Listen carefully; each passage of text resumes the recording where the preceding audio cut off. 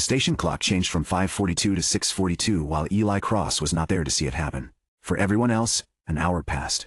For Eli, nothing did. One instant he was sitting alone inside a rented practice booth beneath Ravenport Central, elbows on his knees, the fluorescent lights humming above him. The next instant, the wall clock had advanced 60 minutes. His body had not rested. His headache was still there. His stomach was still empty. The half-finished bottle of water beside his shoe had not become any less warm, but a translucent panel floated at the edge of his vision. Time vault deposit complete. 210 stored time 18 days.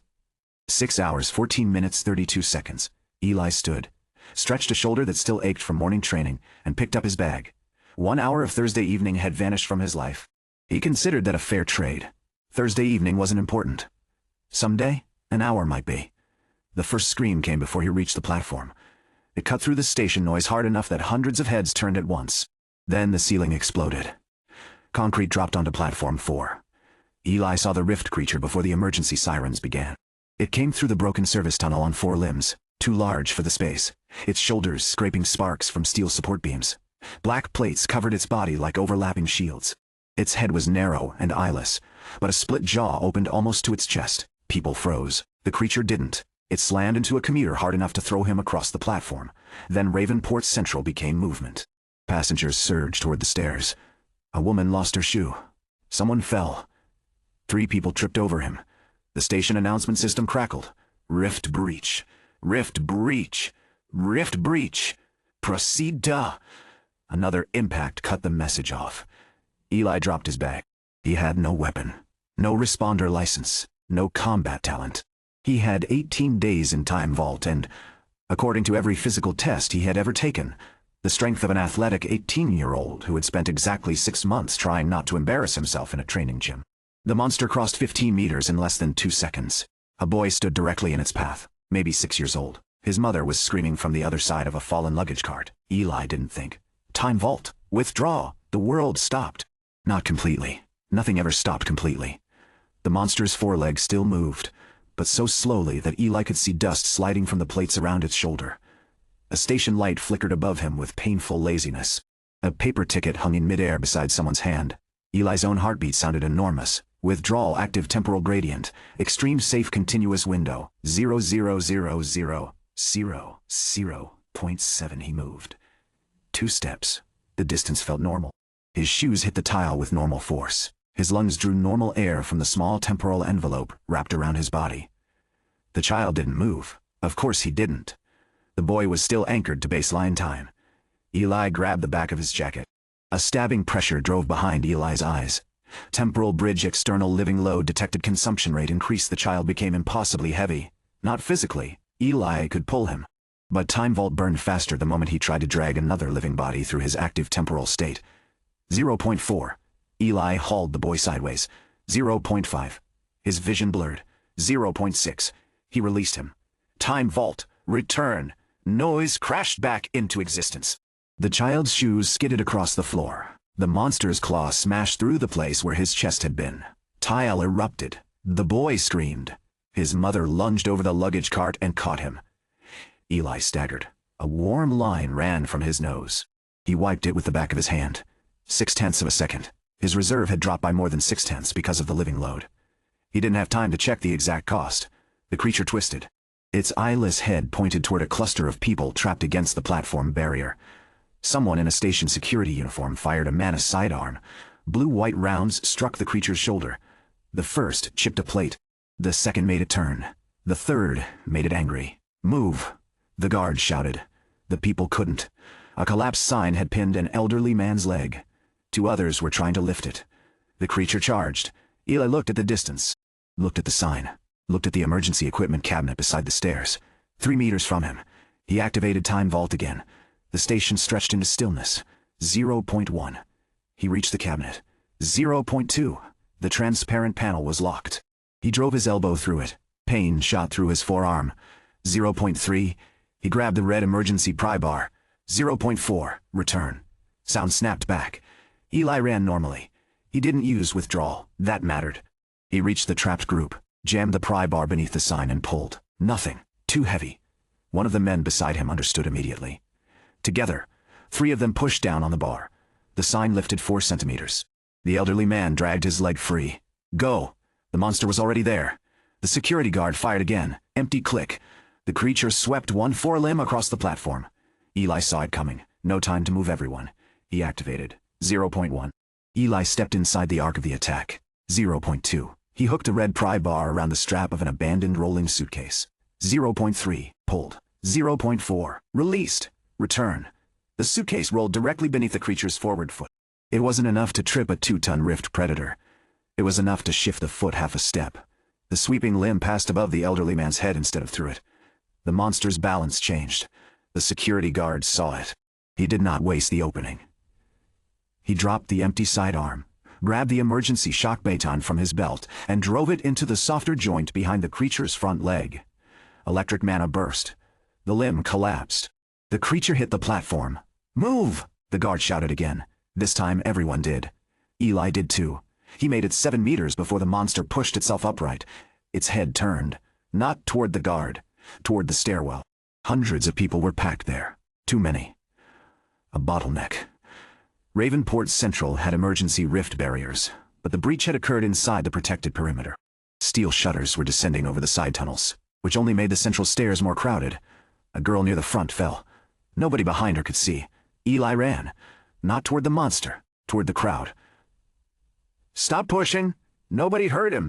He climbed onto the base of a timetable display. Left stairwell, he shouted. Maintenance exit on the left. A few faces turned. There isn't, there is. Red door beside platform 2. Go! He had noticed it 3 weeks earlier because the station map was part of his route planning exercises. People began peeling away. Not enough, the monster leaped. Eli saw its trajectory. The station guard did too. Down. Eli activated Time Vault. The creature floated above the tiles. Its jaw was open. This time, Eli didn't run toward a person. He ran toward a hanging station sign. 0.2.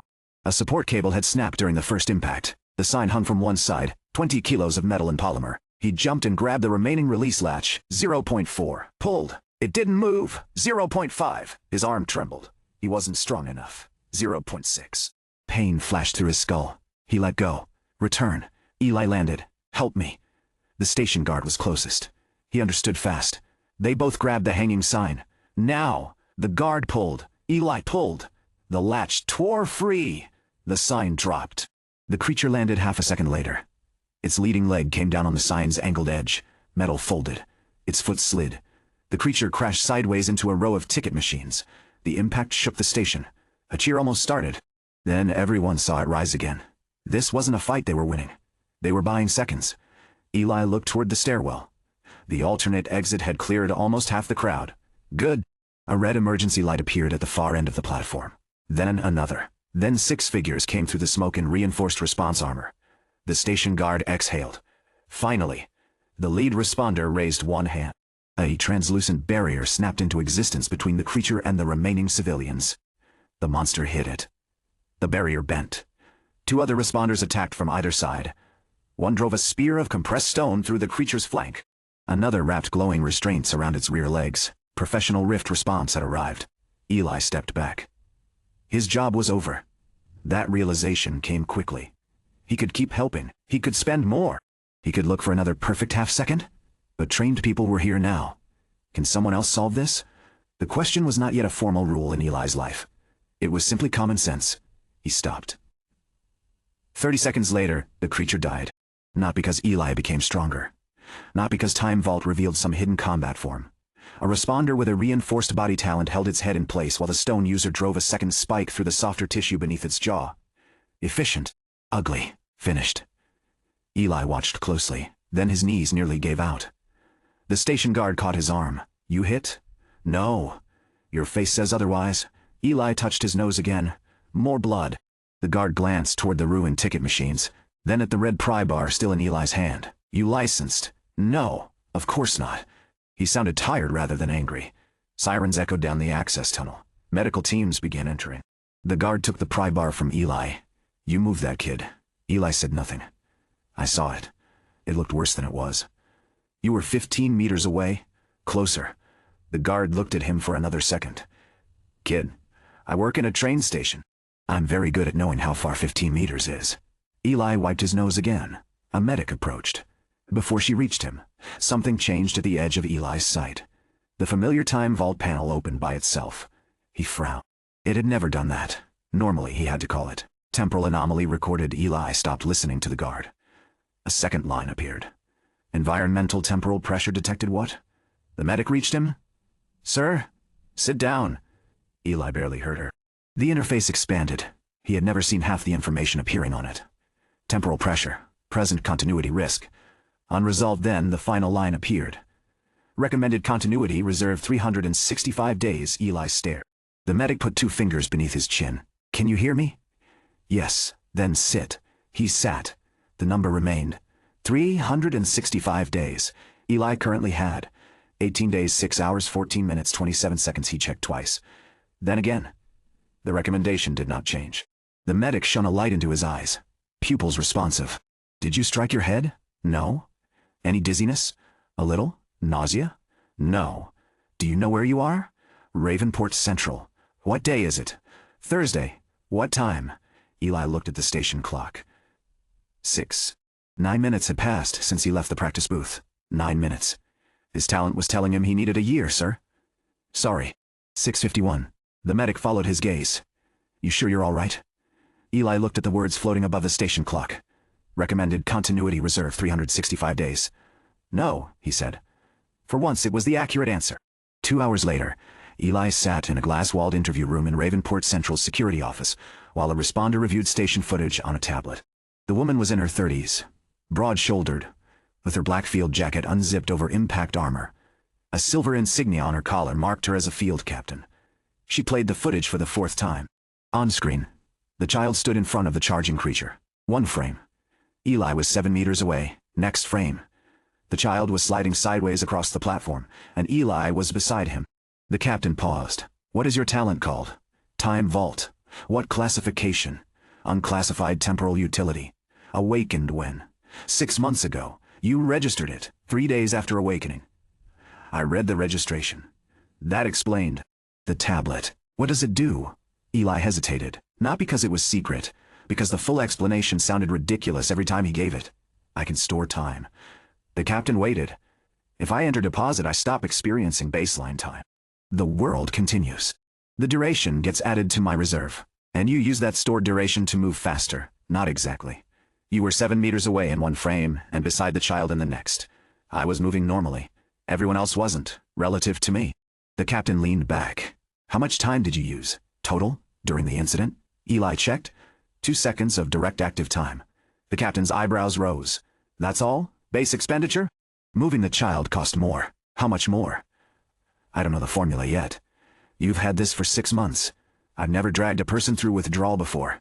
So today's field test involved a live child and a rift predator.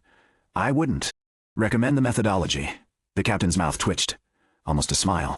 Then she became serious again. Your talent doesn't enhance your body? No. Strength? No. Durability? No.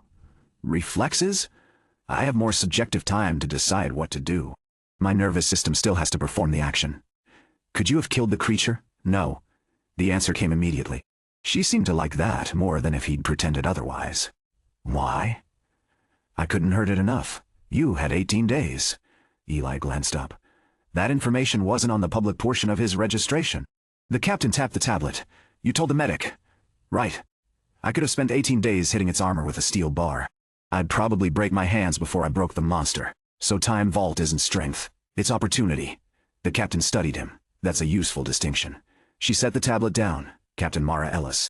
National Rift Response Institute. Eli had already recognized the insignia. That was why he had been trying not to sound like an idiot. I applied. I know. That made him sit straighter. Your entrance practical is next month. Yes, your physical score is mediocre. Above average. For civilians. Eli decided not to argue. Mana capacity. Average. Combat aptitude. Slightly above average after 6 months of training. Academic section. Excellent. Thank you. That wasn't praise. It was a list. Still the best part of the list. This time she did smile. Briefly. Then she reached across the table. Show me your hand. Why? Because you punched through an emergency cabinet. Eli looked down. His knuckles were swollen. He hadn't noticed. Time Vault gave him more chances to make bad decisions. It did not make them hurt less afterward. Mara turned his hand over. Nothing broken, probably. Get it checked anyway. I will. And don't use withdrawal again tonight. I wasn't planning to. Liar. Eli looked at her. She tapped the side of her own head. Temporal talents are notorious for neurological load. We don't understand half of them. You have a nosebleed, and you've been staring at empty space every 30 seconds since you sat down. Eli went still. Mara's eyes narrowed. Something changed. It wasn't a question. Eli considered denying it. Then remembered who she was. My interface gave me a new reading. What kind? Temporal pressure. Mara's expression changed. Exact wording. Environmental temporal pressure detected. And Eli opened the interface. Only he could see it. Continuity risk, unresolved. Mara waited. And it gave me a recommended reserve. How much? 365 days. Silence. Mara looked at him as if checking whether he was making a joke. Eli wasn't known for them. Your reserve is 18 days. 18 days. 6 hours, naturally. I don't know what the recommendation means. Did it say you need it? Recommended continuity reserve? Did it say when? No. What for? No. Wonderful. Your talent has discovered bureaucracy. Eli laughed despite himself. Mara picked up the tablet again. I'm forwarding this to temporal research. Is that necessary? Your talent detected something in a public station during a confirmed rift breach, and then recommended you stockpile a year of subjective time. Yes. I'd rather not become a research subject. Then don't become one. Answer questions. Refuse invasive procedures. Read things before signing them. That sounds suspiciously reasonable. I'm ruining your image of government work. A knock came at the glass door. A security officer stepped in. Captain, we've got preliminary breach analysis. Mara stood. Then looked back at Eli. One more question. Okay. Why were you depositing an hour in a train station practice booth? It was free. Free. The hour. Mara stared at him. You rented a booth to disappear for an hour because you had nothing better to do? I had studying later. Friends? Some? Dinner?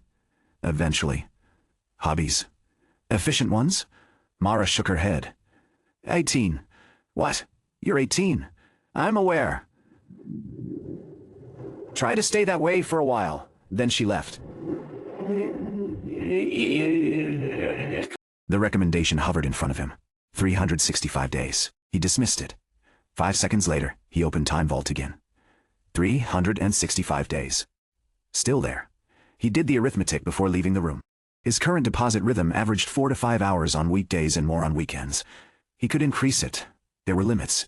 Deposit didn't rest him. He still needed normal sleep. After long deposits, Time Vault resisted immediate re-entry until he had spent enough time anchored to baseline reality. Eli had never bothered formalizing the ratio, because 18 days already felt like more stored time than he could possibly need. Now he started calculating. 1 year. 8,760 hours. At his current rate, too long. He closed the panel, then reopened it before he reached the station exit. 365 days. Outside, Ravenport had already absorbed the attack. Emergency vehicles crowded the avenue. News drones hovered above police barriers. Across the street, people filmed the shattered station entrance on their phones. A noodle shop remained open. Someone was arguing with a taxi driver. The city didn't know anything had changed. Maybe nothing had. A strange talent had displayed a strange number. That wasn't prophecy. It wasn't proof. Eli knew that. He also knew Time Vault had never displayed meaningless information before. He walked home beneath a city full of clocks. At 11:18 that night, his younger sister kicked his bedroom door open without knocking. Eli looked up from the spreadsheet on his monitor. Maya Cross was 14, wore an oversized school sports shirt, and had apparently decided a bag of chips counted as dinner. Mom says you nearly got eaten. I did not nearly get eaten. Video says otherwise. What video? Maya held up her phone. Someone had already posted station footage. The angle was terrible. Eli appeared for half a second, vanished behind commuters, then reappeared beside the child. The caption read, Ravenport Time Guy. Below it, comments were multiplying. Maya looked delighted. Your Time Guy. No. It has 80,000 views. That's not my name. 100,000 by midnight. Maya, Time Boy. No. Clock man, leave. She walked farther into the room. What are you doing? Math. At 11 at night. Math works after sunset. Maya leaned over the desk. Eli moved to cover the spreadsheet. Too late. She read the first column, deposit schedule, then the second, daily target. Her expression changed. Why does Sunday say 8 hours? It doesn't have to be continuous. You're going to vanish for 8 hours. Not vanish. You literally don't exist for yourself. That's not how it works. Feels close. She pointed at the total. What's 365? Eli paused. He hadn't told their mother. He hadn't intended to tell Maya either. Something my talent recommended. 365 what? Days. Her hand lowered. Of what? Stored time. Maya looked toward him.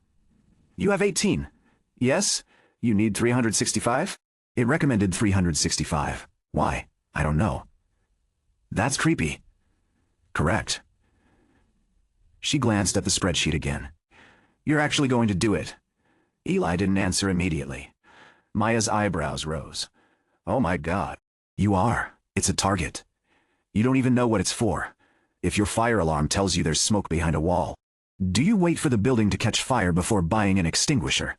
That is the most Eli answer you've ever given. It makes sense. It makes you sound 40. I'm 18. Captain Person on the news said that too. Eli turned. What? Captain Person? Maya grinned. You watched the interview, of course? You're famous for today. I'm not famous. Time guy. He pointed at the door. She ignored him. Her gaze returned to the spreadsheet. 8 hours Sunday is stupid. Why? Because we're going to the night market. You can go without me. That's why. Eli looked at her. Maya stuffed another chip into her mouth. Anyway, Mom said you're not allowed to die until after you wash the dishes. Then she left. The door stayed open. Eli stared at the empty doorway for a moment, then at his spreadsheet. Sunday. 8-hour target. He changed it to 6. Not because Maya was right. Because 6 was probably more sustainable. He told himself that twice. The National Rift Response Institute occupied 30 hectares on the eastern edge of Ravenport, where the city gave way to reclaimed industrial land, and the permanent rift exclusion zones began. Eli arrived for entrance evaluation 4 weeks after the station attack. He had accumulated another 6 days and lost the nickname battle completely. Someone in the applicant line whispered, "That's the station time guy." Eli pretended not to hear. The first evaluation was physical. He finished 43rd out of 120 applicants. The second tested mana capacity, 56th. The third tested talent output. The examiner stared at Eli's results for an uncomfortably long time. There's no output. Correct. No projected force. Correct. No defensive reinforcement. No. No range attack? No. Can you buff another person? Not that I know of. The examiner looked up. What exactly are we scoring? Eli said, timing. He received an 82. The combat evaluation went worse. His opponent was a broad 19-year-old named Cal Stone. They met in a padded training ring surrounded by instructors and applicants. Cal rolled his shoulders. You really the station guy? Eli. Cal, I know. It was on the board. Right. Cal smiled. Your talent actually freezes time? No. That's disappointing. It usually is when people hear the explanation. What does it do? Would you prefer the explanation before or after you hit me? During. Sounds funnier. The buzzer sounded. Cal vanished. Eli barely got his forearms up before an impact drove him backward. His shoes skidded. Cal's talent. Impulse. Short bursts of bodily acceleration. Not teleportation. Just extremely abrupt movement. Cal came again. Eli activated withdrawal. The world stretched. Cal's second burst became visible. His body was still moving quickly, even relative to baseline, because his talent had already accelerated him before Eli withdrew. Interesting. Eli stepped aside. 0.2 seconds. Return. Cal shot past him. Okay, Cal said. That's annoying. He pivoted. Eli smiled. Explanation complete. Cal attacked again. Eli dodged using ordinary movement. Then another impulse came. Withdrawal. Step. Return. The first 3 exchanges went well. The fourth didn't. Eli saw Cal's shoulder dip. Expected another straight burst. Activated early. Cal was still stationary. A feint. 0.2 seconds wasted. Eli returned. Cal immediately burst sideways instead. His padded fist struck Eli's ribs. Air left Eli's lungs. The lesson became unpleasantly clear. More thinking time did not help if the information he was thinking about was wrong. Cal pressed. Eli withdrew again. 0.3. A void.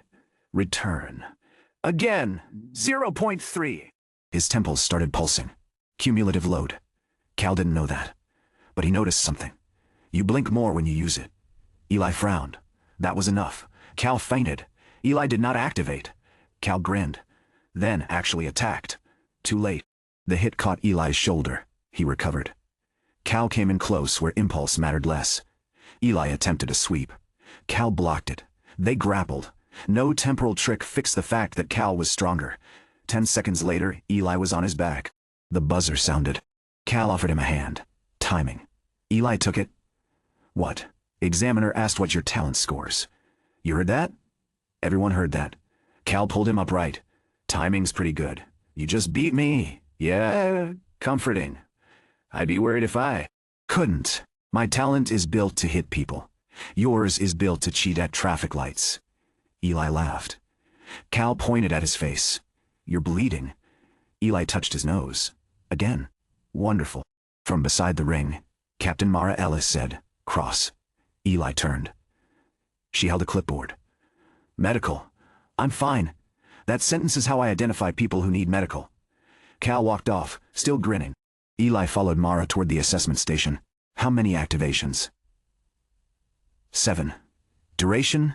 2.1 seconds total. And you're symptomatic. Lightly, which means cumulative neurological strain. Good. At least you learned something. I knew it before.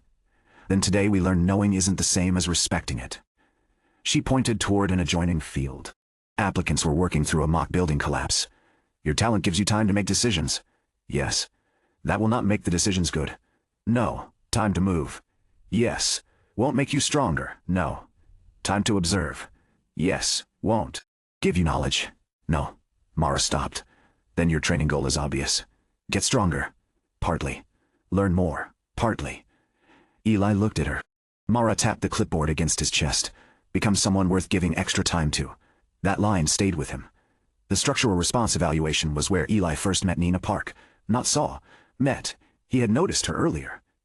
Everyone had. Nina had the kind of presence that made people assume she was already confident before she spoke. Long dark hair tied high for training. Fitted black field uniform. Sleeves rolled to the elbows. Expression somewhere between focused and entertained. She was currently standing beneath a 5-ton suspended concrete simulation block. Park, the evaluator called. Failure on support 3. A hydraulic brace released. The block tipped. Nina raised one hand. Purple-white mana traced across her fingers. The falling slab changed direction, not dramatically. It did not fly. It simply stopped falling toward the simulated casualty and began falling 30 centimeters to the left. It hit the padded floor hard enough to shake dust from the rafters. Vector shift, Cal said beside Eli. You know her? No. Everyone knows the top 10 practical scores. Of course you do. I enjoy knowing who can kill me. The evaluator reset the station. Eli Cross, Nina Park. Pair assignment? Nina looked over. Her eyes flicked briefly to his name tag. Time guy. Eli sighed. Cal walked away laughing. Nina joined him beneath the simulation rig. Relax. I know your actual name. Thank you. I just prefer time guy. Why? Because it bothers you. The evaluator spoke before Eli could answer. Scenario. Progressive structural failure. 2 casualties. 1 mobile. 1 trapped. You have 60 seconds before total collapse. Begin. A support beam cracked. Nina moved immediately. Which one? Trapped first. Why? Mobile casualty can move. Good. They ran. A mannequin lay beneath a steel brace. Nina planted both hands on it. Nothing happened. Too heavy? I redirect force. I don't create it. Eli glanced upward. A counterweight had begun falling as part of the simulation. Nina. What? Can you redirect that? She followed his gaze.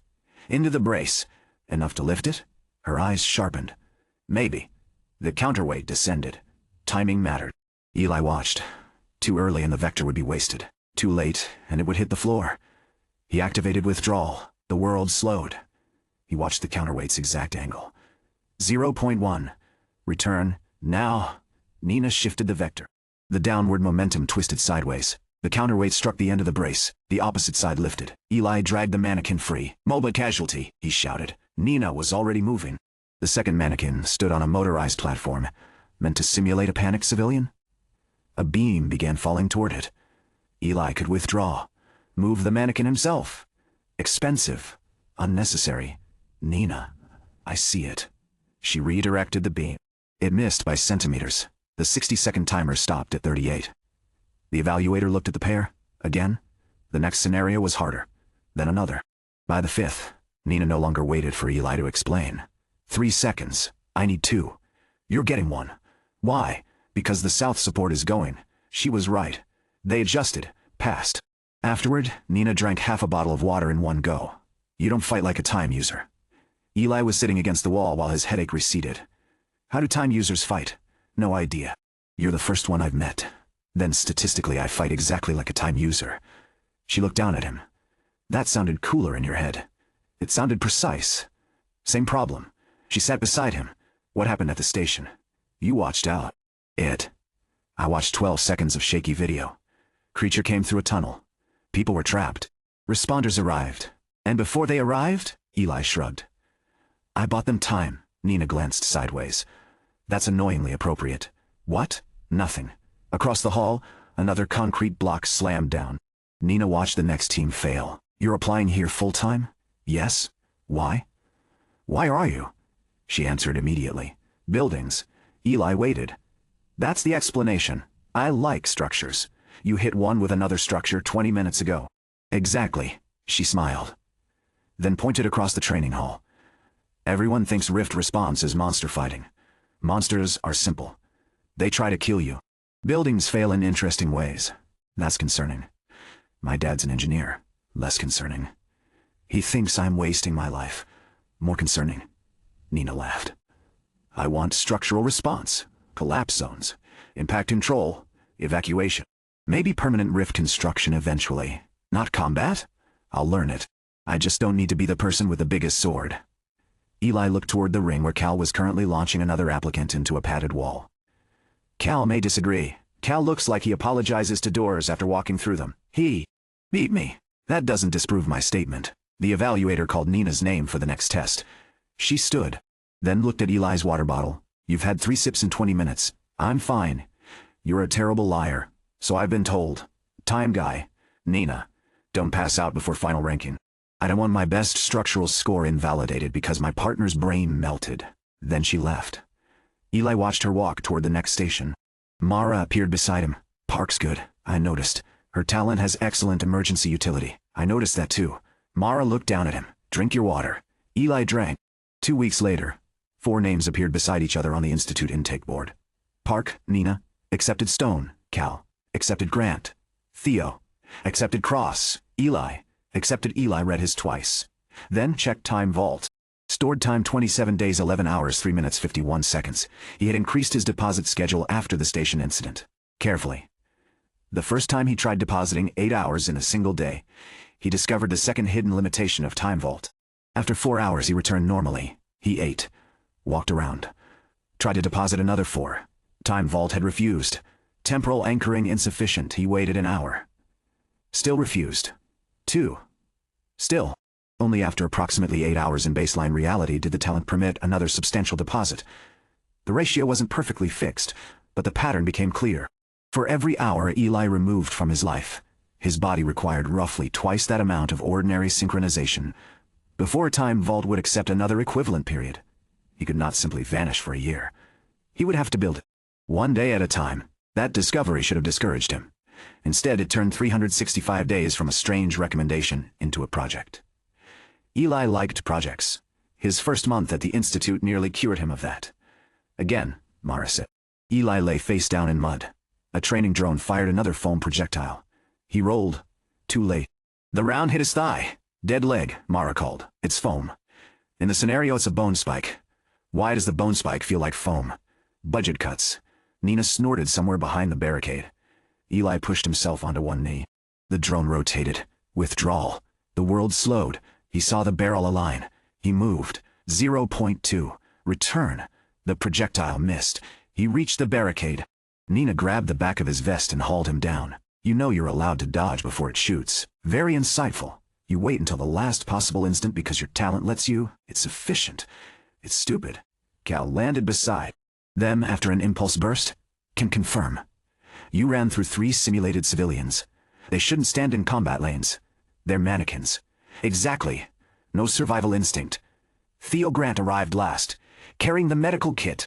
Theo was lean, dark-haired, and had already developed the expression of a man deeply disappointed by everyone else's relationship with injury. He looked at Eli's marked thigh. "You're dead." Mara said leg. "Femoral artery. It hit the outside. Then you're dramatically limping. I can live with that.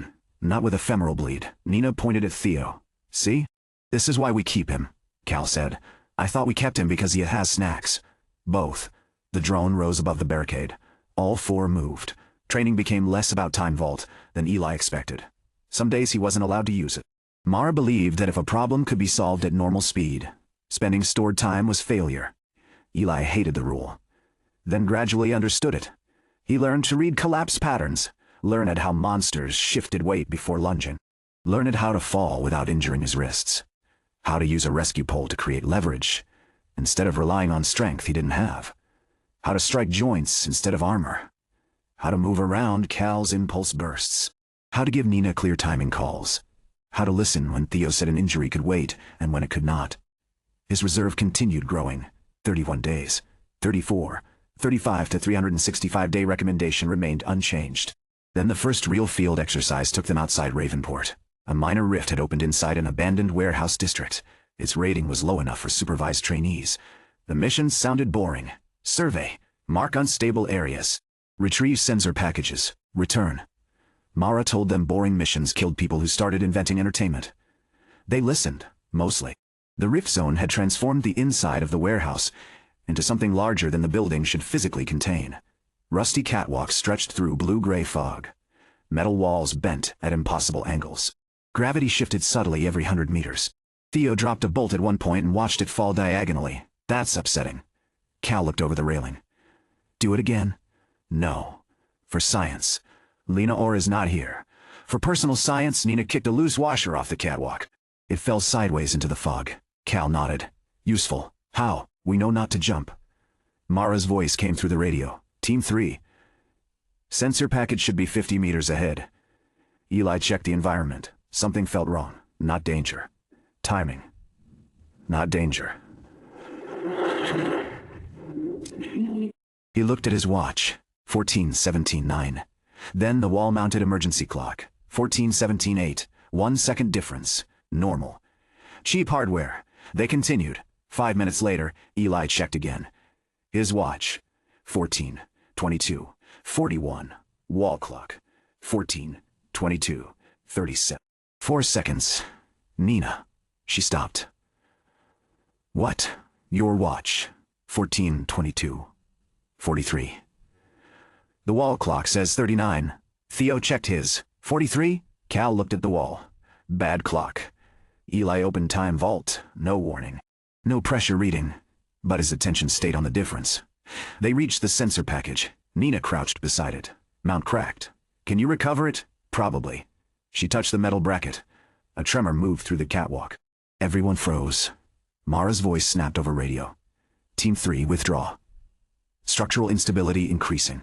They moved. The catwalk tilted. Cal used impulse to cross a widening gap. Theo followed normally. Nina started across. A support snapped beneath her. The entire section dropped. Eli activated withdrawal. The world slowed. Nina had not fallen far. But she was baseline anchored. He could grab her. Living load. Expensive. He stepped forward. 0.2. Reached. His hand closed around her wrist. Temporal bridge living load detected his reserve consumption spiked. Nina's body remained almost immovable relative to him. Eli pulled. 0.4. Pain behind his eyes. 0.5. He got her hand onto the stable railing. Return. Everything accelerated. Nina's body swung. She caught the rail with both hands. Cal immediately dropped flat and grabbed her arm. Theo grabbed Cal. They hauled her up. The catwalk collapsed beneath them. Nobody spoke until they reached stable ground. Then Nina looked at Eli. "You moved me. About 20 centimeters. It felt weird." "What did?" "For a second I thought I saw you move." Eli frowned. "You couldn't." "I know." Mara ordered them out before they could discuss it. The wall clock near the exit read 14:31:12. Eli's watch. 14:31. 9 seconds. Outside the rift, all 4 watches matched the Institute master clock almost perfectly. The recovered sensor package did not. It was 11 seconds behind. That evening, Dr. Lena Orr met Eli for the first time. She was 41, spoke quickly, wore no field armor, and had the distracted intensity of someone who considered social transitions an inefficient technology. You noticed the clocks, yes. Why? They were wrong. Most people don't check wall clocks against wristwatches inside unstable dimensional geometry. I do. Why? Eli considered that. I like clocks, Lena stared. That's either convenient or deeply unhealthy. People keep saying things like that to me. She placed 3 tablets across the research table. Warehouse Rift. Ravenport Central Station. 2 unrelated incidents in another province. Each displayed waveform data. I reviewed the station attack after Captain Ellis forwarded your talent report. Eli leaned closer. What am I looking at? Nothing. That's encouraging. Exactly. The instruments detected nothing. She enlarged a video waveform. But the station's security system lost approximately 0.04 seconds across 23 cameras at the same instant. Equipment failure? That's what the automated ETS report classified it as, and you don't agree. I didn't care until your talent independently reported environmental temporal pressure. She switched screens. Then we found similar missing intervals and archived rift data. Nina. Cal and Theo had been permitted to attend because they were already part of Eli's training unit. Cal raised a hand. Lena looked annoyed.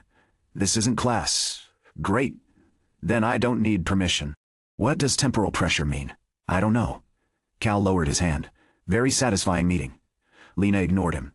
Nina's warehouse sensor experienced accumulated drift beyond its clock's normal tolerance. More interestingly, the drift corrected itself the moment the sensor left the rift. Theo frowned. So time inside was slower? Maybe. 11 seconds over 14 minutes? Maybe. Nina leaned forward. That's a terrible answer. It's an accurate answer. Rift geometry causes enough interference that declaring temporal distortion from one sensor would be irresponsible. Lena looked at Eli. However, your talent seems to respond directly to temporal state. Seems good. You know how uncertainty works. I've met Captain Ellis. Condolences. From the back of the room, Mara said. I'm standing here. I know. Lena changed screens. Show me the recommendation. Eli opened the panel. Still 365. Any change since Central? No. Pressure reading? Present? No numerical value. Try deposit. Here. Yes. I'm not anchored enough for a long one. 5 seconds. Eli glanced at Mara.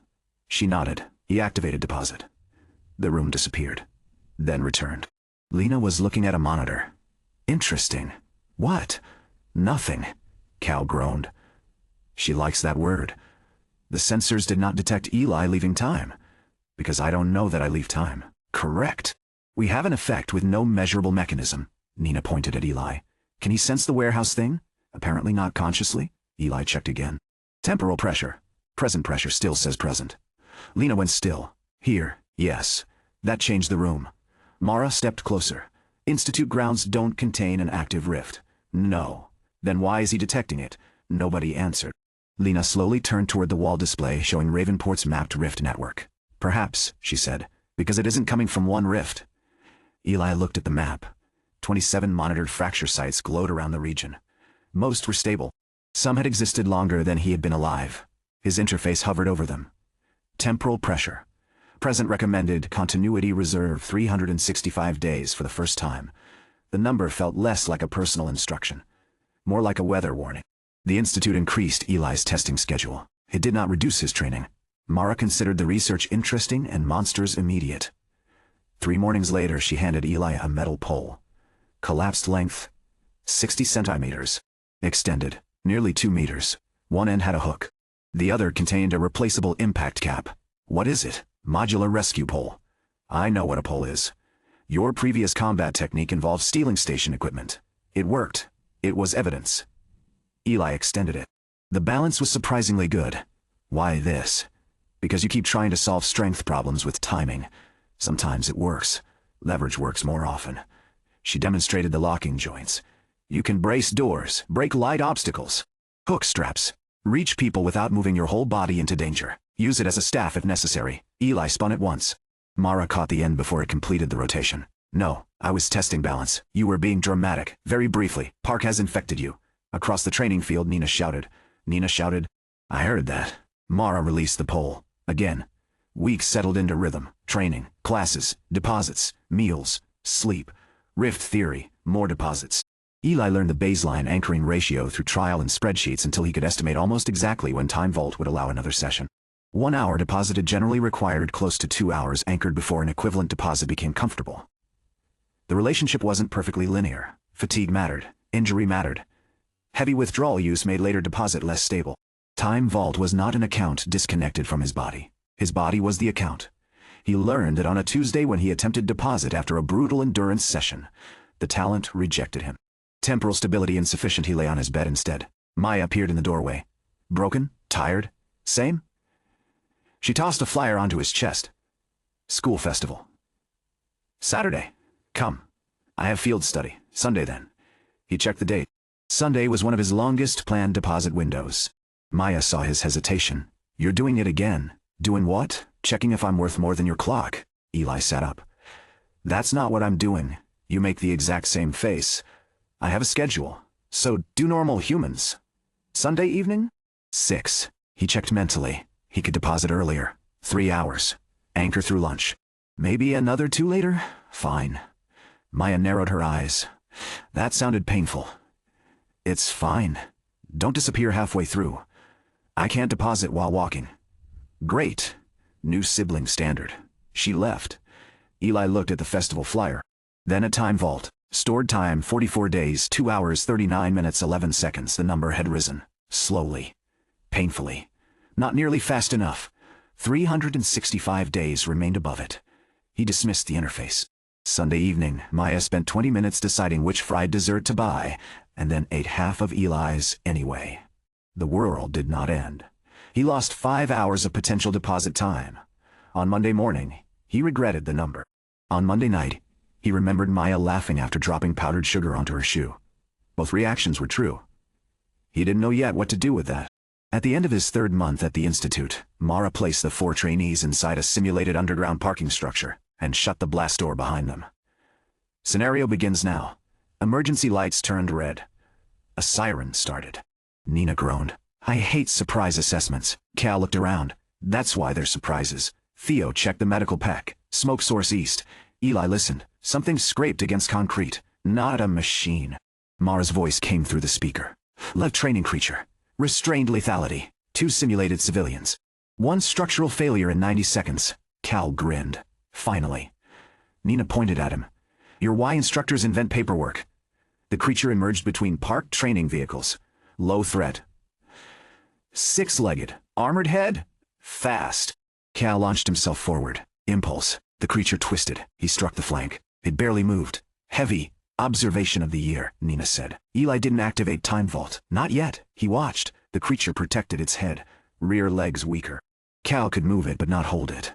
Nina could redirect existing momentum but needed momentum to work with. Eli looked at the hanging concrete simulation panel above lane 3.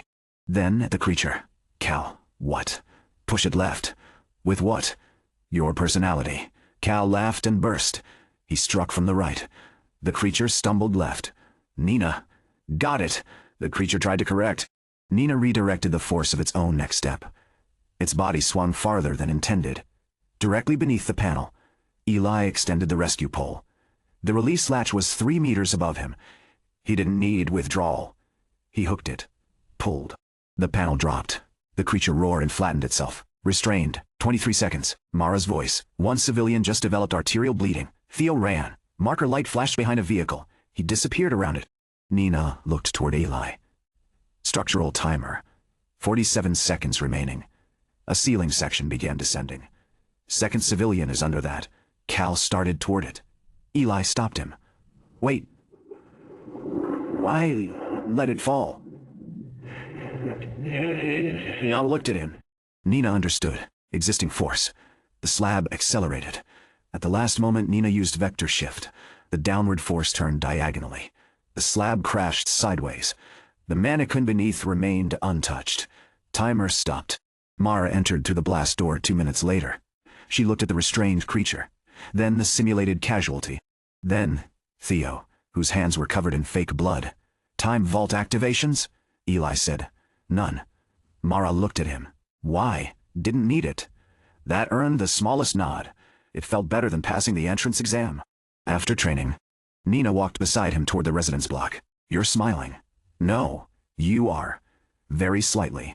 Because you didn't use your talent. Because I didn't need to. That's extremely backwards. It's cheaper." "There it is." "What?" What?" "Disease." Eli glanced at her. Nina hooked both hands behind her head. "You treat every problem like an invoice. Resources matter." "Sure. You disagree?" "I think you're going to become terrifyingly competent and unbelievably boring. Those aren't mutually exclusive." I aren't mutually exclusive." "No. That's the danger." They reached the junction toward the dormitories. Nina turned backward while walking. "Food? I have deposits scheduled." She looked at the wall clock. 7:30. "Yes, for how long? 4 hours?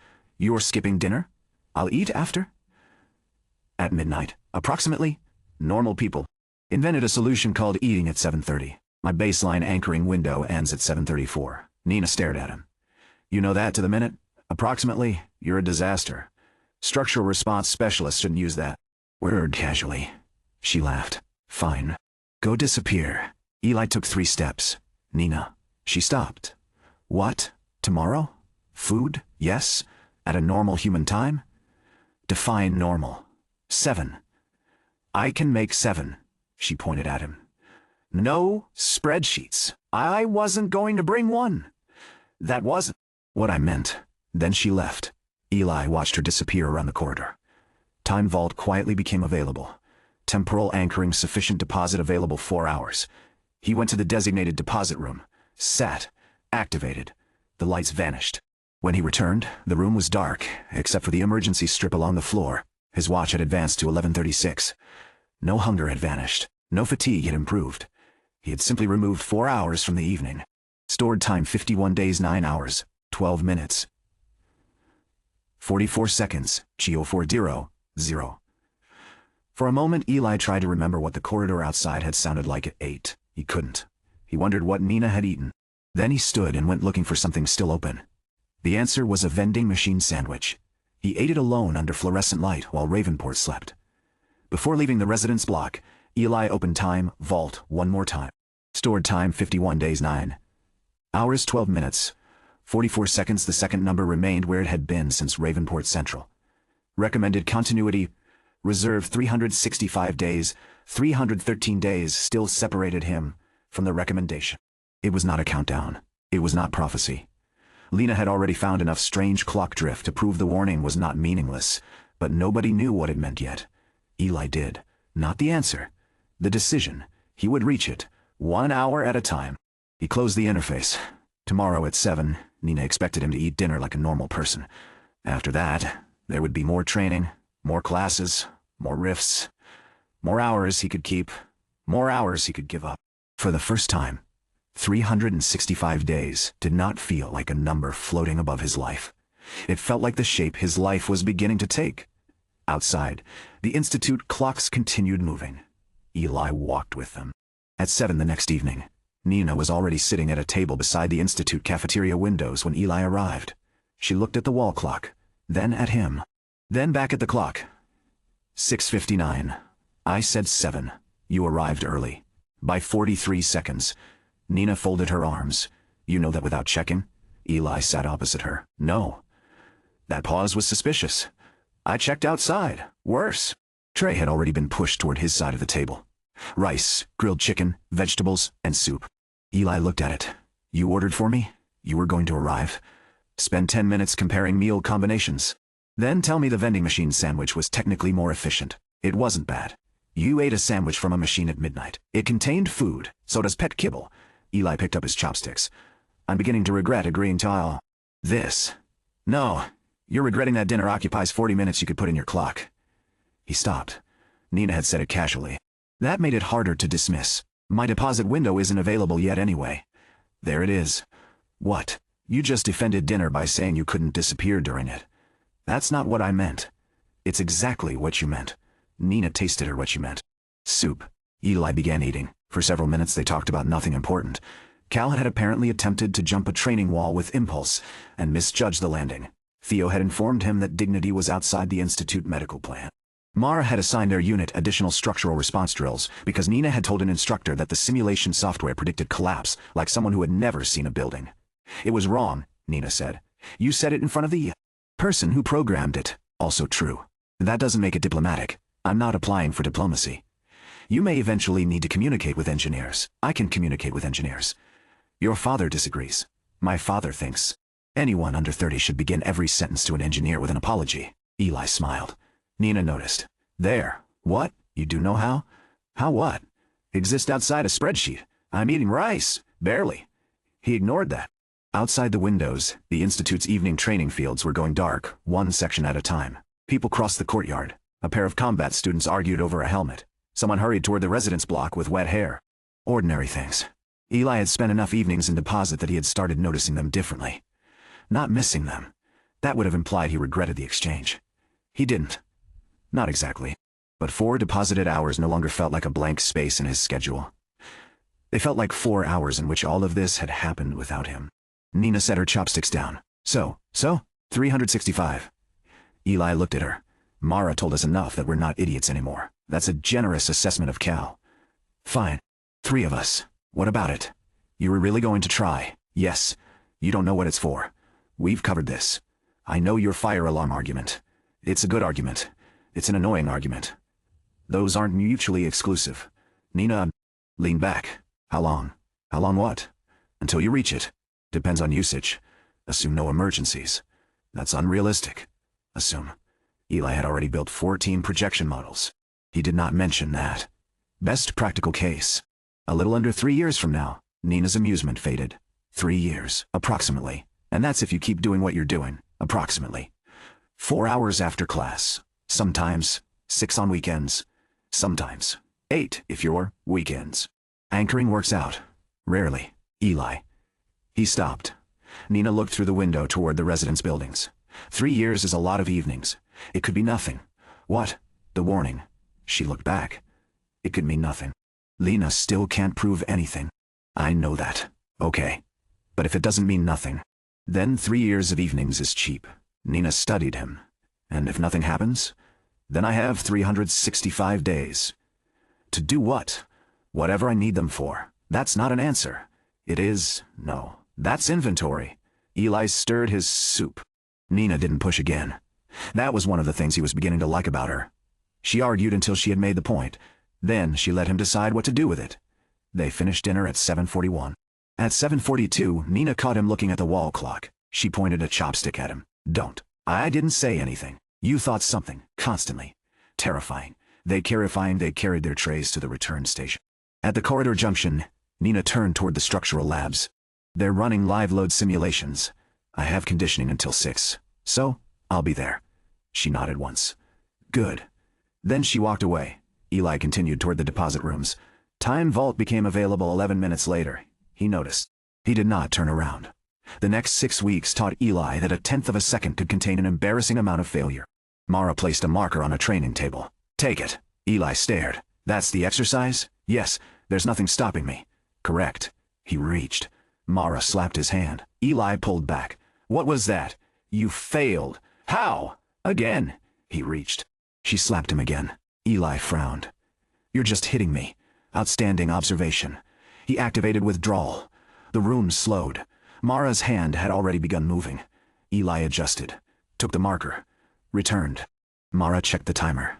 0.3. I have 0.7. You used 0.3 to pick up a pen. Marker. That correction cost us both time. She reset it. Again. By the end of the first hour, Eli consistently took the marker in 2/10. By the end of the week, 1. Then Mara changed the exercise. 3 markers. 1 was the target. She did not tell him which until after he activated. Eli wasted half his window identifying it. Then she changed the placement. Then the lighting. Then his starting position. Then she made him sprint first. Then solve a simple arithmetic problem. Then react to Nina shouting a color from behind him while Cal threw padded balls at his head. This is ridiculous, Eli said after one struck his ear. Mara reset the timer. In a real emergency, does everyone politely become quiet while you use your talent? No. Again. His continuous safe limit improved slowly. 0.7 became 0.8. Then 0.9 on a good day. But Mara cared more about what happened inside the window. At the beginning, Eli used 0.4 seconds to move 2 meters. 2 weeks later, 0.3. Then he learned he didn't always need to move 2 meters. Sometimes stepping 40 centimeters changed the outcome. Sometimes moving an object was better than moving himself. Sometimes doing nothing during withdrawal was useful, if it let him understand what would happen when he returned. His stored time continued rising even as training use consumed seconds. 58 days. 61. 62. Then Cal knocked him onto a mat without using impulse at all. Eli stared at the ceiling. Cal leaned over him. That was depressing. For you, for both of us. You won. You've been training here for months. You're stronger. I'm also prettier. Debatable. Cal offered a hand. Eli took it. They reset. Cal came forward again. Eli expected the shoulder feint, didn't react. Cal switched to a leg attack. Eli barely sprawled in time. They separated. You know what your problem is? Cal asked. I assume you're about to tell me. You keep learning me. That sounds useful. It is until I change. Cal attacked. This time, the impulse burst came from almost no setup. Eli activated. 0.1. Enough to see the line. He shifted before returning. Cal missed. Eli hooked his ankle with the rescue pole. Cal fell. Better. He rolled immediately and swept Eli's feet. Eli hit the mat beside him. Cal grinned. Still funny. From outside the ring, Nina said, You two look very proud for people lying on the floor. Theo checked his tablet. Technically Cal won first. Thank you, Cal said. Theo continued. Then lost. Then both became horizontal. Medical people should stay neutral. I am. You both look stupid. Mara blew the whistle. Grant, cross. Medical station. Theo's smile vanished. Why am I being punished? Because Cross thinks having more time will eventually make him a doctor. I've never thought that. Good. Prove it. The medical station held 3 simulated casualties. One had severe bleeding. One had a closed chest injury. One was unconscious with no visible wound. A timer started. Theo moved to the bleeder. Eli went toward the unconscious casualty. Stop, Theo said. Why? Who dies first? I don't know. Then why are you moving? I have time. Theo looked up. That wasn't my question. Eli stopped. Theo pointed. Bleeding casualty has maybe 90 seconds untreated. Chest injury could be 10 minutes or 2. Unconscious casualty could be stable or dead already. So assess. Eli crouched. Eli crouched. Airway, breathing, pulse. He knew the basics. Not enough. He looked at the simulated monitor. Pulse weak. Meaning?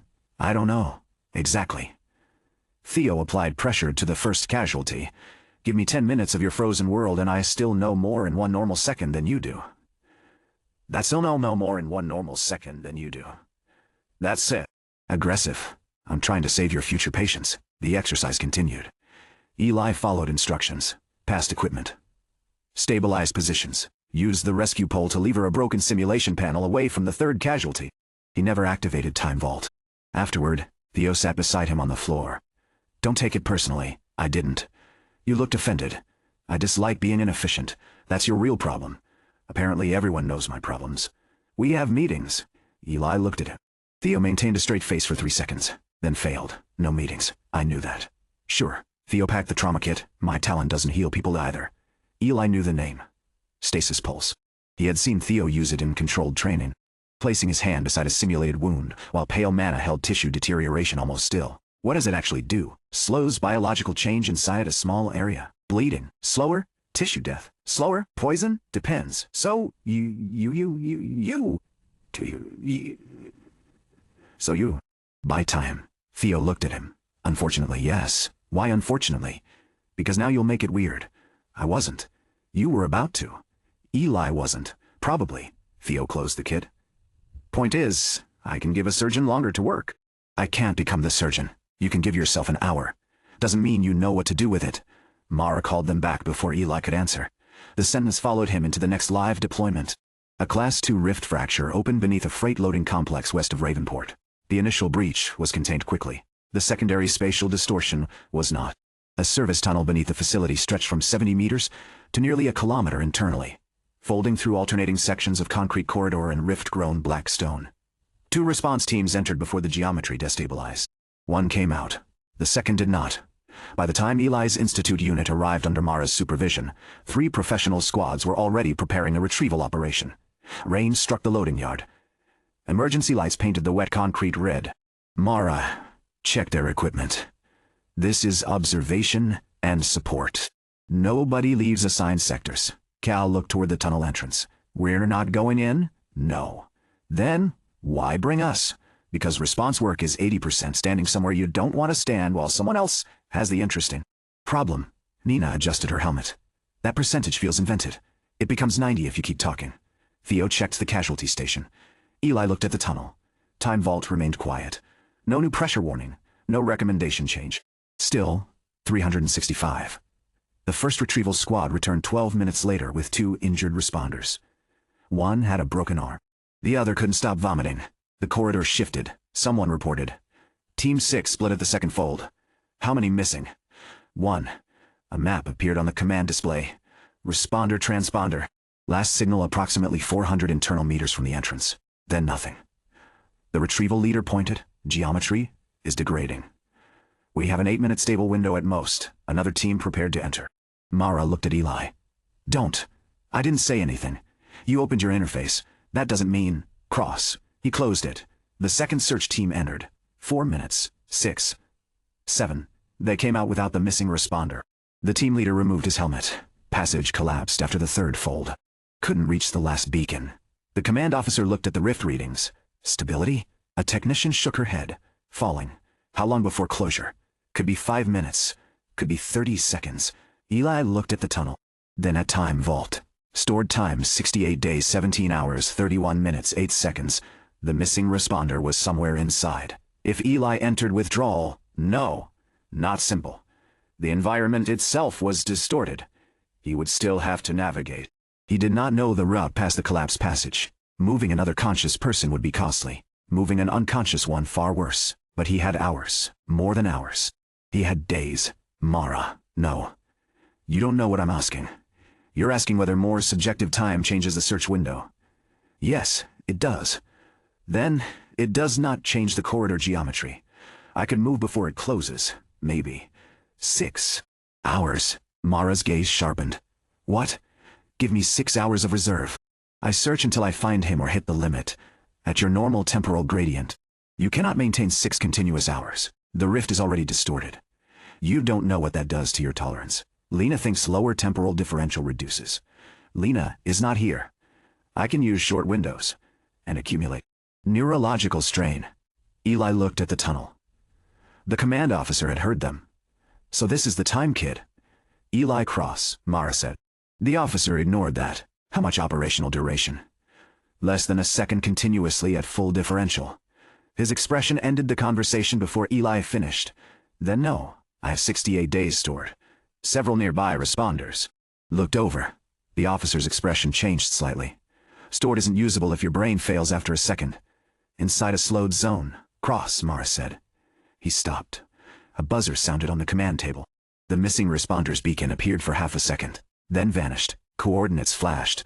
Farther inside than the last estimate. Alive? A beacon signal didn't prove it.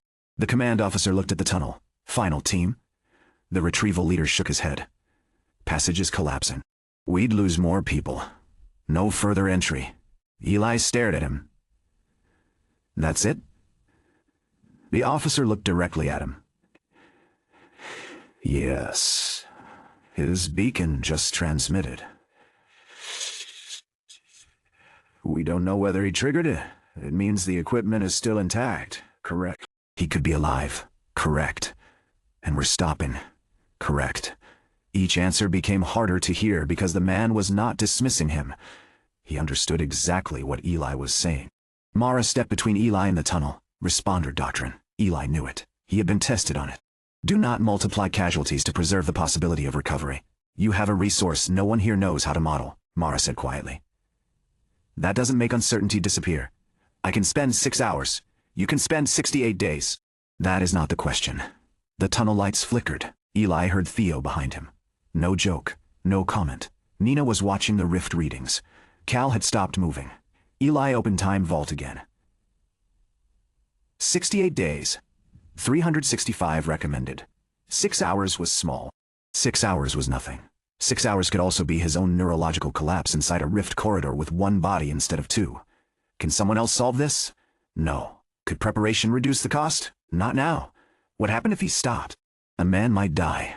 The three-question rule did not exist yet. Only the questions did. Mara. She waited. If it were you? Inside? Yes. Would you want me to go? Mara answered without hesitation. No. That hurt more than if she'd argued. Why? Because if the corridor has already taken me and the only plan left is throwing an untested temporal trainee after me, then the response has failed twice. Eli looked at the tunnel. The distortion warning rose from amber to red. The command officer gave the evacuation order. Everyone moved back. Eli moved with them. The rift corridor collapsed 43 seconds later. The concrete entrance folded inward. Not exploded. Folded. One moment it led into darkness. The next there was only a wall of fused black stone. The missing responder was recovered 17 hours later after the rift stabilized, and a new access path was cut from above. He was dead. The medical report could not establish an exact time. Temporal distortion had interfered with normal postmortem markers. His suit recorder was damaged. His final beacon activation might have happened before the second search team entered. Or after. Nobody knew. Eli read the incident report 3 times. No line contained the answer he wanted. Mara found him alone in the equipment room after midnight. You weren't assigned report review. I requested access. I know. She sat on the bench opposite him. Eli closed the tablet. If I'd gone? No. You don't know what I was going to say. Yes, I do. What if I could have reached him? Maybe. The answer surprised him. Mara did not soften it. Maybe you could have. Eli looked at her. Then we should have tried. Maybe you would have entered 30 seconds later and been sealed inside. Maybe not. Correct. He hated the word. Mara leaned forward. This job will kill you if you decide uncertainty is permission to spend everything. I didn't say everything. 6 hours became 8 when the path changed. 8 became 12 when you found him injured. 12 became however long it took to get back. You don't know. I could have stopped. Could you? Eli did not answer. Mara watched him. That's the part you should think about. Not whether he cared. Not whether 6 hours mattered. Whether he could stop after committing. Mara stood. You followed the withdrawal order. A man died. Both things can be true. She left. Eli stayed in the equipment room another 15 minutes. Then he opened Time Vault. Stored time 69 days, 2 hours, 6 minutes, 40 seconds. He could have spent some of it. He hadn't. The number was larger because he hadn't. For the first time, seeing it rise felt bad. Eli did not stop depositing. That would have been easier.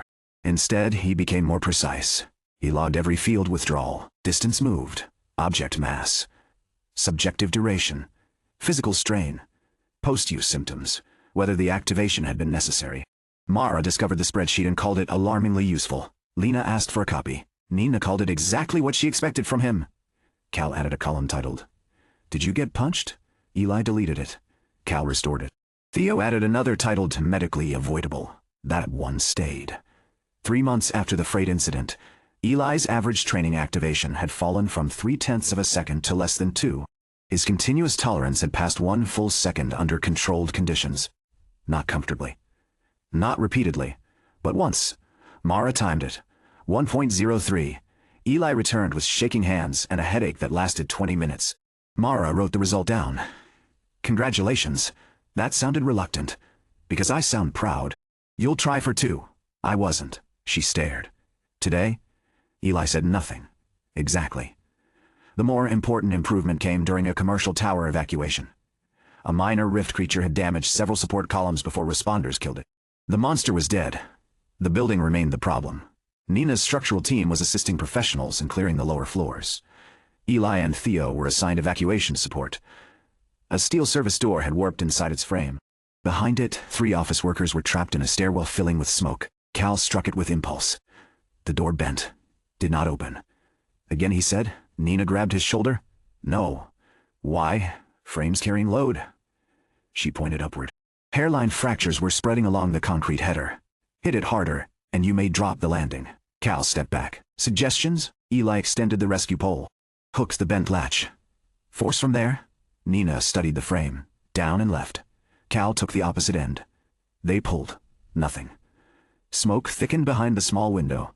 One trapped woman coughed violently. Eli could withdraw. Cross the barrier? No. The door was still physically there. Temporal bridge could let him manipulate it, but he couldn't phase through matter. He looked at the hinge. Top hinge first. Nina understood. She redirected the tension already stored in the warped metal. Cal pulled. The hinge tore free. Eli shifted the pole lower. Second hinge. The entire door fell outward. 35 seconds. No time vault. Mara would have approved. The evacuation continued upward. At floor 11, the real failure began. A section of suspended ceiling collapsed behind the responder line. A maintenance worker was trapped beneath a lightweight service frame.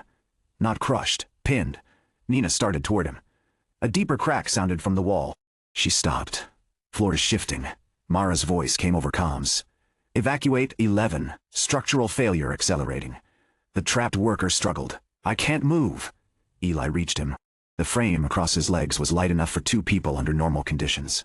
They no longer had 2 people. Nina was holding a failing partition away from the stair path with vector shift. Cal was moving civilians. Theo was below. Eli grabbed the frame, lifted. It rose 3 centimeters. Not enough. The floor tilted. A glass wall shattered. Mara 10 seconds. Cross, leave. Eli looked at the worker. Conscious, terrified, capable of moving if the frame came up. Eli activated withdrawal. The world slowed. He lifted the frame. Temporal bridge external load detected the metal resisted temporal movement. Not as badly as a person. He raised it. 0.3. Enough clearance. The worker remained frozen. The worker remained frozen. Eli could drag him. Living load. Expensive. He grabbed the man's jacket. The man's eyes moved. Eli froze. Not baseline frozen. Moved. The worker's pupils shifted toward him. For the briefest impossible fraction, awareness existed behind them. 0.5. Eli released him immediately. Return. The world snapped back. The worker gasped. Eli nearly dropped the frame. Move! The man tried. The frame caught his boot. The wall behind Nina cracked again. Eli, he understood what he had seen. Nina had said the same thing months ago in the warehouse. For a second I thought I saw you move. Eli grabbed the worker's wrist. Look at me. What? Just move when I tell you. Eli? Mara shouted through comms. He activated. This time he did not attempt to drag the man. He focused on the contact. On the same temporal bridge that included his hand. On the strange moment he'd felt before. Time vault. Withdrawal active. Temporal bridge. Living target. Then another line flickered. Synchronization instability. Eli pushed. Not physically. He had no better description. The worker's eyes snapped fully toward him. The man's breath entered his lungs. Fast. Real. Inside the nearly frozen room, he whispered one word. What? Eli almost lost concentration. Move. The worker moved his own leg. Slow compared with Eli. Awkward, but active.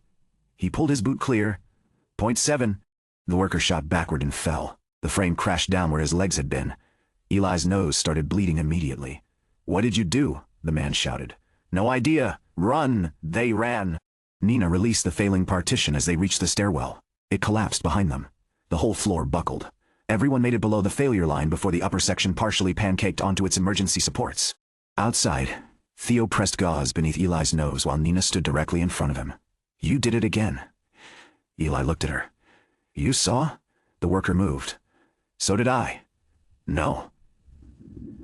During it? Eli went still. Nina pointed back toward the damaged tower. He moved before everything else did. Not much. Enough. The maintenance worker was 20 meters away telling another responder that the time guy had somehow spoken to him while the building stopped. Lena arrived 40 minutes later. She did not say hello. Tell me exactly what happened. Mara said, he's concussed. I'm not concussed. Theo said, he's not concussed. Lena looked at Theo. Useful. Thank you, Eli. He explained. The first contact. The worker's eyes. The second attempt. The interface message. Nina's sensation. Lena stared at him for several seconds. You synchronized him. For less than a second. You synchronized another conscious temporal frame. I don't know. That's what you described. Could be an extension of temporal bridge. Those aren't mutually exclusive. Mara folded her arms. Can he do it safely? Lena looked offended by the question. How would I know? Wonderful. I need controlled testing. Eli wiped his nose. When? Not today. Mara answered before Lena could. Lena scowled. Tomorrow? No.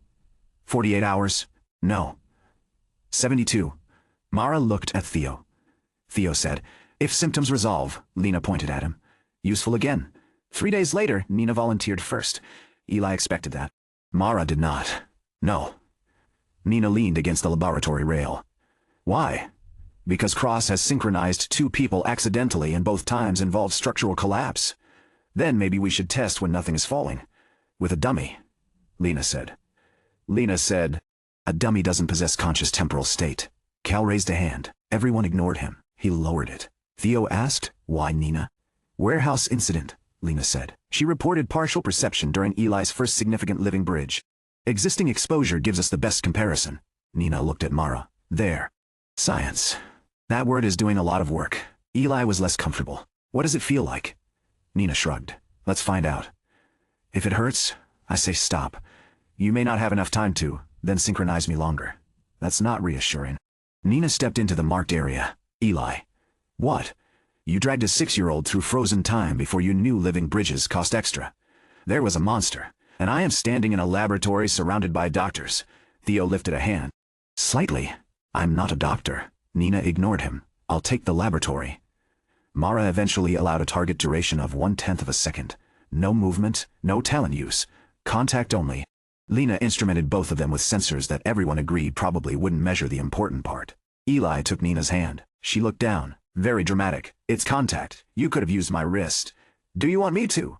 No. This is funnier. Eli opened Time Vault. Stored time 77 days, 4 hours, 18 minutes, 2 seconds. He focused. Withdrawal. The laboratory slowed. Nina froze. He felt the living bridge at their hands. Instead of pulling her body through time, he tried to widen the envelope. Synchronization, instability. More. The reserve drain increased. Then Nina inhaled. Not after he returned. Inside, her eyes focused on him.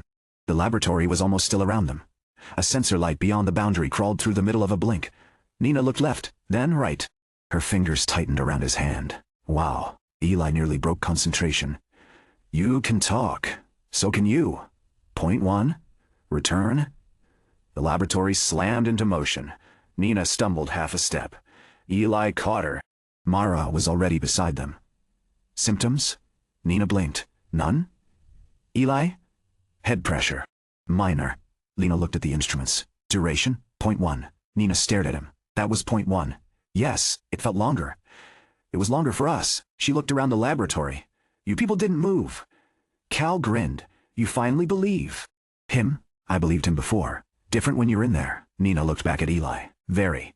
Lena spent the next month making Time Vault everyone's least favorite laboratory subject. The new technique acquired a temporary research label before Eli gave it a simpler one. Pulse synchronization.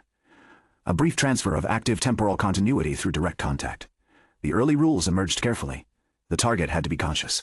Physical contact made synchronization vastly easier. A person who resisted the transition increased instability.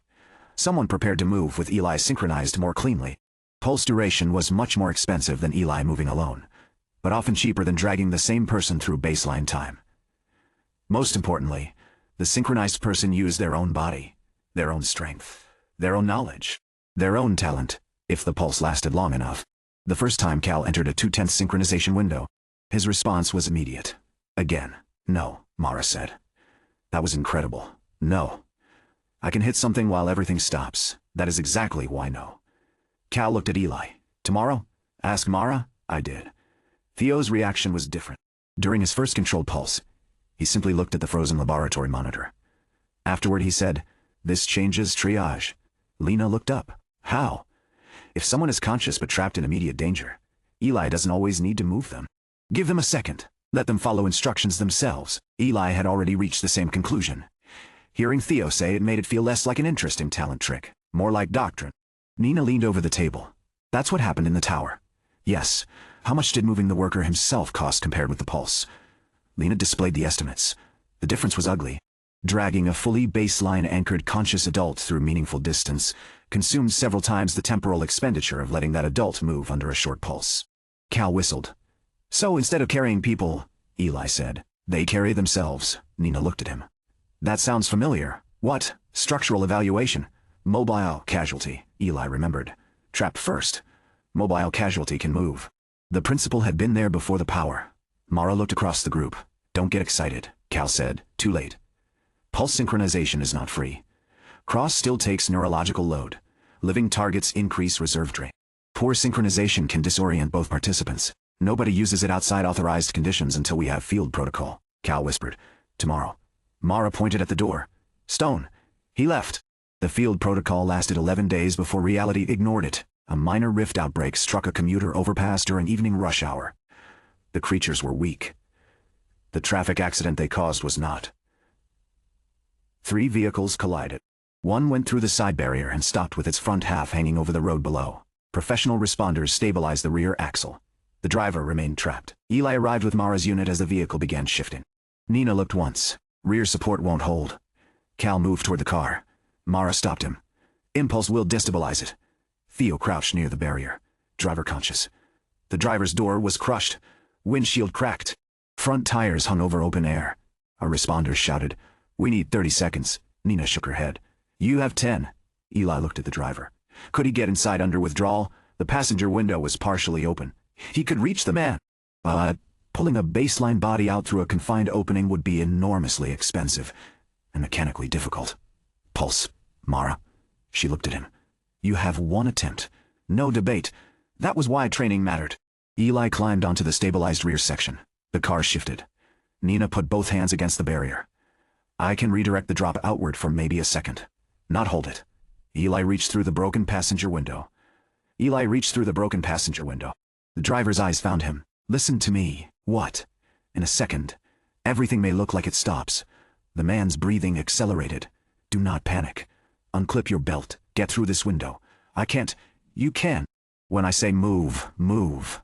The rear support groaned. Eli, Nina warned. He caught the man's wrist. Ready? No. Good enough. Withdrawal. The world slowed. The car's fall became nearly imperceptible. Eli synchronized. The resistance was stronger than Nina's had been. Fear, confusion. He held the bridge. The driver's eyes moved. Move. The man stared at the frozen world. Eli tightened his grip. Now, the driver unclipped his belt. His hand shook. He turned. The window opening was narrow. Eli guided, but did not drag. The man pulled himself across the seat. Reserve drain accelerated. 0.4, 0.6. Eli's skull started throbbing. The driver got one shoulder through. Keep moving. 0.8. The man climbed. Eli stepped backward. The driver's own legs pushed. His own arms pulled. 1 second. Eli released the synchronization, but kept hold physically. Return. The car dropped. Nina shouted. Purple-white mana flashed. The downward momentum shifted outward. The vehicle missed the lower roadway by meters and crashed into an empty construction zone. Eli and the driver fell backward onto the overpass.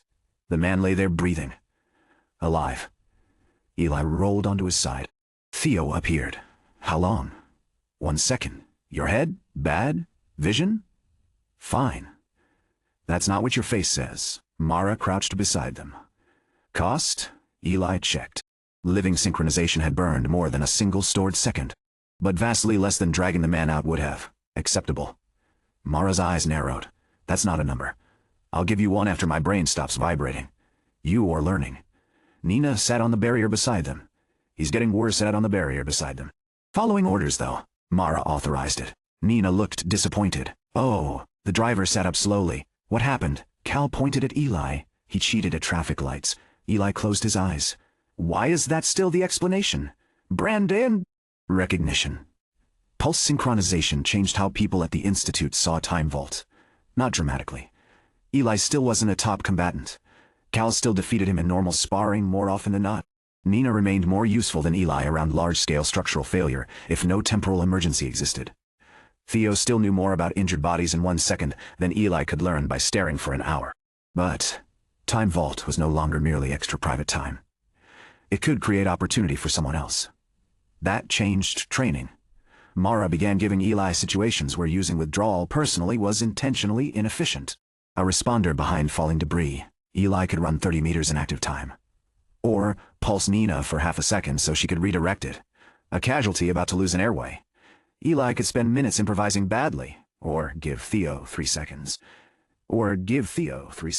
A target crossing an exposed corridor. Eli could attempt to reposition equipment, or give Cal a brief window to move himself. The first time Cal used impulse inside a synchronization pulse, he almost left Eli's contact range before the talent stabilized. They both crashed into a padded wall.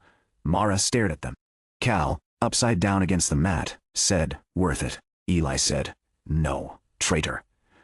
The technique was not automatically cheaper.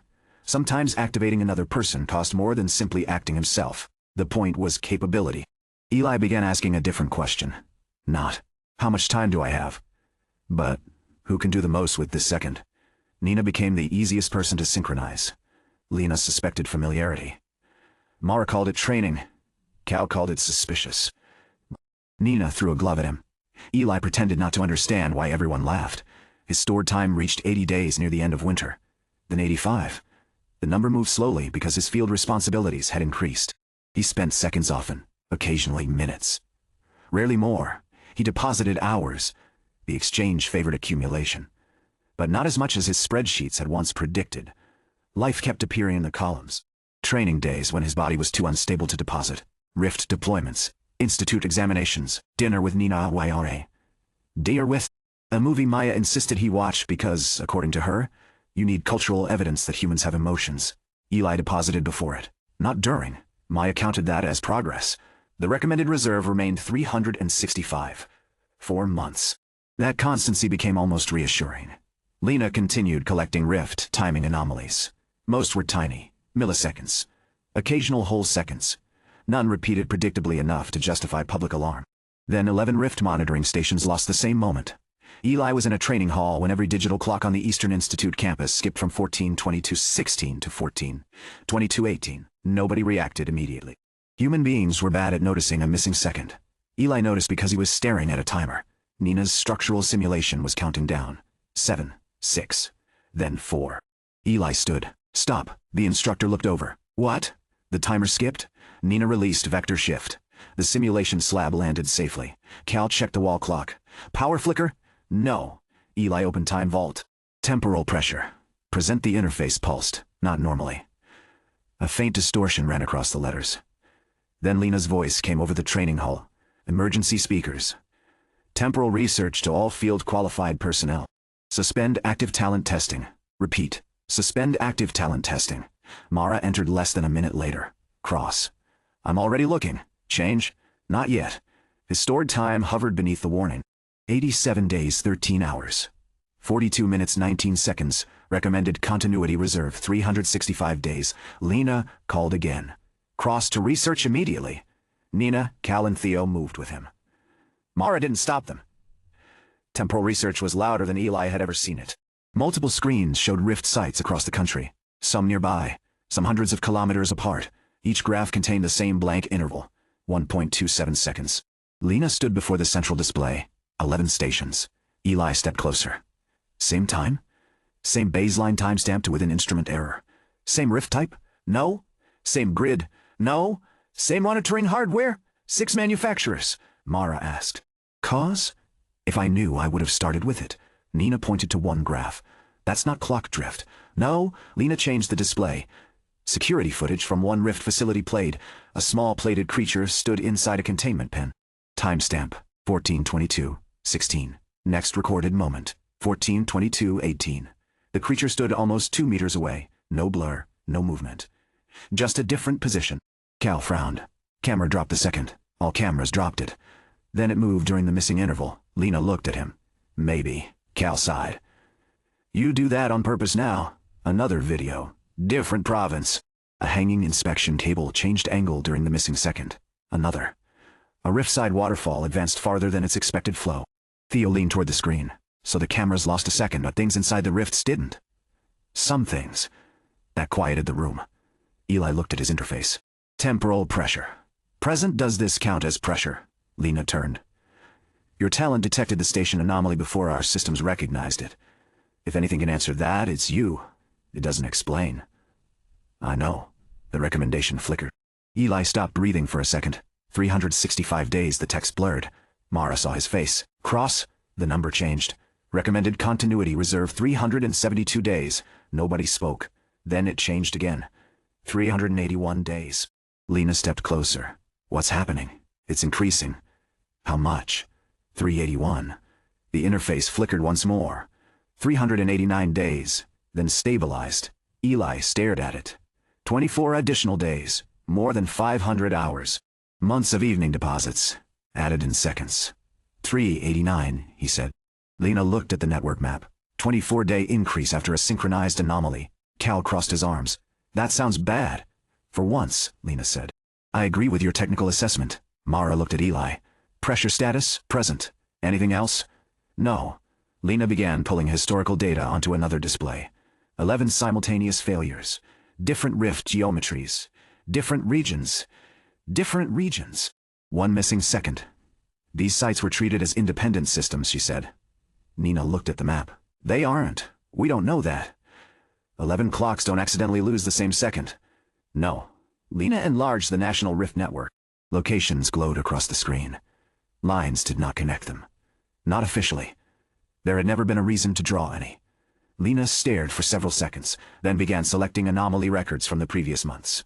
Warehouse drift. Ravenport Central. The positional jumps. Minor synchronization failures.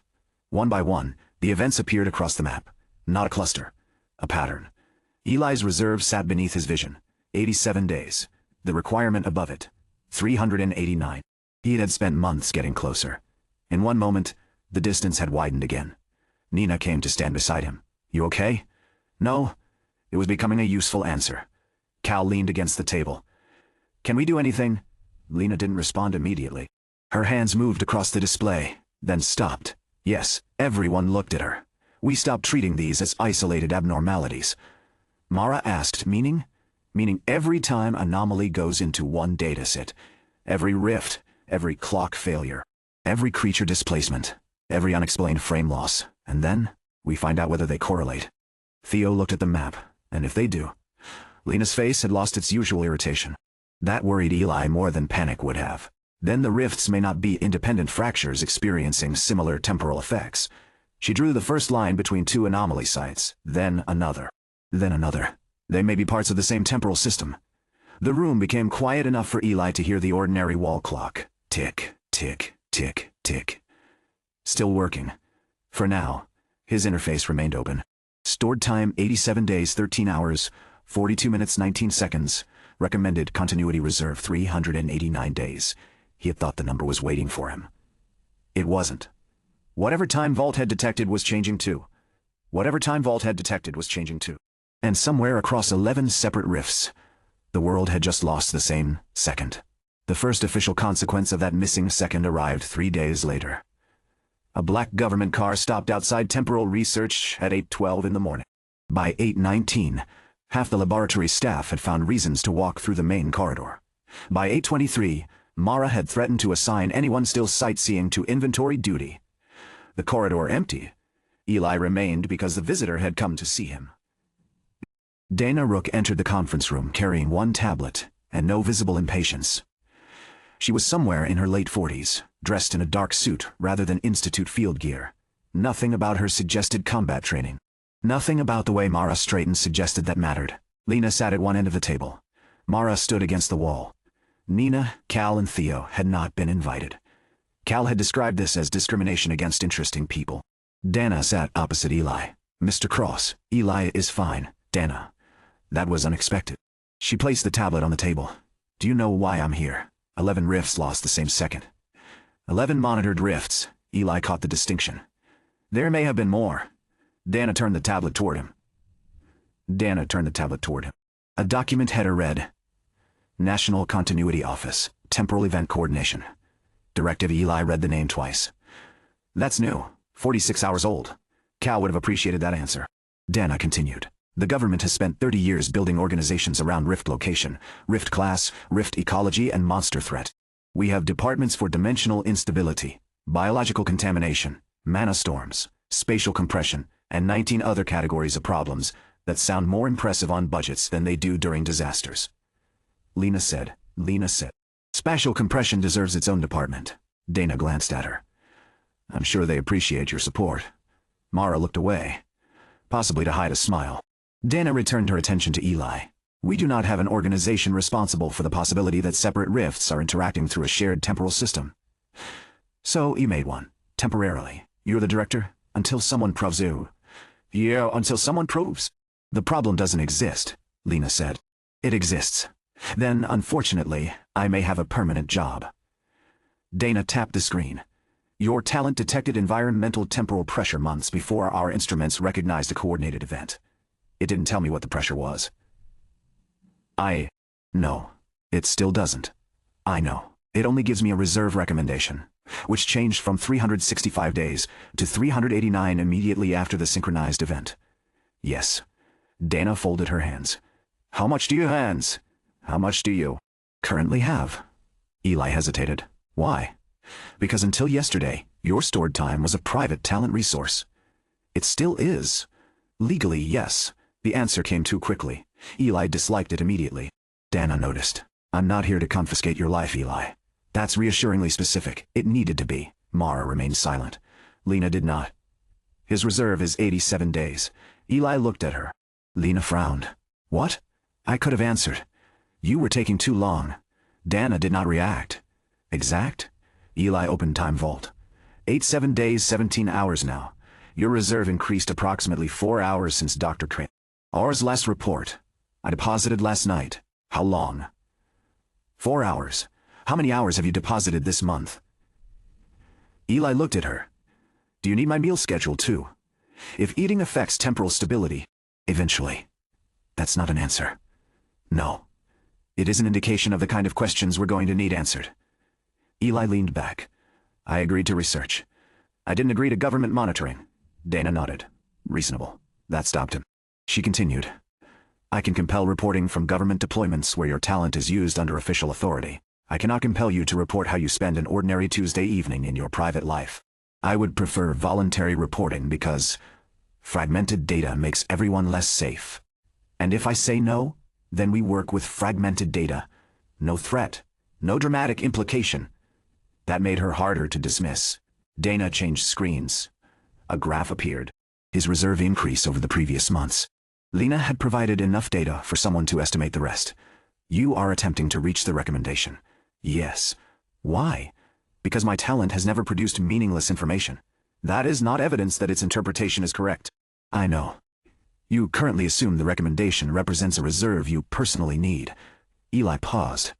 I assume having it is safer than not having it. Better. Dana enlarged a second graph. A red line represented the recommended reserve. 365. Then 389. The problem is that your target moves according to a variable we don't understand. I noticed. If it reaches 500, I keep going. 1,000? Eli didn't answer. Dana waited. He finally said, Then we have a bigger problem. Yes. She closed the graph. Which is why the National Continuity Office has 3 priorities. Understand the measurement. Reduce whatever it is measuring. Preserve our only known reserve of active temporal continuity until we know whether it matters. Eli caught the last part. Preserve, not freeze. Sounds similar. Only if you believe every hour not spent today is automatically useful tomorrow. That was close enough to his own thinking that it irritated him. Dana continued before he could respond. I am not proposing that you stop field work. Good. I am proposing that catastrophic withdrawals require strategic review when circumstances permit. How much is catastrophic? We don't know. Then what? Are you proposing? That we learn. Mara finally spoke. Cross needs field experience. I agree. Eli looked at Dana. That was the second answer he had not expected. Dana tapped another document. Time Vault without field judgment is a warehouse full of equipment. Nobody knows how to operate. Protecting his reserve while preventing him from learning how to use it would be strategically stupid. Mara's expression softened by perhaps 1%. Dana looked back at Eli, but spending it casually because a rescue is emotionally immediate would be equally stupid. The freight tunnel flashed through his mind. The responder they had left. Dana couldn't know that was the exact wound. Maybe she did. She had access to reports. People aren't numbers, Eli said. No, then you can't treat a reserve like it's automatically more important than whoever needs it. I didn't say that. Dana's voice remained level. I said uncertainty works in both directions. The room became quiet. Lena broke it. I want national clock data. Dana looked at her. Which clocks? All of them. That's not a useful request. It is scientifically perfect. It is administratively impossible. Then give me the impossible version first, and we can negotiate downward. Dana sighed. It was the first human thing she had done. Send me a list. Lena looked satisfied. The meeting lasted another hour.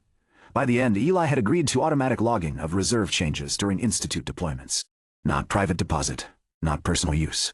Official deployments only. Dana agreed that no withdrawal restriction would be imposed without a defined threshold, for now. As Eli left the room, Dana called his name. He turned. She remained seated. One thing. What?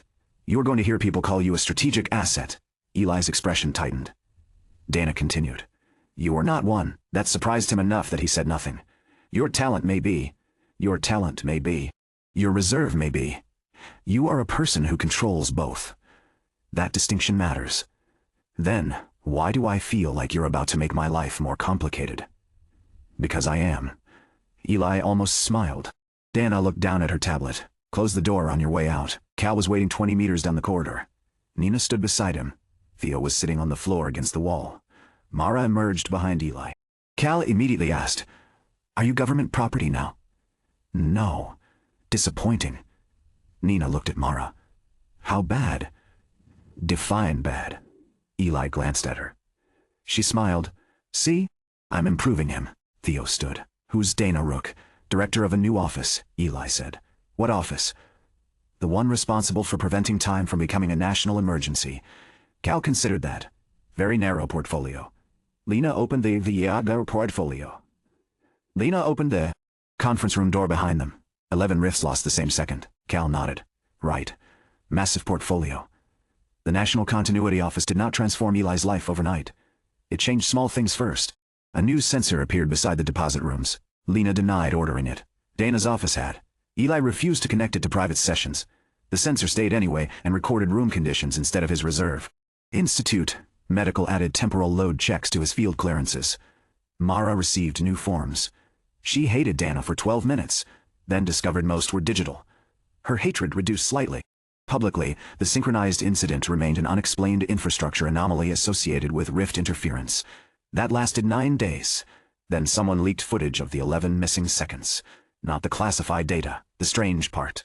A creature standing in one place, a dropped frame. The same creature somewhere else, another recording, another sight, another impossible jump. By lunch, half the Institute cafeteria was watching compilations. Cal placed his phone between the trays. The video title read, Rifts are eating time? Eli pushed the phone away. Don't encourage it. It has 3 million views. That doesn't improve it. Theo read the comments. Someone thinks the government is testing a clock weapon. Nina took a sip of juice. How would a clock weapon work? Cal shrugged. Very punctual missiles. Eli tried not to laugh. He failed. The attention did not remain funny. 2 days later, reporters waited outside the Institute gates. Most wanted Lena. Some wanted Dana. Several wanted Time Guy. Eli used another entrance. Cal found that deeply offensive. You finally get famous and won't even exploit it. I was already unwillingly famous. Not nationally. That's worse. Think of the sponsorships. Theo said. Please do not let energy drink companies sponsor the man who voluntarily removes sleep-adjacent hours from his life. I don't remove sleep. That sentence would look excellent in an advertisement. Nina walked between them. You know what the best part is? What? Eli asked. Nobody outside the Institute knows you spend free nights alone in a deposit room. They don't need to. Exactly. Mysterious. It's not mysterious. It's deeply mysterious why anyone would choose it. The conversation ended when Mara sent them into a flooded rift chamber for 6 hours of navigation drills. The world continued. Eli's counter rose. 97. The recommendation stayed at 389. That stability became its own kind of relief. Spring reached Ravenport while Eli was not looking. He noticed because the trees outside Residence Block 3 were suddenly green. Not literally suddenly. He knew that. But his memory of the previous month had gaps shaped like evenings. Monday class. Deposit. Tuesday breakfast. Training. Deposit. Wednesday rain. A deployment. Deposit. Friday. Some weeks felt as though someone had cut pieces from the calendar and pushed the remaining sections together. His body still lived enough baseline hours for anchoring. His memory did not care about the arithmetic. Maya did. She sent him a message at 4:18 on a Wednesday. Saturday, 6 p.m. Then another. You promised. Eli replied. I remember. 3 dots appeared. Then, that is not the same as coming, he typed. I'll be there. Maya sent a cake emoji. Her 15th birthday dinner had been planned for a month. Their mother had booked a small restaurant near home. Nothing expensive. Nothing complicated. Maya wanted family cake and apparently photographic evidence that Eli still existed. He had blocked the evening in his schedule. Then Friday changed it. A full-day field exercise was cancelled because of a containment issue elsewhere. That opened a rare uninterrupted deposit opportunity. Eli had slept properly. No active time use for 36 hours. Temporal anchoring was excellent. His revised projection had slipped 6 days behind target after an unusually deployment-heavy month. 6 hours on Saturday would recover almost a third of that weekly loss. He stared at the schedule. Birthday dinner at 6. Travel from the Institute. 40 minutes. If he deposited from 11 to 5, showered quickly and left. Possible. Tight. He changed the session to 5 hours. Then the Institute announced maintenance on the transit line. Estimated delays, 45 minutes.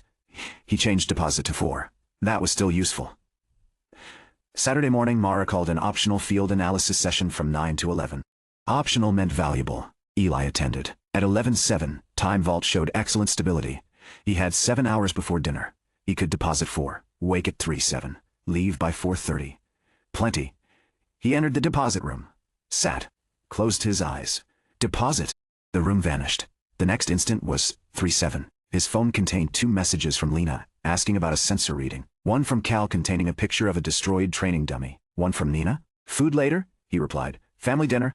Her response came almost immediately. Look at you, normal person. Eli stood. His body was still tired from the morning session. Deposit had not changed that. He showered. At 3:41, an Institute notification arrived. Transit delay extended. Major signal failure. Estimated service restoration. 5:30. He checked road traffic. Terrible. He could leave immediately and probably arrive around 6:15, maybe 6:30. Still acceptable. Then Time Vault pulsed. Temporal anchoring, sufficient deposit available. Eli stared. That was earlier than expected. The 4-hour session had apparently crossed a favorable stability threshold. He could deposit another 2 hours now. That would put him at 5:42. Impossible by transit. But he would only be late for dinner. Cake would still be there. Family would still be there. Maya had said 6. Not 6 exactly. He checked his reserve. 113 days, 8 hours, 11 minutes, 3 seconds recommended, 389 days. 2 hours mattered almost not at all beside that gap. That was one way to see it. The other was that reaching 389 required thousands of decisions, exactly like this one. He sat back down. Just 2. He sent Maya. Transit bad, might be late. Don't wait to order. Her reply. How late? Eli looked at Time Vault, typed, not sure. He activated deposit. The room disappeared. When it returned, his phone showed 5:42. 11 notifications. He stood quickly. The first message from Maya. We can wait a bit. Then, Mom says order first. Then, you coming? Then 40 minutes later. It's okay. That one felt worse than anger. Eli grabbed his jacket. Traffic had become even worse. He booked a car anyway. Estimated arrival, 7:36. Dinner reservation ended at 8. He went.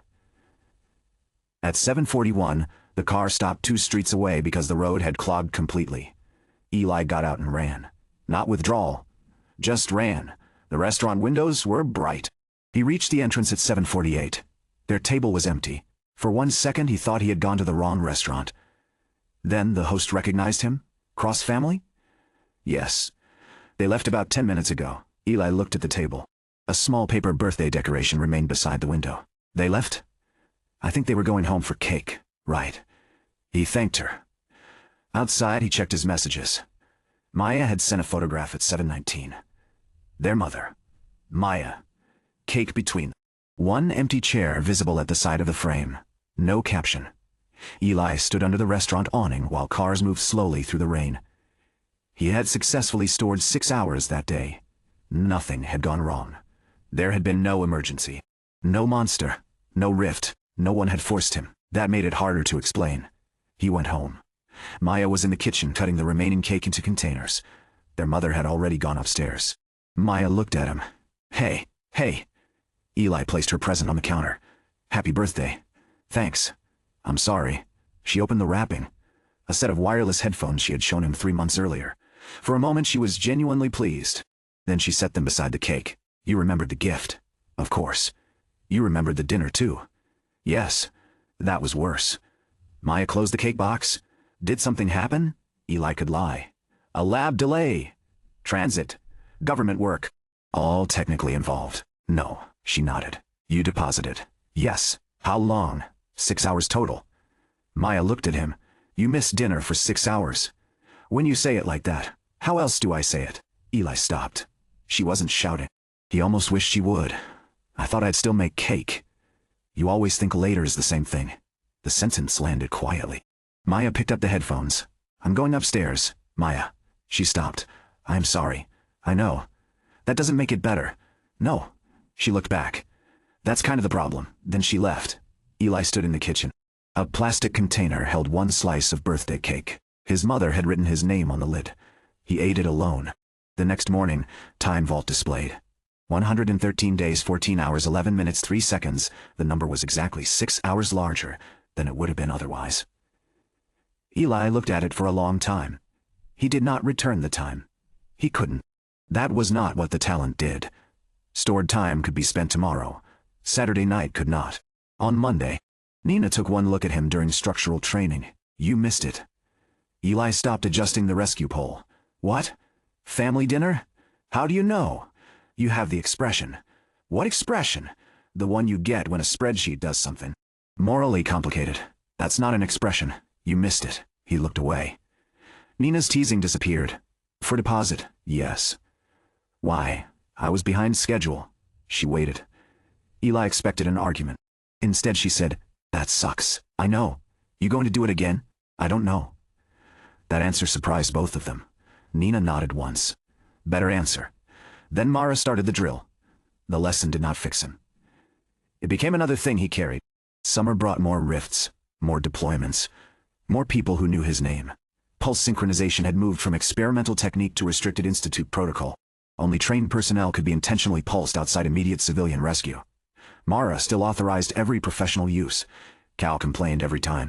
Theo appreciated the rules, because synchronized patients sometimes tried to stand when they should not.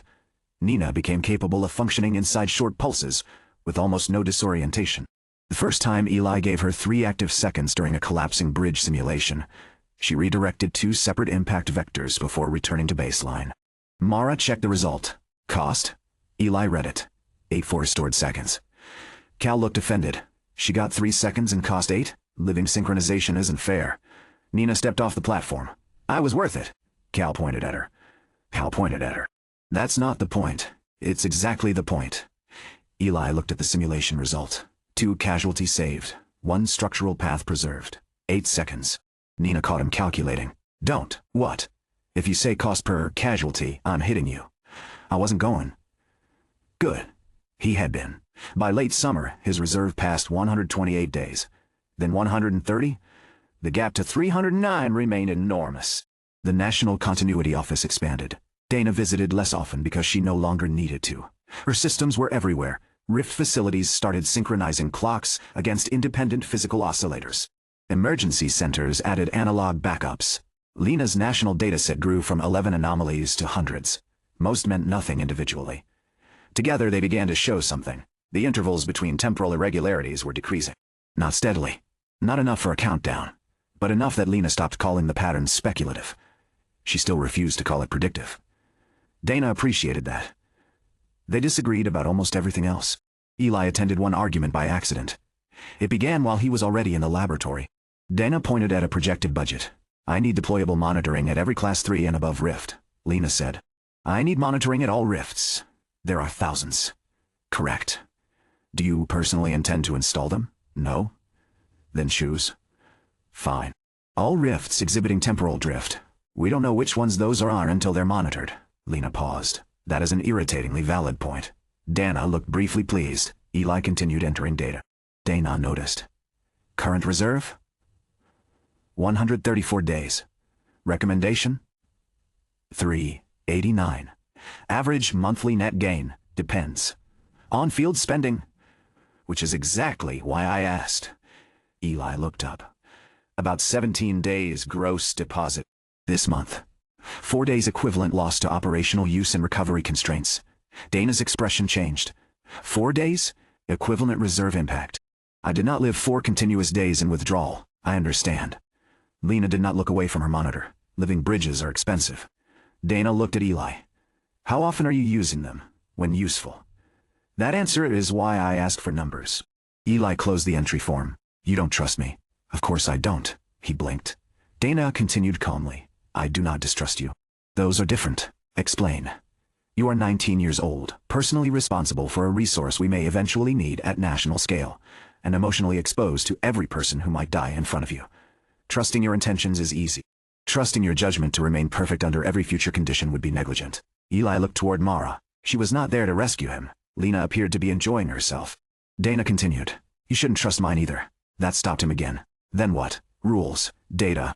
Multiple people who can object before a bad decision becomes irreversible. You want authorization over my talent. During government deployments for extreme withdrawals, yes. No. Then define a better system. Eli's phone alarm sounded. Training. He stood. Dana called after him. That's not rhetorical. I know. He left anyway. The answer found him 2 months later in the worst possible way. The South Harbor Rift had been stable for 11 years. At 10:14 on a Tuesday morning, it expanded through 3 city blocks. The first pulse cracked windows. The second displaced part of an underground service corridor into the basement of an office tower. The third changed local temporal flow. By the time alarms reached the Institute, 2 buildings had partially collapsed into each other. A pedestrian sky bridge hung between them. A parking structure had lost 1 exterior wall. 3 separate rescue teams were already inside. Then portions of the district began moving at different speeds. Rain fell normally on one street. Across the intersection, droplets hung in the air like glass. People inside the slowed zone barely moved. Rift creatures did, not quickly, but faster than the humans trapped with them. Mara's unit arrived 17 minutes after the first expansion.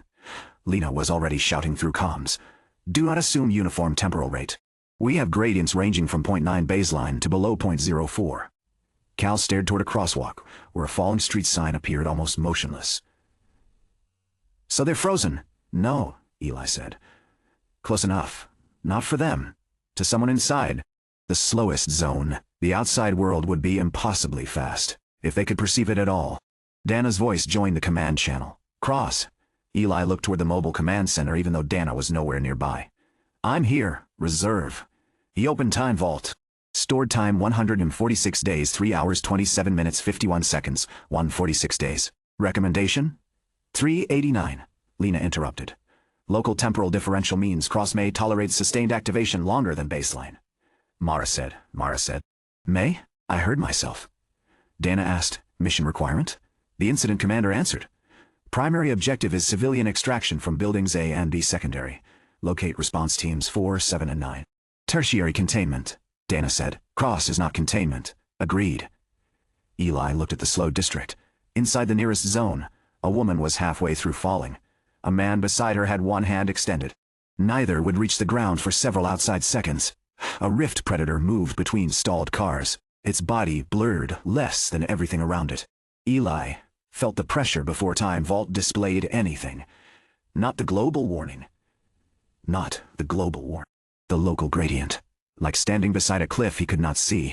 Mara checked his harness. You go where assigned. I know. You hit symptom limit. You stop. I know. You do not invent a rescue mission because you notice someone nobody else did. Eli looked at her. That's very specific. I've met you. Nina tightened the straps on her structural pack. His face is doing the thing. What thing? Eli asked. I understand the rule but might later decide I'm special thing. Cal nodded. I know that face, Theo said. Everyone knows that face. Eli extended his rescue pole. Can we work? Mara gave the signal. They entered the first slowed zone. The transition felt different from withdrawal. Eli crossed an invisible boundary. Rain changed. One step, normal. Next step, each drop seemed to hesitate. His own body felt wrong for half a second. Then Time Vault compensated. Temporal gradient. Moderate active continuity assist available. Lena had predicted it. Eli did not need full extreme withdrawal here. The surrounding world was already slow. He could spend stored time to raise himself closer to ordinary subjective speed without forcing the same catastrophic differential. The neurological pressure was dramatically lower. He activated. The district moved. Not normally, but enough. Rain descended like heavy beads. The falling woman continued toward the pavement. Eli reached her. She was still baseline relative. Living bridge. Expensive. He touched her wrist. Pulse synchronization. Her eyes snapped toward him. Feet under you. She gasped. What? Stand. She did. Eli released. The pulse ended. Relative to outside observers, Perhaps a fraction of a second passed. To Eli, several useful seconds had. He moved to the man beside her. Get behind the barrier. Pulse. Move. Release. The first 10 civilians cost less than dragging 2 would have. Mara's training worked. So did Theo's. So did Theo's. A concrete facade had begun collapsing toward a group near the lobby. Eli could spend active time bracing individual debris. Instead, he reached Nina. 2 seconds. She grabbed his hand without hesitation. Give me 3, 2, cheap. He synchronized. The zone sharpened around them. Nina saw the falling wall. Purple-white mana spread across both hands. She redirected its existing downward momentum sideways. The facade crashed through an empty storefront instead of the lobby entrance. Eli released her. 2.4. Nina barely had time to glare before baseline slowed her again. Cal cost more. Impulse inside a synchronized field created violent envelope instability. Eli pulsed him only when a predator blocked the evacuation route. 1 second. Cal grinned as the slow world opened. Plenty. He used one impulse burst. The creature's body had enough temporal compatibility to move during the zone slowdown. Not enough to react to Cal. His strike shattered the softer joint behind his forelimb. Eli released him. Normal zone time resumed. The creature collapsed. Professional combat responders finished it. Who can do the most with this second? The question kept working. The first building cleared in 42 baseline minutes. For Eli, the operation felt more than 3 hours long. Reserve cost, 9 hours. High, but manageable. Dana asked for the number. Eli gave it. Continue, she said. No argument. Building Bay was worse. The lower floors had partially merged with rift-grown stone. Temporal rate varied room by room. Some hallways ran at half baseline. Others at 1/20th. One stairwell ran faster than the floor above it. Theo looked at Lena's map. That's medically horrifying. Why? If an injured person's chest is in one rate and bleeding leg in another. I don't even know what rapid means. Good point. That wasn't enthusiasm. Eli entered the first interior pocket alone because his talent could feel the gradient more clearly than the sensors. The corridor was almost still. Active continuity assist. He increased his personal rate. The strain was lower than normal withdrawal, but not absent. He could remain active for minutes. Possibly longer. A new world opened inside the disaster. Dust floated through the hall. Sprinkler water stretched into silver threads. A cracked emergency light brightened so slowly he could watch the glow crawl across the tube. People remained almost motionless, not frozen. Their hearts still beat. Their lungs still moved. Just terribly slowly. A responder was trapped behind a collapsed partition. Eli found her first. Conscious. Her eyes took several subjective seconds to shift toward him before pulse. He synchronized her. Can you move? My leg. Broken? Probably. Can you crawl? Yes. He could drag her. More expensive. Instead he pulsed Theo. Theo appeared inside the slowed corridor and immediately examined the injury. Splint first. She moves herself. How long? Give me 40 seconds. That's expensive. So is making the fracture worse. Eli held the synchronization. Theo worked. His stasis pulse stabilized tissue around the injury during repositioning. 43 seconds later, Eli released him. The responder crawled under repeated brief pulses. She used her own arms. Her own training.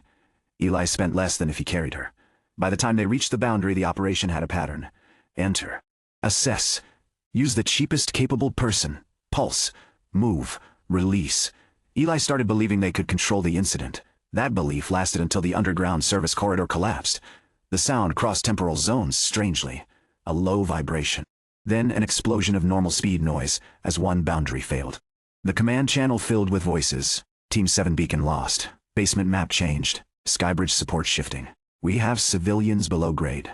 Mara's voice cut through. Cross, exit. Eli looked at the corridor ahead. A responder beacon pulsed through the wall.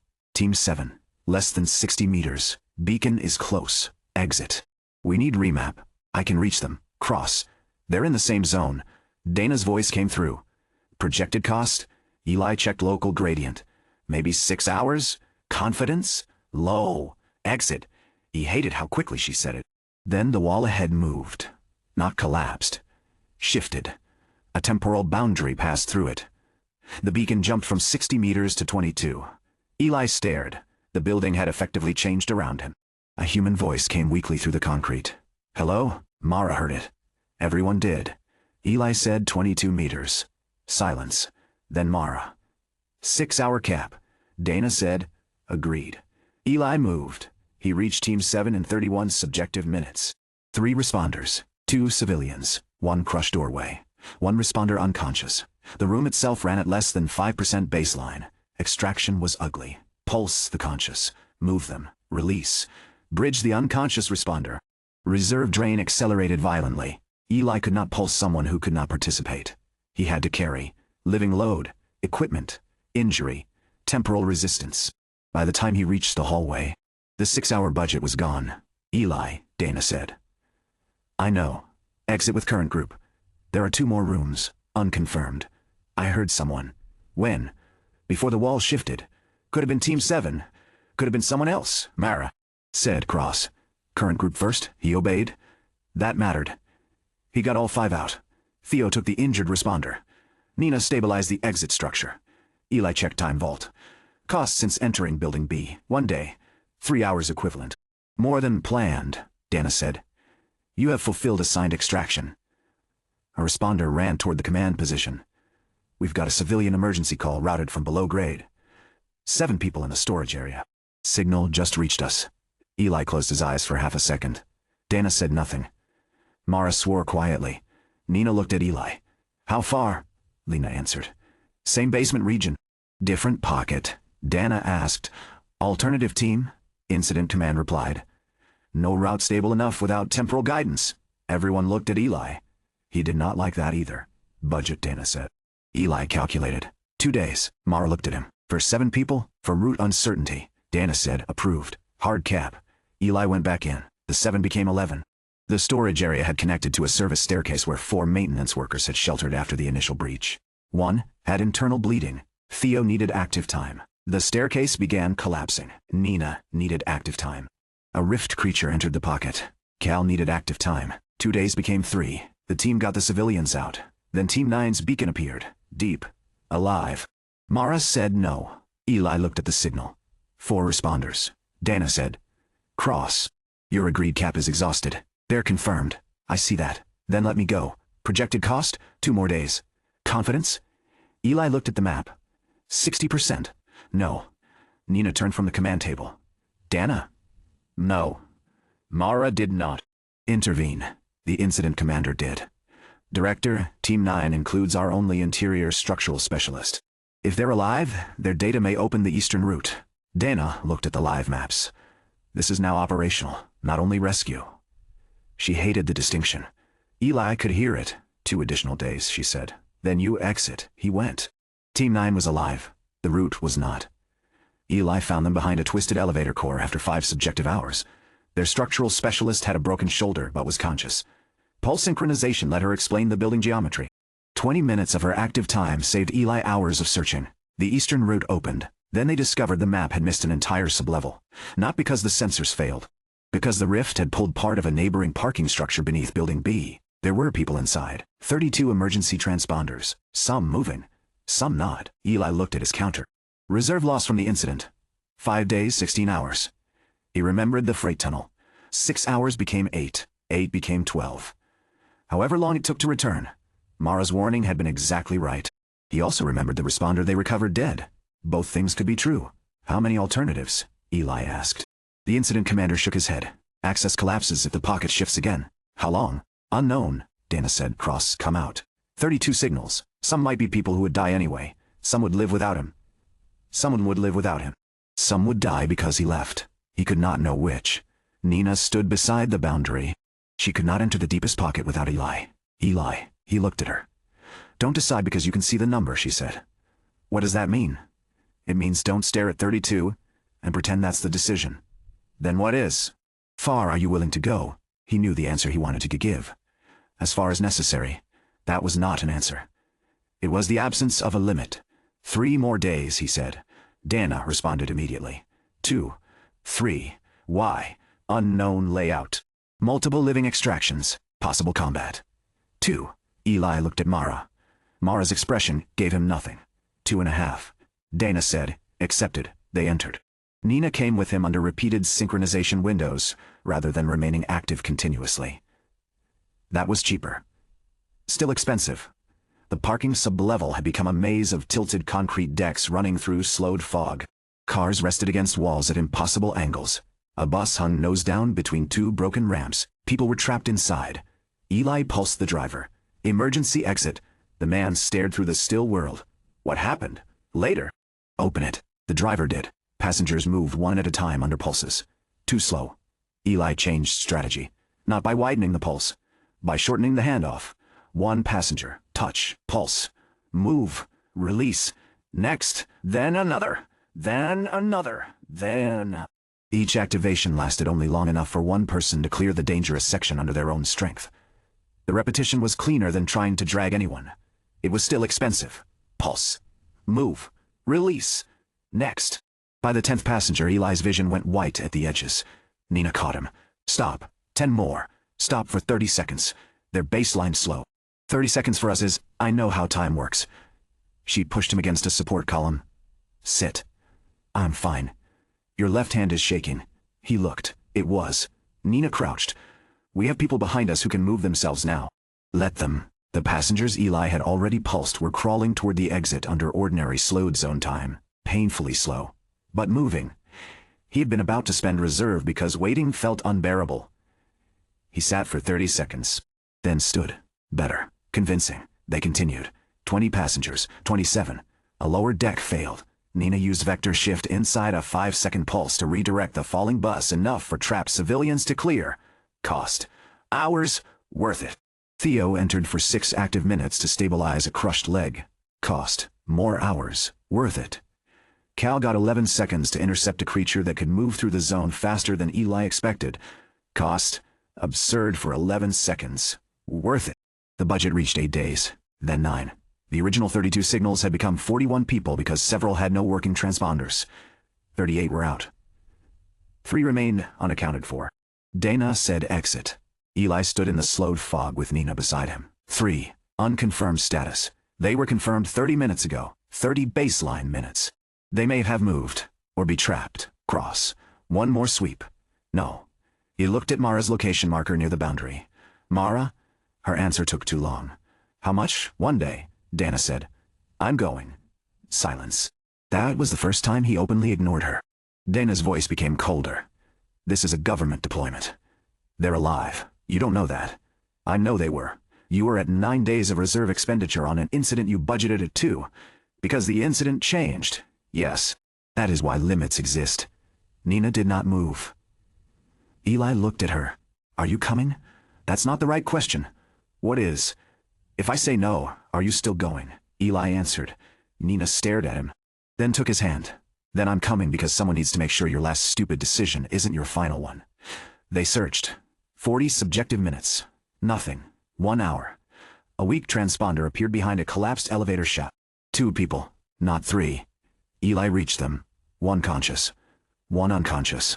The conscious man was a parking attendant. There's a woman, he said during pulse. She went back for her father. Where? Lower ramp. The lower ramp no longer appeared on the map. Nina looked at Eli. He knew what she was about to say. No. He looked at her. That's not me agreeing. You said no. I'm telling you what you need to say. He checked the unconscious casualty. Breathing. Weak. Theo was too far. Dragging him out would cost heavily. The conscious attendant could move himself. Eli pulsed him. Follow the markers. What about him? I'll bring him. What about the woman? Eli didn't answer. The attendant understood anyway. Eli carried the unconscious man. His reserve dropped. Hours became half a day. The living bridge felt like hauling someone through deep water that resisted not mass but existence. Nina helped physically when she could, but if she remained active too long, the cost multiplied. They rotated. Pulse Nina. Move debris. Release. Carry. Rest. Repeat. The exit came into sight. Mara was waiting across the boundary. Then, a voice echoed behind them. Help. Eli stopped. Nina closed her eyes. 1 word, 1 human voice, from the lower ramp. Mara heard it through comms. Dana heard it. No one could pretend anymore. Eli turned. Dana said, current casualty out first. He obeyed. That decision cost 6 subjective minutes. It felt like betrayal. They delivered the unconscious man. Theo took him. Mara grabbed Eli's vest before he turned around again. Symptoms. Manageable. Reserve cost. He checked. 10 days. 6 hours. Mara's jaw tightened. Dana said, "Cross. The district has 7 active professional teams and more arriving. You are done." The voice came again through a remote microphone. "Faint, please." Eli looked at the dark ramp. Nina stood behind him. He could stop. Someone else might reach them when the zone shifted. The building might stabilize. They might survive. Or not. The freight responder had not. Maya's empty chair flashed through his mind for no useful reason. A stored hour could matter later. A moment could vanish now. He pulled free from Mara. 1 hour search. Dana said, "Denied." Eli looked at Mara. She did not release his arm. "Captain." Mara stared at him. Then at the incident display. One confirmed voice. No route. No alternative team able to enter the deepest pocket quickly. Mara let go. 1 hour. Dana's voice sharpened. "Ellis, you can suspend me later." "Eli," Nina said. He looked at her. She was not smiling. 1 hour means 1 hour. Yes. Not until you feel finished? Yes. Say it. 1 hour. They went. The woman was 37 subjective minutes away. She had found her father. His wheelchair had overturned when the ramp tilted. Neither could move through the debris. Pulse synchronization brought her into active time. She stared at Eli. "My dad. I see him. He can't stand. I know." Eli looked at the older man. Conscious. That mattered. He touched his shoulder. Pulse. The man's eyes opened fully. "What? We're moving you." "My legs, I know." Wheelchair impossible on the tilted rubble. Carrying him would burn enormous reserve. Nina assessed the concrete. "Can make a path." "How long?" 10 seconds. "Do it." Pulse. Nina moved. Vector shift did not create force, so she used the unstable building against itself. A slowly sliding slab became leverage. A falling section shifted. A crushed handrail twisted free.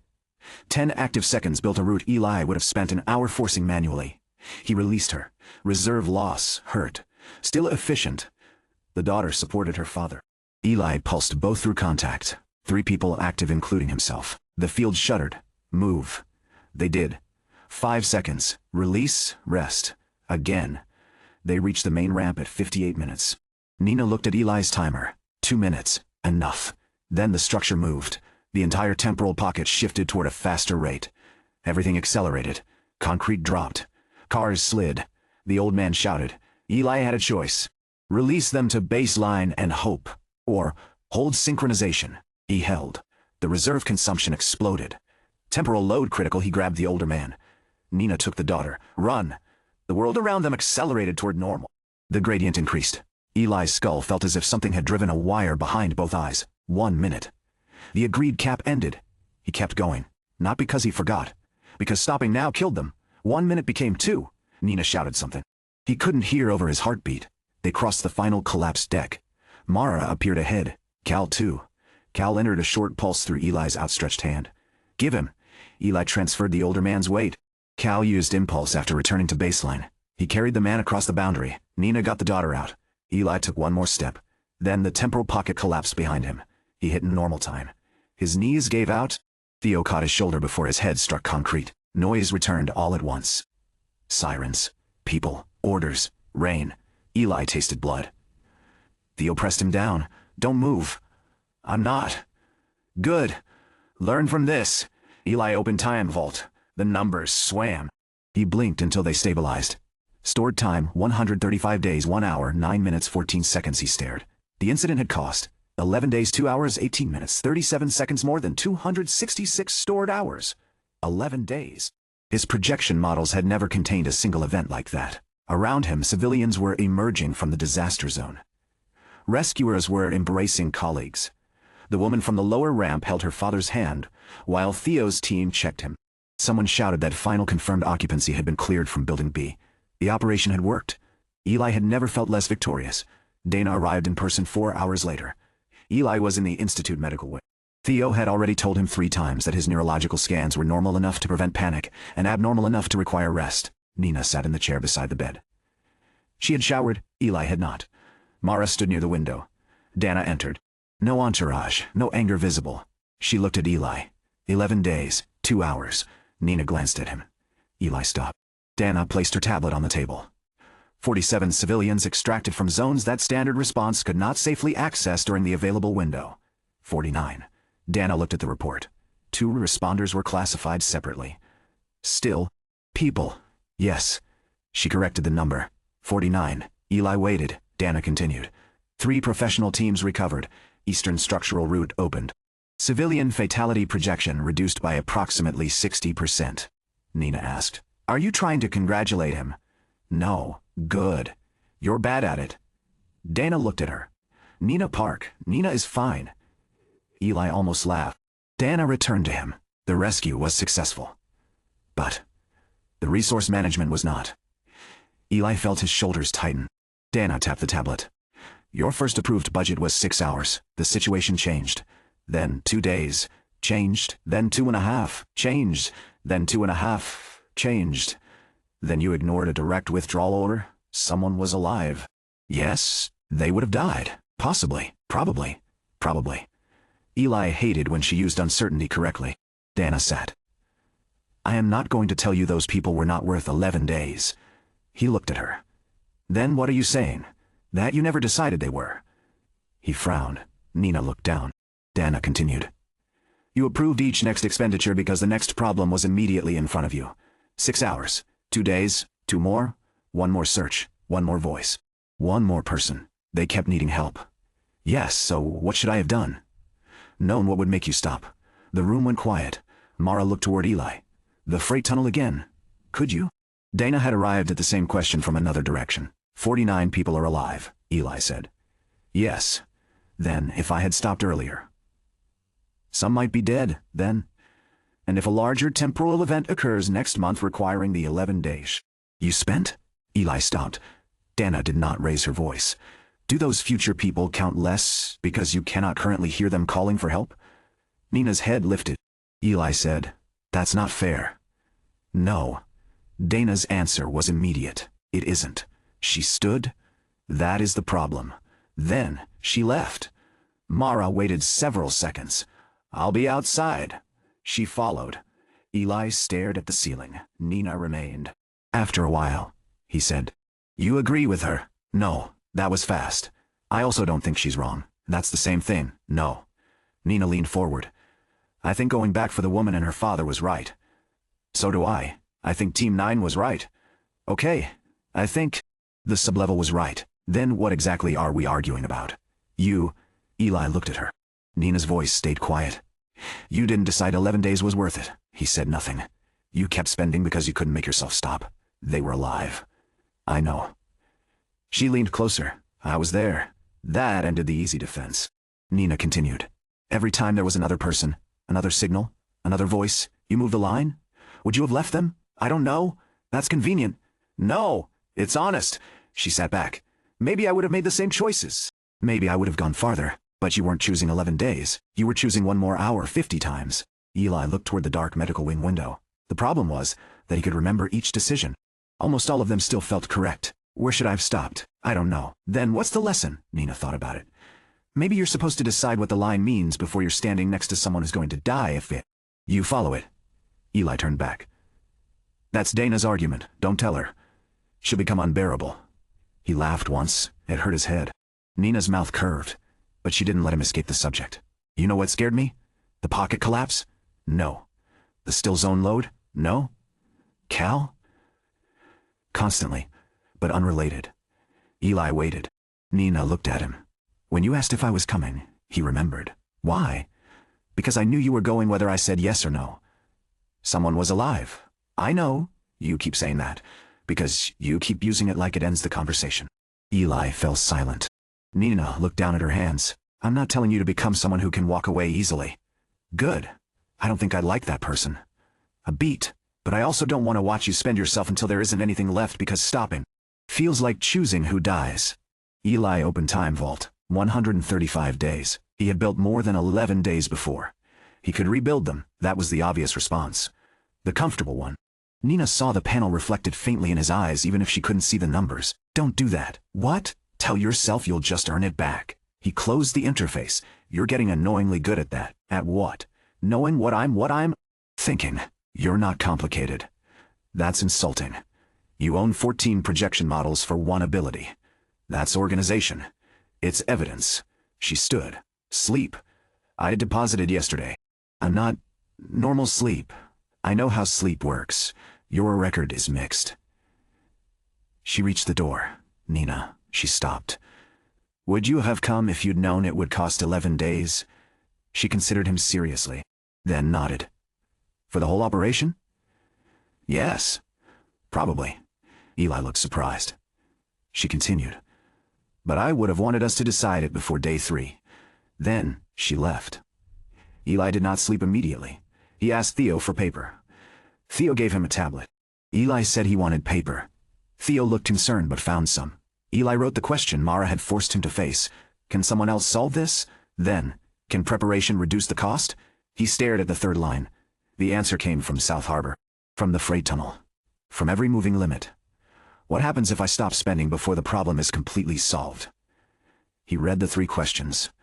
They did not tell him what to do. That was important. A rule that answered every rescue automatically would only be another way to avoid judgment. These forced him to define the cost before the emergency defined it for him.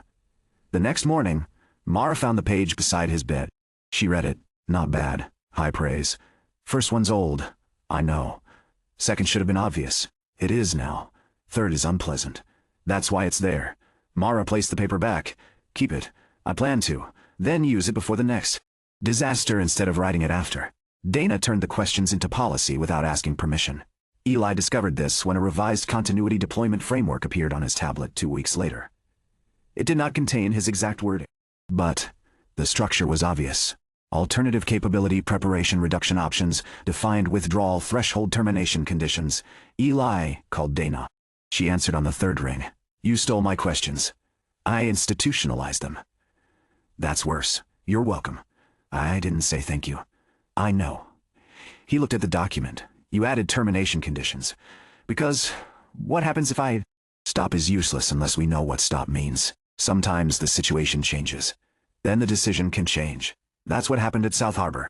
At South Harbor the decision changed repeatedly without a stable framework for why. Eli disliked how accurately she described it. Dana continued. I'm not trying to stop you from spending stored time. Could have fooled me. I'm trying to make sure spending 10 days requires a 10-day decision. He leaned against the dormitory wall. And if there's no time for a committee? Then you decide. That surprised him again. Just me? You're the one holding the clock. The line stayed with him. The public version of South Harbor was simpler. A city district nearly collapsed. Responders saved hundreds. A young temporal talent user moved through slowed zones and helped extract dozens of people. Footage showed Eli touching trapped civilians. Then they moved while rain seemed almost frozen around them. The videos became impossible to contain. His nickname spread nationally. Time Guy survived. Eli hated it. Cal began charging people imaginary licensing fees for saying it within earshot. Nina threatened to sell branded clocks. Theo quietly sent Eli a compilation of comments in which nobody could agree whether his talent was speed, teleportation, freezing time, or government editing. Eli deleted the message, then watched the compilation. Recognition brought requests. Hospitals wanted him for critical surgeries. Rift teams wanted him assigned to high-risk operations. Emergency departments asked whether pulse synchronization could be licensed. One wealthy private guild offered to buy stored time access at a price Eli initially thought was a typo. Dana blocked the meeting before he could refuse it himself. You don't get to choose my meetings. I chose not to let them use a government emergency access request to solicit you commercially. Fine. You sound disappointed. I'm disappointed. I'm disappointed. You're right. You'll recover. Institute staff changed around him too. Some trainees treated Time Vault as if Eli had suddenly become stronger than everyone. Cal corrected that by beating him in sparring. Publicly. Repeatedly. After the 4th loss, Cal stood over him. National strategic asset. Eli took his hand. I hate you. Good. Fame hasn't changed you. Nina tossed Eli his rescue pole. Again. Cal looked offended. Whose side are you on? The side that stops him from becoming unbearable. Eli reset his stance. I wasn't becoming unbearable. 3 people said. You were. Training helped. So did ordinary work. The world became smaller again when Mara made him spend 6 hours cataloging damaged rescue equipment, because he had failed to return one hook attachment after South Harbor. I saved 49 people, and lost government property. It was inside a collapsing rift zone. Expensive place to leave a hook. Eli filled out the form. Mara walked away. He almost enjoyed the normality. Almost. Maya did not care that national news called her brother a hero. She cared that he had missed her birthday. For several weeks their messages became shorter. Not hostile. Worse. Functional. Mom says milk.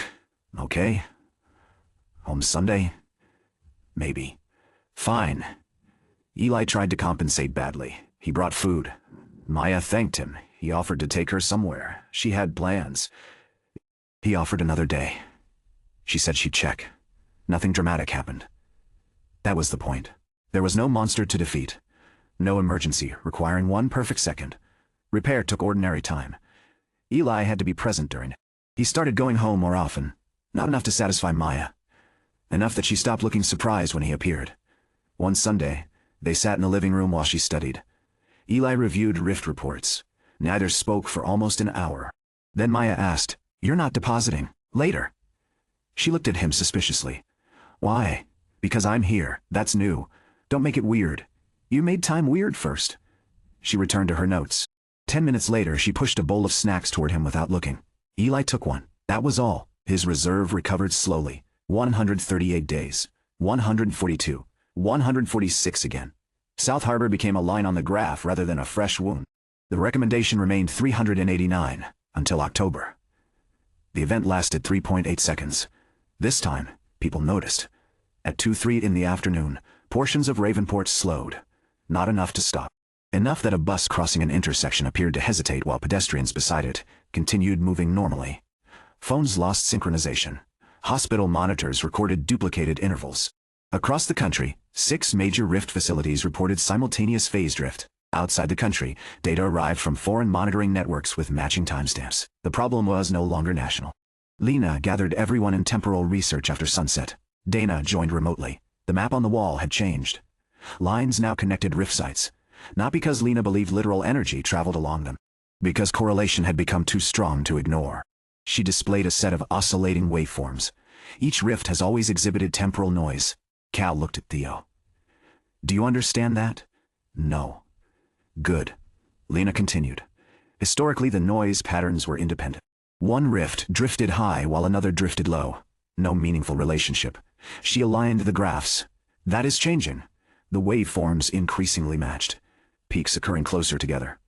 Troughs narrowing.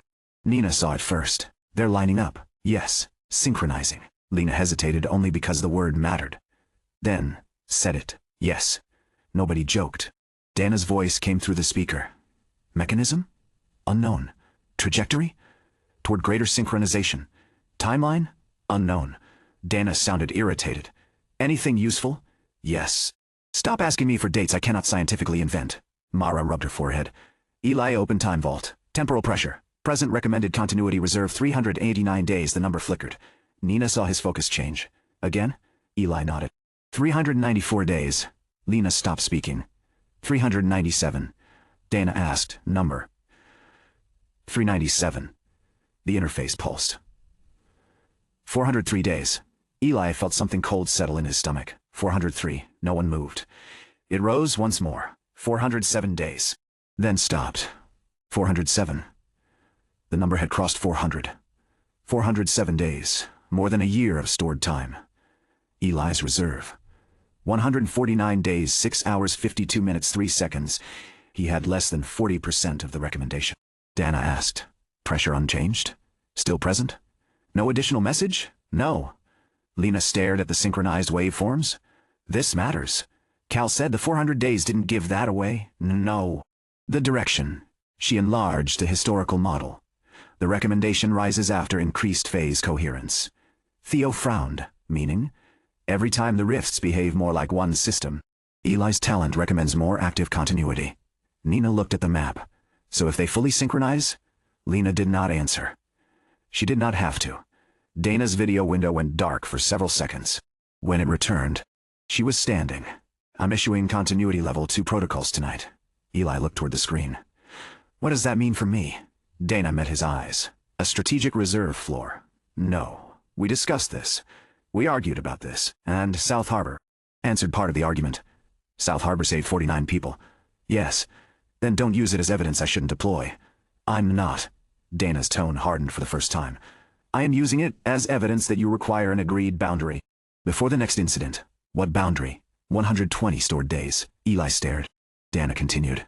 No government-authorized deployment may intentionally reduce your reserve below 120 days without national continuity emergency approval. That's nearly all I have. You currently possess 149. Exactly. Meaning you have 29 operational days available before review. 29 days is a lot. South Harbor cost 11.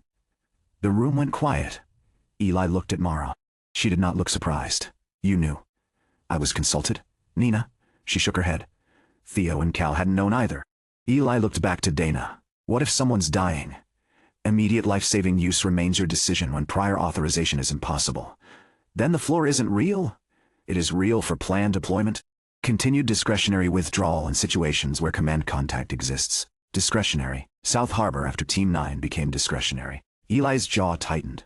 There were people alive. I know. So you would have made me stop. Dana? Paused. At some point.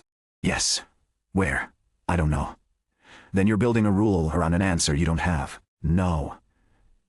She looked directly at him. I'm building a rule that forces us to answer before the only person speaking is the next victim. Eli hated the sentence, because it sounded like his own third question. What happens if I stop before the problem is completely solved? He turned toward the rift map. 407 days. The target had moved farther again. South Harbor's 11 days suddenly looked much larger. So did the freight responder he had not saved. Both losses occupied the same equation and refused to cancel each other. Nina moved closer. You're not going to win this tonight, Eli said. Whose side are you on? Not useful. That's not an answer. Exactly. Cal looked between them. I vote for the side where time stops being terrifying. Theo said. Denied. Lena zoomed out until the whole network filled the wall. We have a larger problem. Dana nodded. For once, everyone agrees. Eli looked at his reserve. 149 days. Then the floor. 120. Then the recommendation. 407. 29 days available before someone else could tell him no. Months earlier, the idea would have made him furious. It still did. But South Harbor remained too recent. 6 hours became 2 days. 2 became 5. 5 became 11. He had never once decided to spend 11 days. That was the part he could no longer deny. Dana said, the floor takes effect at midnight. Eli closed Time Vault. I don't agree. I know. I may challenge it. You should. That annoyed him almost as much as the policy. Dana continued. If you can build a safer framework, I will replace mine. Just like that, if it's better. What if I ignore the floor? Then we have a much less interesting conversation about deployment licensing. There it was. Not ownership. Leverage, institute access, government deployments, research support. Exactly the kind of power Dana actually possessed. Eli said, that sounds like a threat. It's a consequence. Very different. Legally, extremely. Mara coughed into her hand. Possibly another hidden laugh. Dana looked at the wall map. The reserve is not the goal. Eli frowned. She continued. Surviving whatever this is, that's the goal. If spending your time improves our odds, spend it. If preserving it improves our odds, preserve it. And when you don't know, then we make the best decision we can before the next second disappears. The wall clock ticked. Normal. Steady. Eli looked at Nina. At Cal. At Theo. At Mara. At Lena's map full of rifts slowly learning to move together. Then at his own hands. The same hands that had pulled a child from a monster. Left a responder inside a collapsing corridor. Held Nina inside a tenth of a second. Given a trapped worker enough time to move his own leg. Spent 11 days because every new voice had felt impossible to abandon. Time Vault opened one last time. Stored time 149 days, 6 hours 52 minutes 3 seconds. Strategic deployment floor. 120 days recommended continuity reserve. 407 days for the first time. Eli had 3 numbers instead of 2. What he possessed. What the government insisted he keep. And what the warning suggested the world might require. None of them told him what a life was worth. That part remained his. The strategic floor did not stop Eli from saving time. It changed where he was allowed to spend it. For the next 11 months, the National Continuity Office rejected more deployment requests involving Eli than it approved. Hospitals still asked. Private response guilds still asked. Regional rift teams still asked. Dana's answer became increasingly predictable. Could another talent solve the problem? Could preparation solve it? Was Time Vault uniquely necessary? If the answer to the third question was no, Eli stayed in Ravenport. He hated the restrictions less once he realized they were making his counter rise faster. 160 days. 174. 175. He still trained. still used seconds, occasionally minutes. But the large withdrawals stopped. Mara gave him more responsibility without giving him more freedom. He began leading temporal response exercises rather than merely participating in them. The first time she told him to design one, Eli created 14 contingencies. Mara deleted 9. Why? Because responders need a plan, not a religion. They're possible failures. Everything is a possible failure. Exactly. Cross. He deleted 2 more. Mara deleted the final 3 herself. Nina watched from the next workstation. You look wounded. She removed useful branches. She removed a flowchart that required me to remember what happens if the east stairwell collapses while Cal is unconscious. Theo is unavailable, and a rift creature has eaten the backup radio. That could happen. Then I hope the creature has good communication skills. Cal leaned over from another table. Why am I unconscious? Statistically plausible. I object. Theo looked up from his medical notes. Statistically increasingly plausible. Cal pointed at him. You too? The training changed anyway. Eli no longer thought first about how much time he could personally buy. He assigned windows. Nina received structural moments. Theo received medical ones. Cal received the shortest combat windows because impulse made synchronization unstable, and because, according to Mara, giving Cal extra subjective time mostly allowed him to become dangerous earlier. Pulse synchronization improved. 1 second became 3. 3 became 5 under controlled conditions. The cost rose faster than the duration. So did strain. The lesson remained the same. More was not automatically better. Eli's own continuous withdrawal tolerance in ordinary reality passed 2 seconds. Then 3. The achievement mattered less than he had once imagined. At 0.7 seconds he had thought 10 seconds would make him unstoppable. At 3, he understood that standing in the wrong place for 3 seconds only gave him longer to appreciate his mistake. He trained his body instead. Ran. Lifted. Learned confined space movement. Worked rescue pole drills until the tool felt less like equipment and more like part of his reach. Cal still beat him in a straight fight. Less easily. That mattered. Nina's vector shift became more precise. She stopped thinking in terms of large impacts and started treating structures as networks of forces. A beam did not need to be stopped if she could redirect its load into a stronger support. A collapsing wall did not need to be held if she could change which direction it failed. Eli liked watching her work. He noticed that fact before he decided what it meant. Nina noticed him noticing. That was worse. What? Nothing. You've been staring for 30 seconds. Your load transfer was interesting. Beautiful. I said interesting. You were thinking beautiful. About the load transfer. Obviously. She walked away smiling. Cal appeared beside Eli. That was painful. Go away. National strategic asset defeated by one woman saying beautiful. I can pulse you into a wall. You'd have to catch me. Eli did. It cost 0.4 seconds. Cal considered the resulting bruise a violation of professional ethics. The seasons moved. Eli experienced most mornings, most classes, most deployments, fewer evenings. His life developed a rhythm that looked full on a calendar and strangely compressed in memory. Winter became spring. Spring became summer. Maya turned 16. Eli attended. Not part of it. All of it. He did not deposit that day. Maya noticed.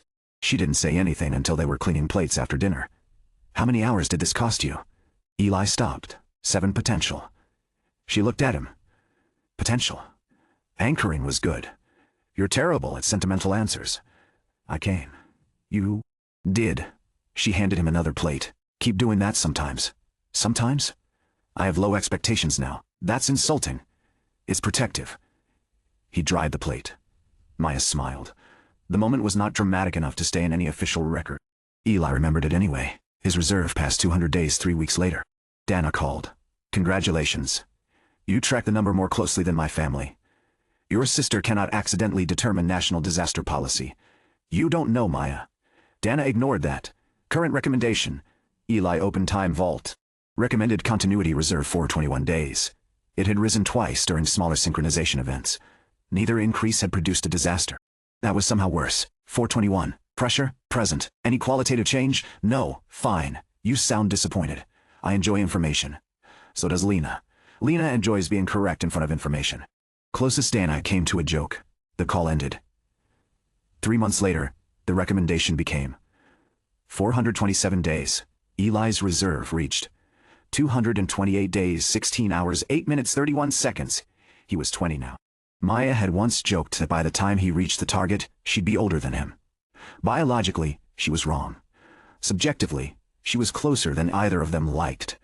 Eli had deposited more than 200 days since awakening. Most had later returned to him in fragments through withdrawal.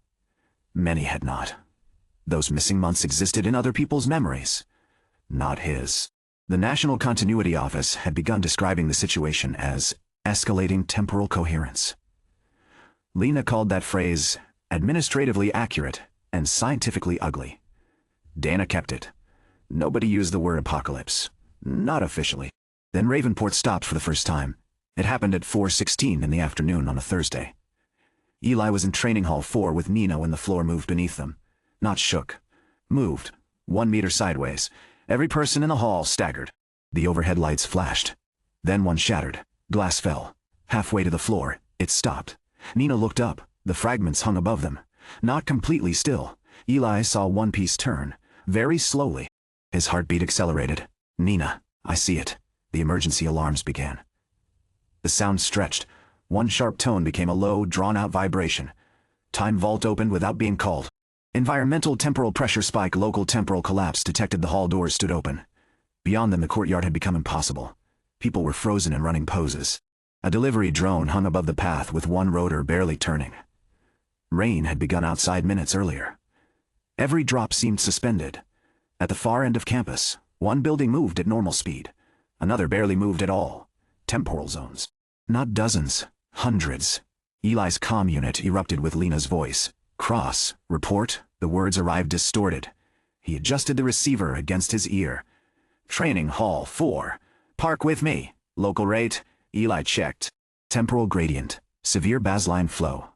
0.013. Nina read his expression. "How bad?" 1.3%. Her eyes widened. Lena heard. "Do not move deeper until mapped." Another voice cut in. "Dana, cross reserve, 228 days, 16 hours. Recommendation, 4:27. Maintain contact with Captain Ellis." Mara's voice came immediately. "Already moving." The north wall of the training hall cracked. Nina turned. That's moving faster than the room. A concrete support had entered a different temporal zone. One side of the beam was shifting. The other remained almost still. Material strain built along the boundary. "Eli? I know." He reached Nina. 2 seconds. She took his hand. The familiar bridge formed. Pulse synchronization. Nina entered active time. The world sharpened around them. She looked at the support. "That's not normal load." "No. The upper half is trying to fail before the lower half knows it's failing. Can you redirect it?" "Maybe." Useful answer. "You're spending time insulting my science." "It's not science." "Exactly." She extended both hands. Vector shift caught the moving force. The beam twisted. Nina redirected the stress into a neighboring support entirely inside the slower zone. Eli felt stored time draining. 2 seconds. 3. Nina released her talent. "Done." He ended the pulse. The beam settled. A group of trainees beneath it had not moved enough to understand they had nearly died. Mara reached the hall entrance 20 baseline seconds later. To Eli, it felt longer. She crossed the temporal boundary. Her movement slowed sharply.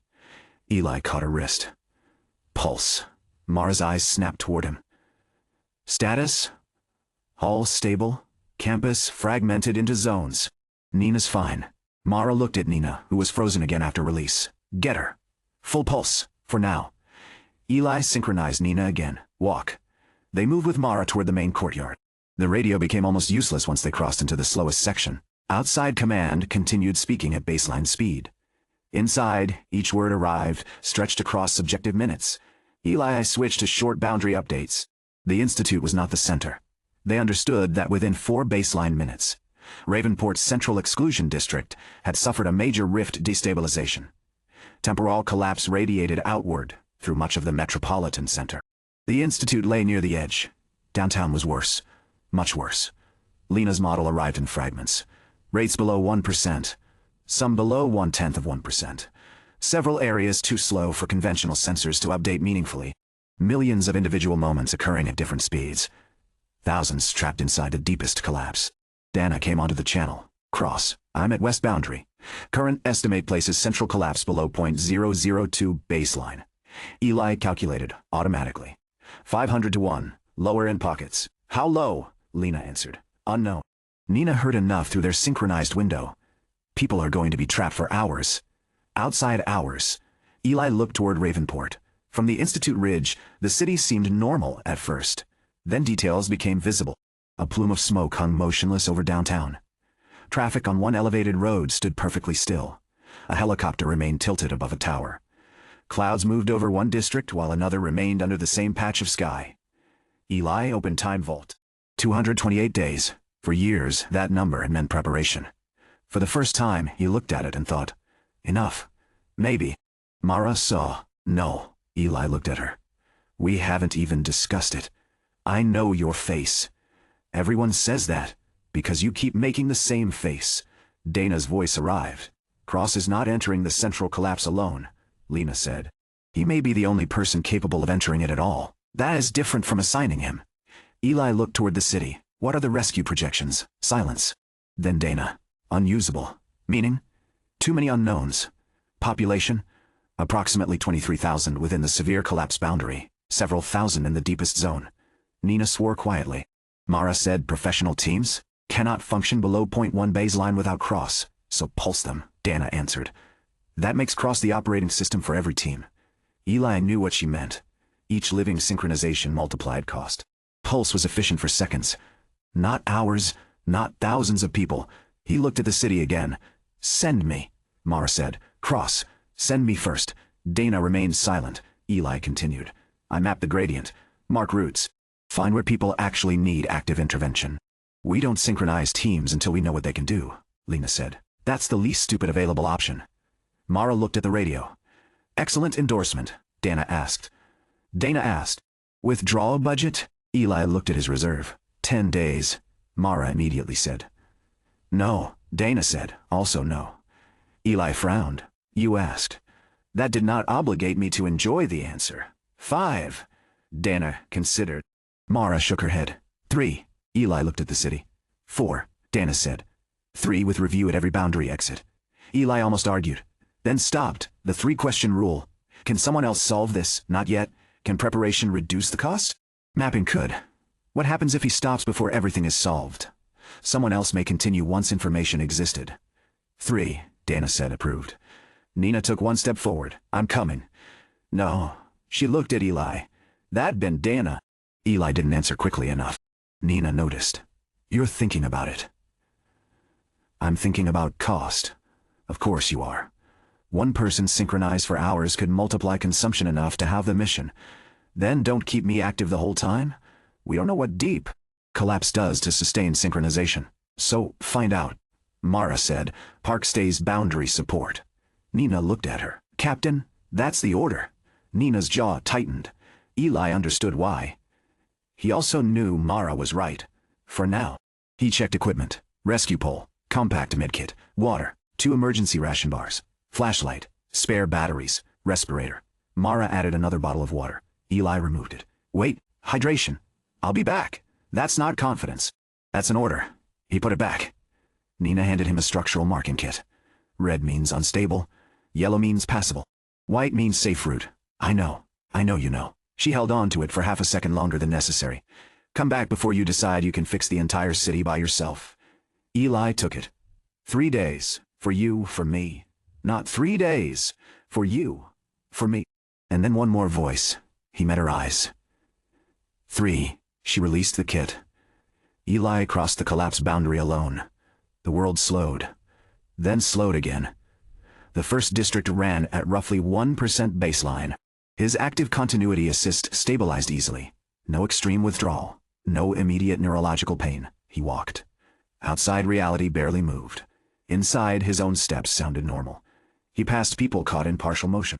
A cyclist balanced in the middle of falling. A woman stood beneath an umbrella while rain hung above the fabric. A child had dropped a toy. It floated 20 centimeters above the pavement. Eli did not touch anyone. Not yet. The first temptation came 30 seconds later. A man was about to step into the path of a slow-moving delivery van. At baseline rate, the collision might occur in 40 outside seconds. To Eli, there was time. Too much time. He could pulse the man. Instead, Eli walked to the van. Temporal bridge. He pulled the parking brake. Small interaction. Low cost. Then left. Preparation. Not rescue. A falling construction panel threatened a group near a bus stop. Nina could have redirected it instantly. Eli couldn't.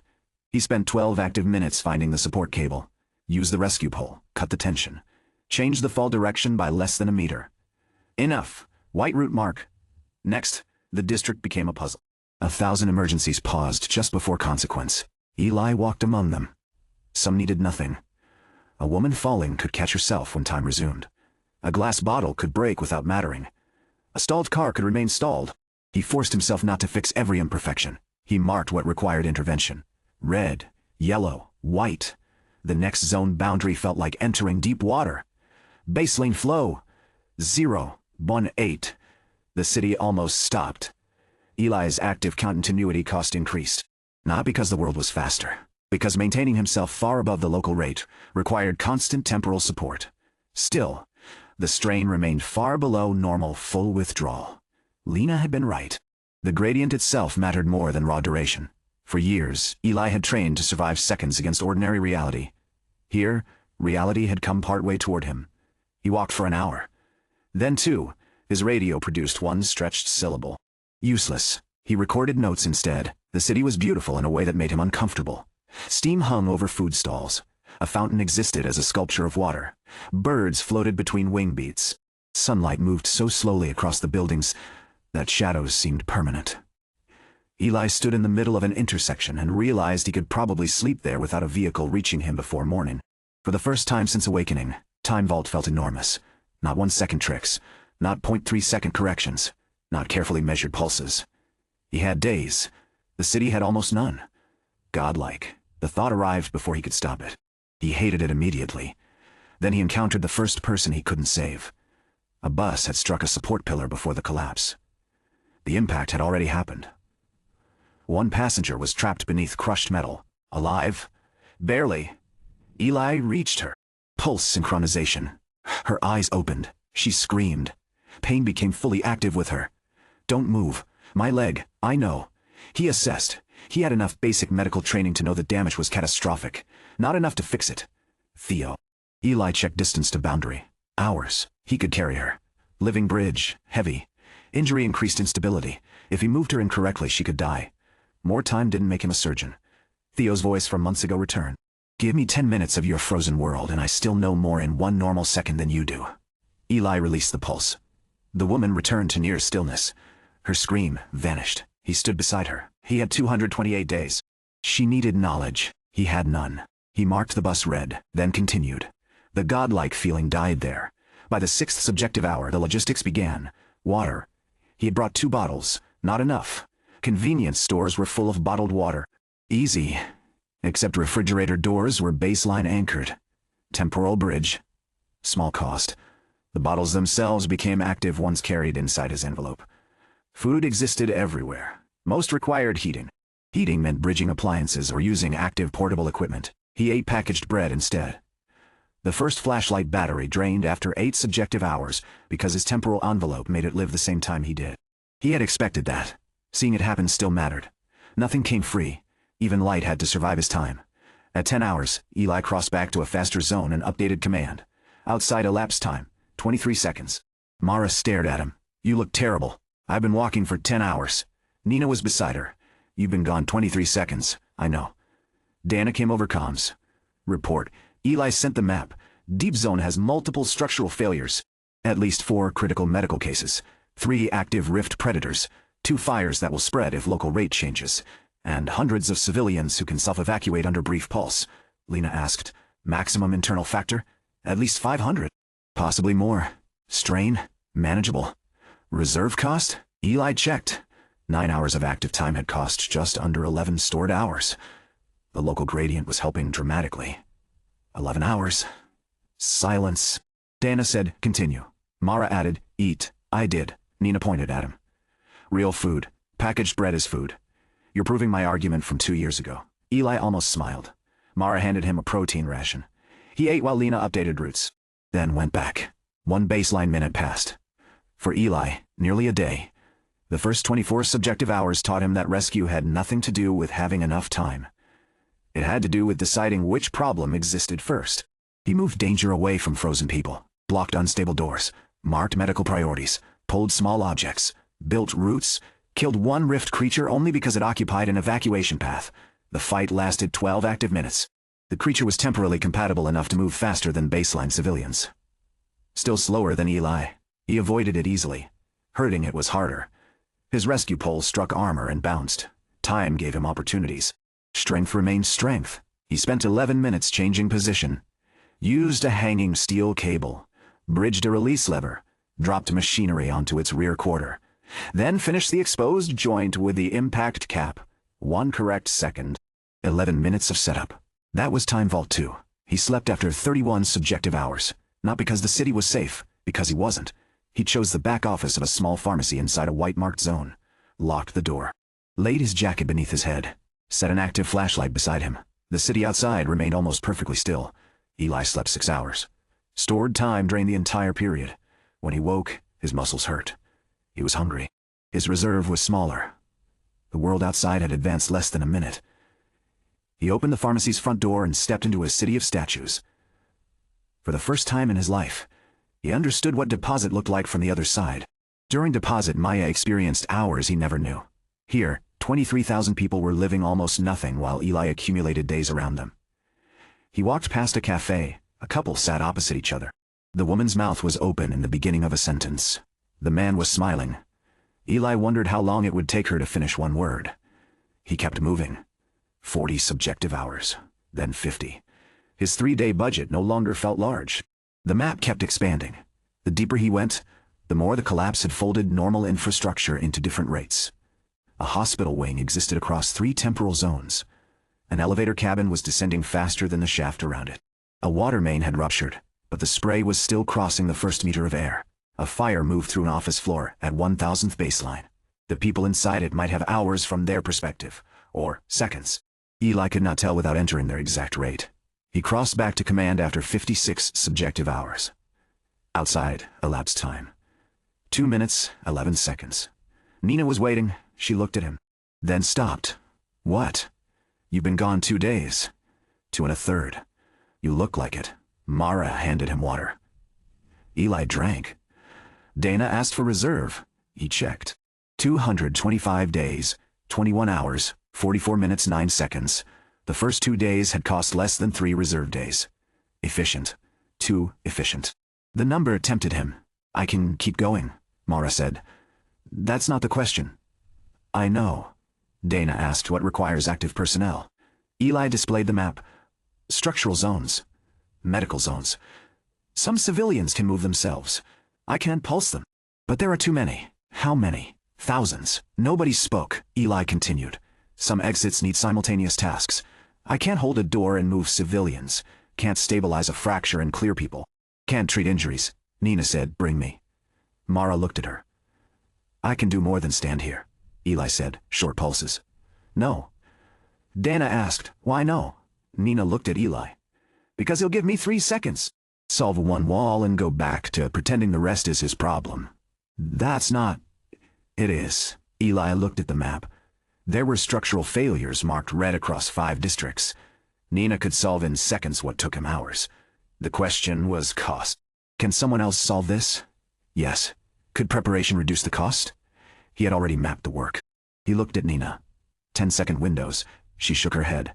Start there, Mara said. Controlled. Dana added, track multiplier. They entered together. The first pulse lasted 8 seconds. Nina redirected a falling pedestrian bridge. The second lasted 11.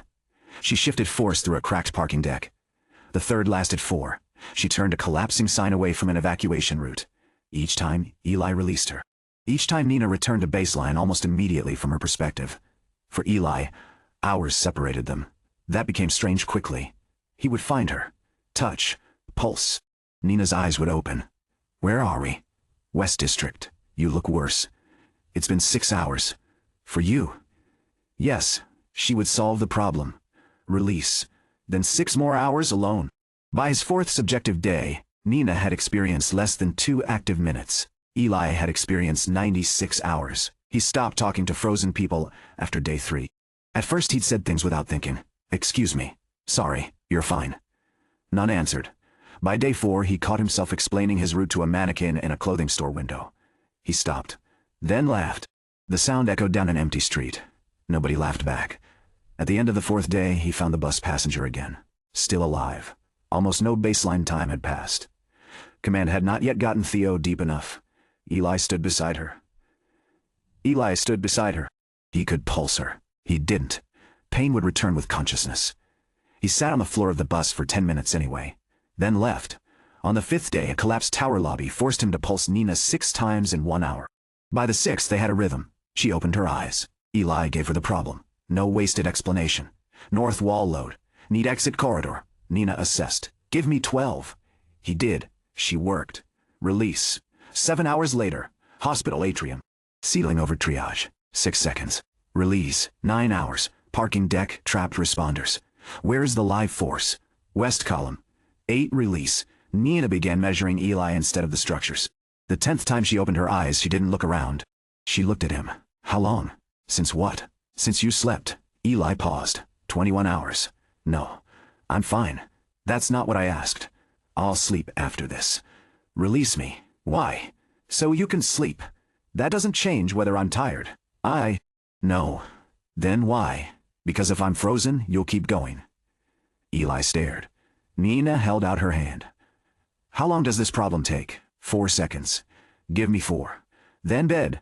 There is no bed. Floor. Car. Desk. I don't care. Nina. 4. He gave her 4. She redirected the failing column. Then, before he could release her, she grabbed his sleeve. Sleep. He released. Her body froze again. Eli stood alone. He hated that she was right. He slept inside an abandoned hotel room. 7 hours. When he woke, the sun had barely moved. Day 7, day 8, the disaster stopped feeling temporary. That was the dangerous part. Human brains adapted to anything. Eli developed routes. Meal times. Sleep locations. Supply caches. He learned which grocery stores had doors easiest to bridge. Which pharmacy had the best bottled water. Which emergency stairwell stayed within 1 temporal rate. He marked dates on a wall because his phone's calendar remained synchronized to his personal envelope and started feeling more real than outside time. Day 9 underneath. Baseline elapsed. 3 min 47 sec. He stared at that for a long time. 3 minutes. Maya might not have finished reading one message. Dana might still be standing in nearly the same place. Eli had eaten 26 meals. Then the first major failure came. A hospital surgical floor existed inside the deepest zone. One emergency operation had begun before the collapse. The patient's chest was open. The surgical team was frozen. Eli could pulse the surgeon. He did. The woman came alive beneath bright lights. She understood faster than civilians did. Professional training. What happened? Temporal collapse. How long? Outside, minutes. For me, 9 days. She stared at him. Then at the patient? How long can you give me? Eli checked the cost. The surgeon alone was manageable. But the operation needed an anesthetist, a nurse, possibly another surgeon. Equipment. Multiple living synchronizations. He could activate them. 4 people. The cost multiplier would be severe. How long do you need? At least 2 hours. Eli did the math. Too much. Not impossible. Too much. What happens if I don't? Patient probably survives until local time resumes, assuming the zone stays stable. Probably. The chest is open. Can you secure them temporarily? 20 minutes. Maybe. Eli activated the minimum team. 3 people including himself. The synchronization field became noisy immediately. Different heartbeats. Different movements. Different temporal envelopes pulling against one another. Stored time drained several times faster. 23 minutes. The surgeon stabilized the patient. Eli released everyone. He leaned against the wall. His hands shook. The surgeon froze again with one hand above the surgical drape. 23 minutes of team activity had cost hours. 4 people for 2 hours would cost days. An entire hospital. Impossible. That was the real limit. Not reserve alone. Scale. He could give time to people. He could not give time to everyone. Day 10 brought simultaneous crises. A collapsed residential floor. A rift predator near an evacuation corridor. A chemical leak in a slowed industrial building. 3 locations. Eli stood at an intersection with the map open. He could reach one quickly. The other 2 would wait. Outside baseline, almost nothing happened. Inside their local zones, all 3 progressed at different rates. He chose the chemical leak because its rate was highest. The residential floor deteriorated while he was gone. When he arrived hours later, Part of it had already collapsed. 2 civilians who had been marked survivable were no longer. Eli stood over the debris. He had 220 days left. He had not lacked time. He had lacked simultaneous presence. That hurt differently. He returned to command at the end of day 10. Outside elapsed 4 minutes, 12 seconds. Nina saw him cross the boundary. You found something. He handed Mara the updated map. 2 dead. Mara read the note. Could you have prevented it? If I'd gone there first, and the chemical leak could have spread, then you chose. I chose. Wrong. You don't know that. Eli laughed once. No humor. I really hate that sentence. Nina looked at him. Keep me active. No. Yes, cost. You're spending hours doing structural work I can do in seconds. Keeping you active between jobs wastes reserve. Then, give me longer windows. We tried. Minutes. Nina. You've been alone 10 days. That isn't operational. It is when you start talking to mannequins. Eli went still. Mara looked at him. You told her. No. Nina pointed at his face. That. Eli disliked everyone's increasing fluency in his face. Dana came through comms. Cross. Current reserve. 220. Original 3-day operational budget expired. I noticed. So did the rest of us. Eli looked toward the city. Thousands still inside. We know. Then what? Dana did not answer immediately. When she did, her voice had changed. The strategic floor is suspended for the duration of the collapse. Eli looked at the radio. Mara did too.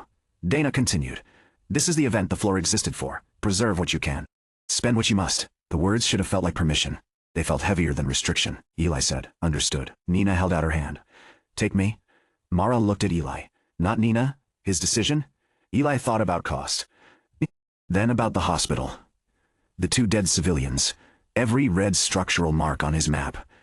He took Nina's hand. How long? She asked the question lightly. He didn't answer lightly. Until it stops being worth it. Nina's expression changed. That's a terrible limit. I know. Good. He activated. Pulse synchronization. 1 second 5. 10:30. The usual instability rose. Then plateaued. Nina remained active. 1 minute. Her eyes widened. Eli, I know. 2 minutes. The field changed. Not stronger. More stable. The living bridge stopped feeling like a pulse being forced open. It became something closer to a second temporal envelope nested inside his. Lena's sensors at the boundary would later call it sustained synchronization. Eli called it nothing yet. He only knew Nina was still standing beside him after 3 full active minutes. How's the cost? She asked. Bad. Specific. Roughly 3 times solo. That is bad. Want out? No. Expected. She looked at the frozen city. Then at him. How long have you been here? 10 days. Nina looked down the street. Then show me. For the first time since entering the collapse, Eli did not walk alone. Nina understood his roots quickly. Of course she did. White marks, yellow, white marks. Red. Supply caches. Sleep locations, danger zones to Kuti. She saw the wall where he'd written, Day 10 baseline elapsed. Foreman 12. Sexy, she touched the writing. You did this? Needed a calendar. You've been here longer than the entire outside operation team has been breathing between sentences. Approximately. Don't say approximately. Why? It makes it worse. They moved. The first structural problem took Nina 7 seconds. The second took 11. A task Eli had estimated at 2 hours vanished in under a minute. He looked at her. Nina smiled.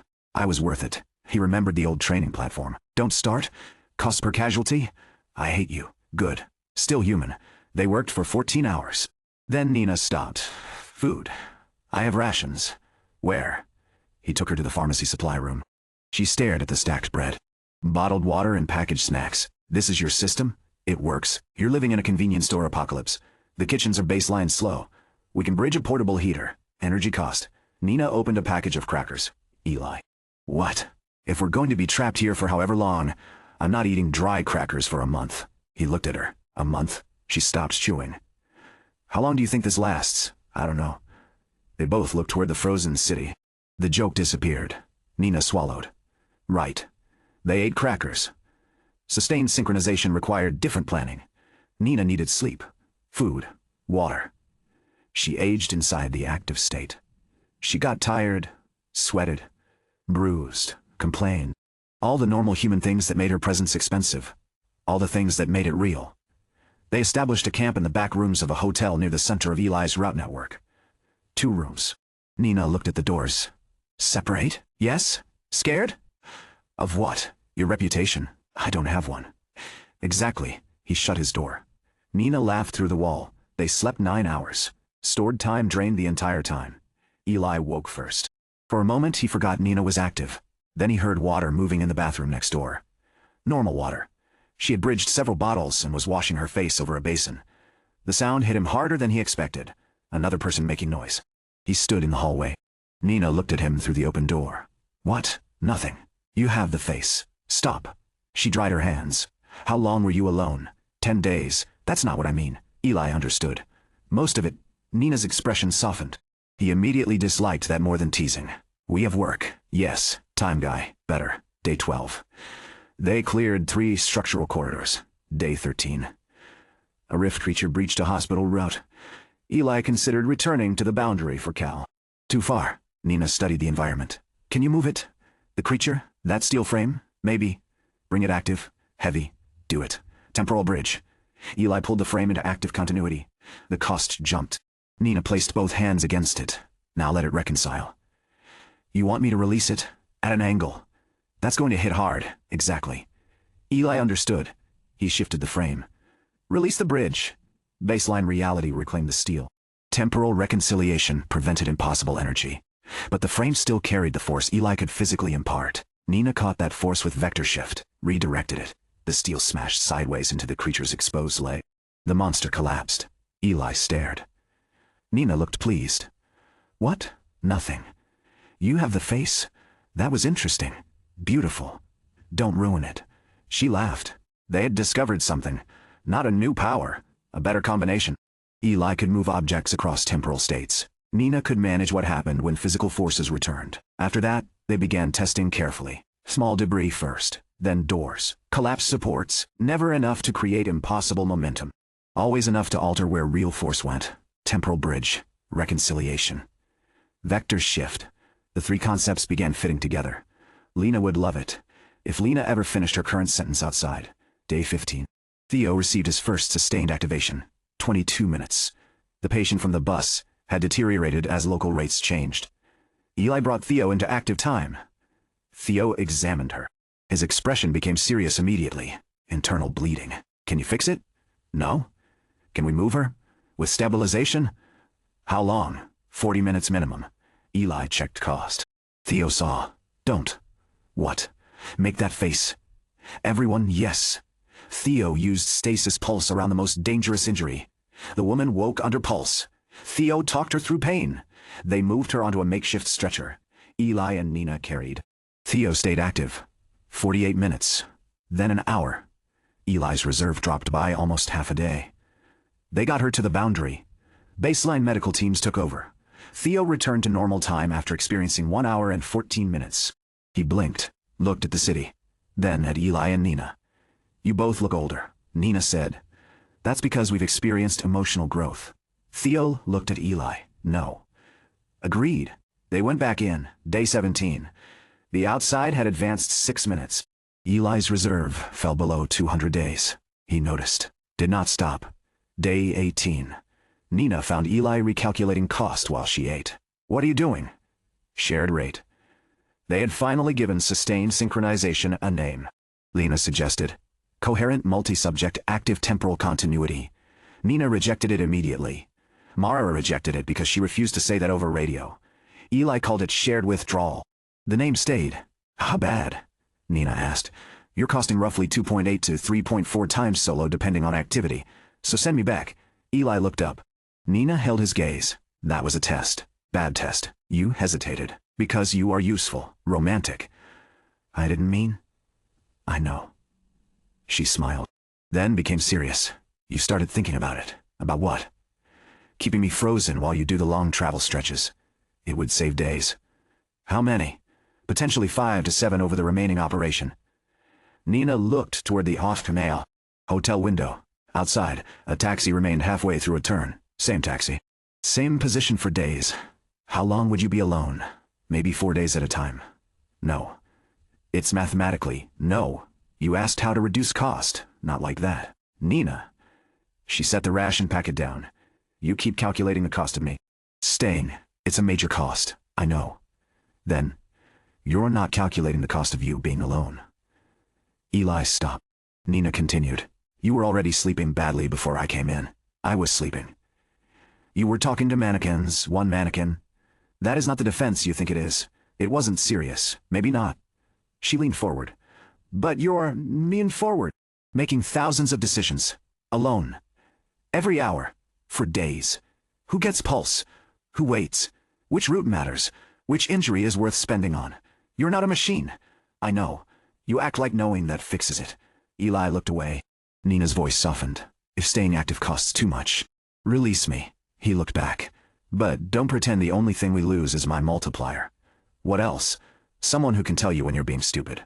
I have Mara. She's 4,000 times slower than you. Good point. Thank you. He closed the calculation. Compromise. Nina waited. Solo travel only when route is white and under 6 hours. 4. 5. 4. You negotiate like Dana. That's insulting. 4. Fine. They used 4. It worked. Sometimes Eli released Nina. She froze in place. He walked alone. 4 hours. Never more. When he returned and touched her again, no time had passed for her. For him, half a workday had. The contrast became increasingly strange. How long? She would ask. 4 hours. You look tired. I wasn't 4 hours ago. You were. Different amount. Then they moved again. Day 20. The major support under a residential tower began failing. Nina needed 3 hours of active engineering work, not 3 seconds. They mapped the force paths, moved through 17 floors, set physical braces, used time bridge only where necessary, used time bridge only where necessary. Nina redirected loads that would otherwise tear the structure apart when local time normalized. At the end, both collapsed onto the roof. The city stretched beneath them. Still, smoke, rain, frozen traffic. The sea beyond Ravenport held waves like dark glass. Nina lay on her back. I hate your talent. Eli sat beside her. Why? I've lived 20 days and the sun has moved. What? An hour. Less. Worse. You volunteered. Still blaming you. Reasonable. We were quiet. Then Nina said, do you know what's weird? Many things. I miss Cal. Eli looked at her. That is weird. I even miss Theo. Less weird. Mara. Normal.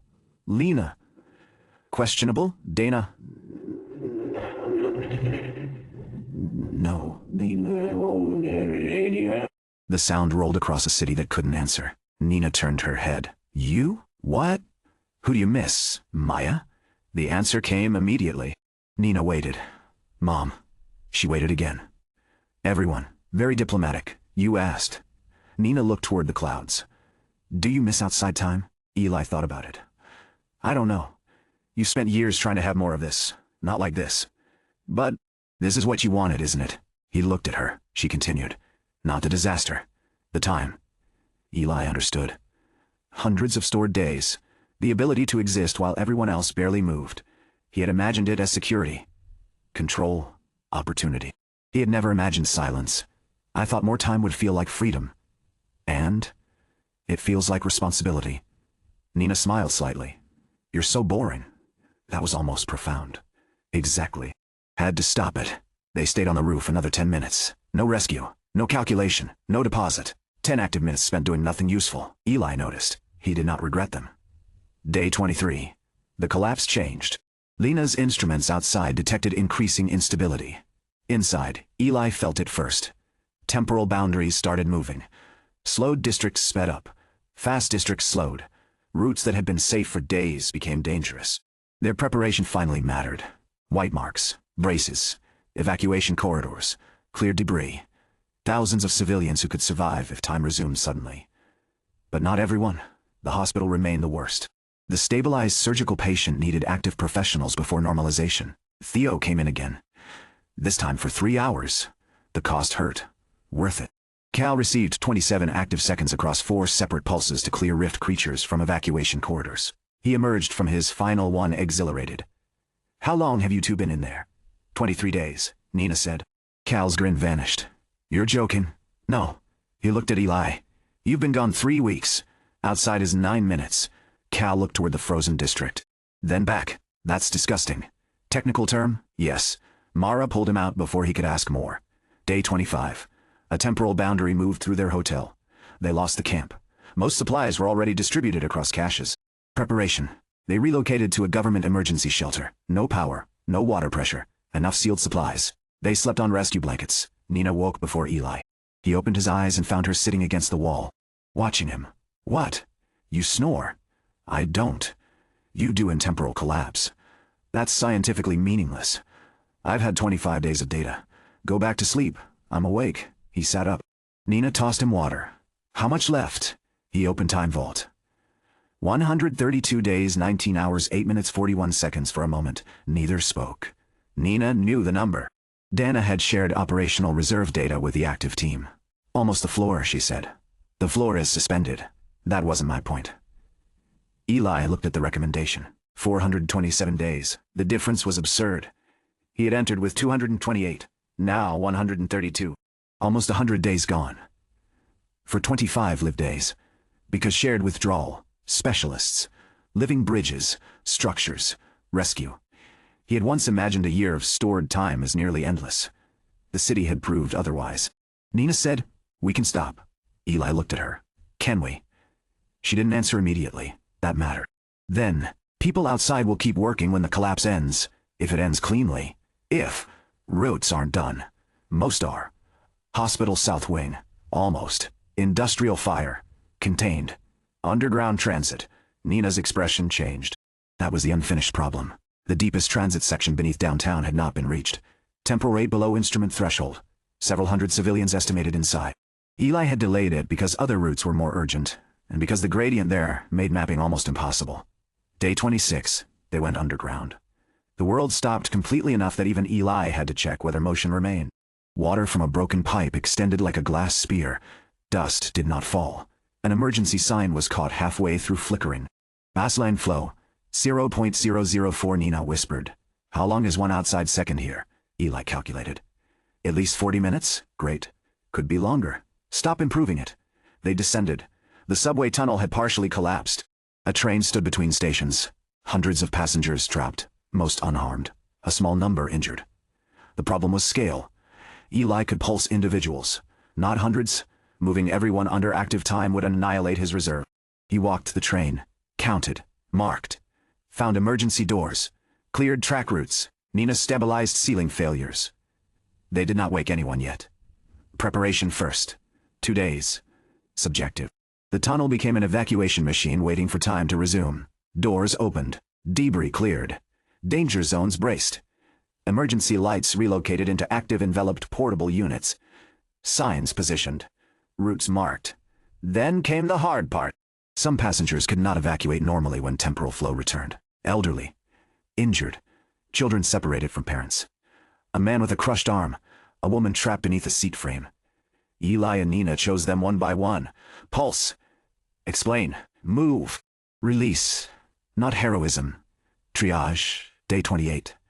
Eli crossed below 120 stored days. The old strategic floor. Time Vault displayed no warning. The government floor was policy, not power. He stood in the subway tunnel and watched. 119 days, 23 hours, 58 minutes, 11 seconds, Nina saw. How does it feel? Bad, because Dana was right. Don't ruin the moment. She smiled tiredly. Then they kept working. Day 29. The collapse began ending. Not suddenly. The deepest zones accelerated. Lena's signal reached them as a stretched roar through radio. Eli spent 20 active minutes reconstructing the message. Phase return accelerating. Estimated baseline normalization. 5 minutes outside. To Eli, days, maybe fewer. No more mapping. Execution. They returned upward. Nina stayed active continuously. No more 4-hour solo travel. No reason. Every route they had prepared began to matter. The residential tower held. The hospital corridors cleared. The industrial fire hit barriers Eli had placed a week earlier. Civilians began moving faster relative to them. Slowly at first, then visibly. The city was waking. That made everything more dangerous. Thousands of people were about to complete actions they had begun nearly 15 baseline minutes earlier. Drivers would press pedals. People would fall. Glass would finish breaking. Structures would complete collapses. Rift creatures would regain speed. Eli moved through prepared routes. Pulse. Left exit. Release. Pulse. Don't run. Release. Pulse. Take the stairs. Release. Nina redirected forces as buildings remembered gravity. The cost climbed. 115 days, 113, 112. They reached the bus passenger from day one. Still alive, Theo was waiting at the boundary route. Eli gave him sustained active time. 40 minutes. Then, an hour. The woman moved. Stabilized. Transferred. Saved. Eli did not say anything. He didn't need to. Day 30. The city was no longer still. Rain visibly moved. Slow, but moving. Waves changed. Smoke rose. Outside communication became almost understandable. Mara's voice. Cross, north, route, failure. Eli looked at Nina. North. They ran. The prepared pedestrian bridge had failed differently than expected. A support they reinforced had held. The neighboring building hadn't. Hundreds of civilians were in the evacuation path. Nina assessed. No way to hold it. Redirect. Need a force path. Eli saw one. A collapsing steel facade. Too heavy. Temporal bridge would cost enormous reserve. Nina understood from his face. How much? Unknown. Do it. Eli bridged the structure. The world resisted. Temporal load critical. The facade entered active continuity by centimeters. His reserve dropped visibly. Minutes. Hours. He changed its orientation.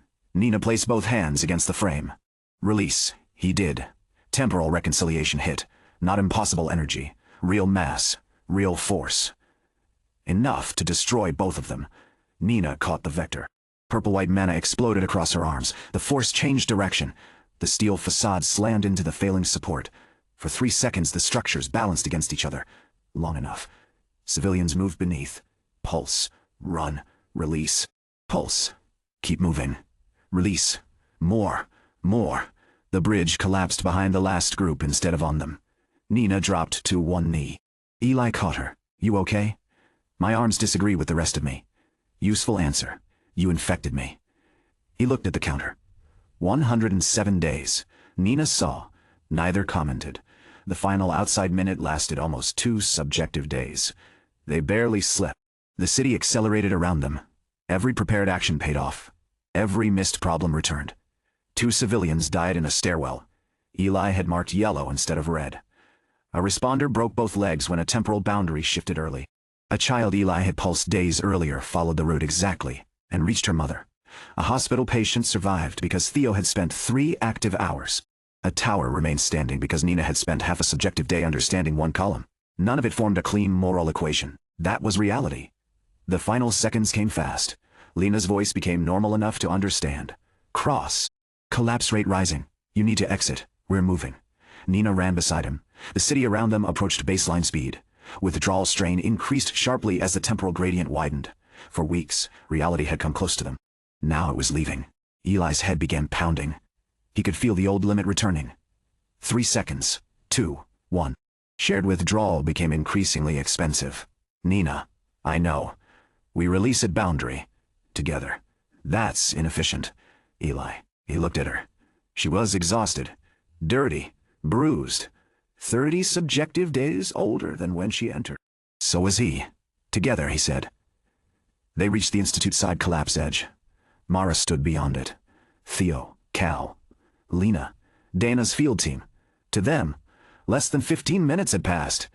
To Eli, the people at the boundary looked almost unfamiliar. Cal's uniform was the same. Theo still held the same medical tablet. Mara had barely moved from where Eli remembered her. Eli had eaten nearly 90 meals. Slept dozens of times. Argued with Nina about crackers. Watched buildings fail. Buried people they could not save. Lived a month. The collapsed boundary crossed them. Time accelerated. Eli released shared withdrawal. Normal reality hit. Sound. Wind. Rain. Voices. His body reacted before his mind did. He stumbled. Nina caught him. Then she stumbled too. They ended up holding each other upright. Mara reached them. Cross. Eli stared at her. Her voice sounded too fast. Everything sounded too fast. Slow down. Mara stopped. What? Eli realized. The problem was him, not her. He closed his eyes. Breathed. Opened them. Nina still had one hand around his arm. Mara looked between them. How long? Eli checked his personal elapsed log. 30 days, 18 hours, 11 minutes, Nina read over his shoulder. Thur laughed, then saw neither of them did. His expression changed. Days. Nina nodded. Theo stared. Outside was 14 minutes and 38 seconds. Eli looked toward Ravenport. Rain fell normally. Smoke rose. Sirens moved. Helicopters crossed the sky. The city had returned. Alive. Damaged. Moving. People were cheering somewhere near the command perimeter. The sound spread. Responders. Civilians. Someone started clapping when Eli and Nina were recognized. Others joined. Eli barely heard them. Time vault remained open. Stored time 103 days, 4 hours, 37 minutes, 22 seconds. He had entered with more than 228 days. Nearly 4 years of evenings. Wheels, hours, gone. He looked at the next number. Recommended continuity, reserve 427 days, still there. Unchanged. The city celebrated. Eli stared at the gap. 319 days. Nina leaned against him. You did the face. What face? The one where you're already trying to figure out how to earn it back. Eli looked at her. For 30 days, she'd been the only person in the world who could answer him without waiting hours. Now thousands of voices surrounded them. Somehow hers was still the easiest to hear. I don't know if we should have spent that much, he said. Nina looked toward the damaged city. Neither of them could know how many people were alive because of those 120 days. Neither could know what those days might have been needed for later. Me neither, she said. Eli had expected reassurance. Instead, he got the truth. Nina tightened her grip on his arm. But we did. Around them, normal time continued. Too fast. Too loud. Unwilling to wait, Eli closed time vault. For the first time since awakening, he had spent a month living almost entirely inside the time he had once thought he was saving for the future. And when the future finally arrived again, he had less of it than ever. Normal time did not become normal again just because the clock said it was. The first problem was conversation. Theo stood 3 feet away in the medical tent and asked Eli whether he felt nauseous. Eli heard the entire sentence. His mind still tried to separate it into pieces. Whether he felt nauseous. By the time Eli answered, Theo had already reached for the scanner. No, Theo stopped. No nausea. No. You took 4 seconds to answer. I know. That's not reassuring. Across the tent, Nina was sitting on the edge of another examination bed, while a nurse checked the strain damage in her arms. She looked toward Eli. Everyone talks too fast. Theo glanced at her. You too? No. I'm saying he does. Nina smiled when Eli looked over. A month ago, from his perspective, that smile would have stayed with him for as long as he wanted. Now, it appeared and vanished at ordinary speed. That bothered him more than it should have. Theo ran the scanner along Eli's neck. Headache? Minor? Tremors? No. Impulse to use time vault because everyone around you is moving at an offensive speed. Eli looked at him. Theo lowered the scanner. That one was specific on purpose. Eli did not answer. Theo sighed. Don't. I haven't. Good. I only thought about it. Less good. Normal reality was loud. Boots crossed flooring too quickly. Doors opened without warning. People turned their heads sharply. A medic reached for a tray, and Eli's body tensed because the movement seemed abrupt. He knew intellectually that no one had changed. He had. 30 days spent inside a city moving at fractions of baseline had changed his expectation of motion. Even Nina felt fast now. That was the strangest part. He had lived beside her for weeks. He knew the rhythm of her steps. How long she took to answer when she was thinking. How quickly she turned when she heard something wrong inside a building. Now all of it had been compressed back into ordinary seconds. Mara entered. Eli saw her through the opening before she reached them. One moment she was 6 meters away. The next she was standing beside Theo. His hand twitched. Time vault opened, not activated, just open. Stored time 103 days, 4 hours, 37 minutes, 22 seconds. Mara looked at his eyes. Close it. Eli did. That was quick. You've had the interface stare for years, Nina said. We really do know his face too well. Mara looked between them. You two experienced 30 days together. 30 days, 18 hours, Eli said. Nina pointed. See? Mara ignored that. For the rest of us, you left less than 15 minutes ago. The sentence landed differently now that he was hearing it spoken at normal speed. Mara continued. That means every relationship, argument, instruction and command chain, outside the collapse, is still where you left it. Nina said. That's ominous. It's practical. Mara looked at Eli. You are not going back on field duty tomorrow. I wasn't planning to. Good, the day after? No. Mara. No field deployment until medical clears both of you. Nina raised one hand. Amre raised one hand. Until what? Structurally fine. The nurse beside her said, no. Nina lowered her hand. Mara continued. Temporal research will want both of you, obviously, Eli said. Lena has requested 19 tests. Only 19? She had more. Dana removed some. That surprised him. Why? Because Dr. G. R. apparently considers sleep deprivation an acceptable experimental variable, Nina said. Dana did something kind. Mara looked at her. Don't tell her. Outside the tent, someone started cheering again.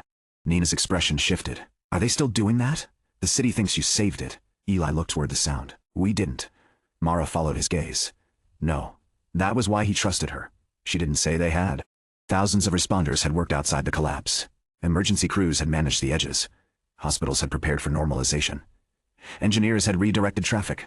Police had evacuated faster zones. Rift teams had contained creatures wherever they could still move. Eli and Nina had done something no one else could. That wasn't the same as doing everything. Mara said, you did enough that people need somewhere to put the feeling. What feeling? They watched a city stop. She looked toward Ravenport. And then it started again. Nina said, we didn't restart it. People don't care about technical distinctions when they're relieved. Eli did. The collapse had ended on its own. Or at least the local destabilization had. That was not victory. It was information. The next one might not. Dana arrived 20 minutes later. Eli knew it had been 20 minutes because he checked the clock 6 times. He did not open Time Vault once. Dana entered the medical tent with 2 aides, dismissed them at the door, then looked at Nina and Eli. She said nothing for several seconds. Nina leaned toward Eli. She's buffering. Dana heard. I was deciding which of the 30 questions mattered first. Very, Lena. Do not compare me to Dr. R while I am tired. That was the second closest Dana had ever come to admitting weakness. She pulled over a chair. Reserve. Eli opened Time Vault. 103 days, 4 hours, 37 minutes. Dana did not ask for seconds. Progress. Recommendation. 427. Unchanged since onset. Yes. Pressure. Present. Dana looked at the floor. Eli knew that expression now. Calculation. Not emotionless. Not emotionless. Calculation. The recommended reserve did not decrease after you spent 125 days, preventing catastrophic loss inside an active temporal collapse. Nina said, that's one interpretation. Dana looked at her. Give me the other. Maybe the reserve isn't measuring how many people Eli can personally save. Dana's eyes moved back to Eli. He had thought the same thing in the final days, not clearly. There had been too much to do. Now it returned. Hundreds of stored days would never have been enough to individually rescue a city. He had proven that. Dana said, temporal research at 8 tomorrow. Mara said 10. Dana looked at her. They need sleep. 90 minutes of baseline sleep is not the same as... Mara stared. Dana stopped. 10. Mara nodded. Nina whispered, I enjoy watching that happen. Eli did too. Dana stood. One more thing. She looked at Eli. The strategic floor remains suspended until we redefine it. Because I crossed it. Because the premise failed. That was unexpected. Dana continued.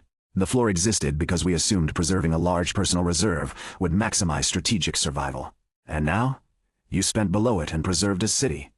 Part of a city. Exactly. Dana folded her tablet beneath one arm.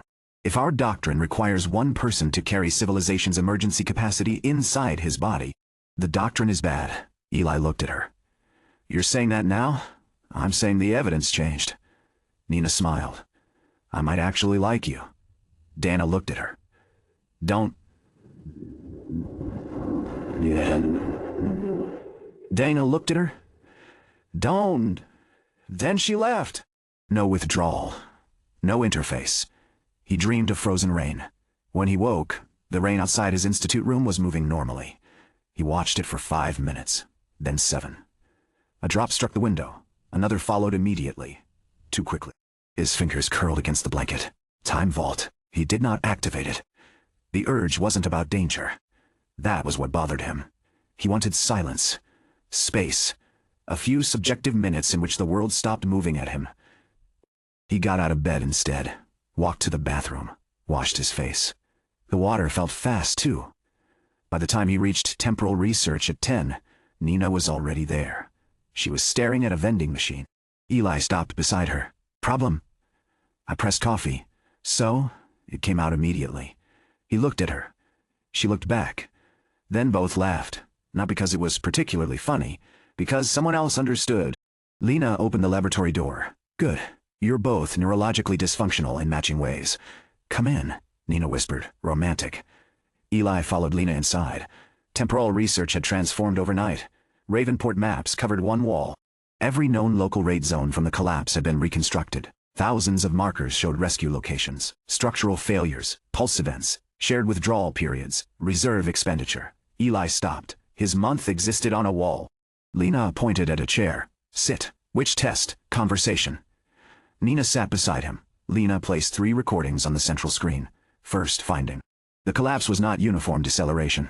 We know, Eli said. Let me enjoy my presentation. He stopped. Different regions entered distinct temporal rates while remaining spatially contiguous. That created mechanical stress at zone boundaries. Nina nodded. That's why buildings were failing across rate changes. Yes. Second finding. Another graph appeared. Your neurological tolerance correlated more strongly with relative gradient than active duration. Eli leaned forward. Lena highlighted sections from his 30 days. In normal reality, you still struggle with extended extreme differential. During the deepest collapse, you maintained active continuity for days because local reality was already close to your operating state. So we were right? You were approximately right. Nina pointed at Lena. See? He infected you. Lena ignored her. Third finding. She displayed the reserve expenditure. Solo active continuity. Pulse. Shared withdrawal. Living bridge. Multi-person synchronization. The numbers formed curves, not clean ones. But, clear enough. Your cost is not time alone. It is synchronization complexity. Eli nodded. More people. More interacting envelopes. Yes. Living bridge is worse than pulse because I'm forcing a baseline body through my active state.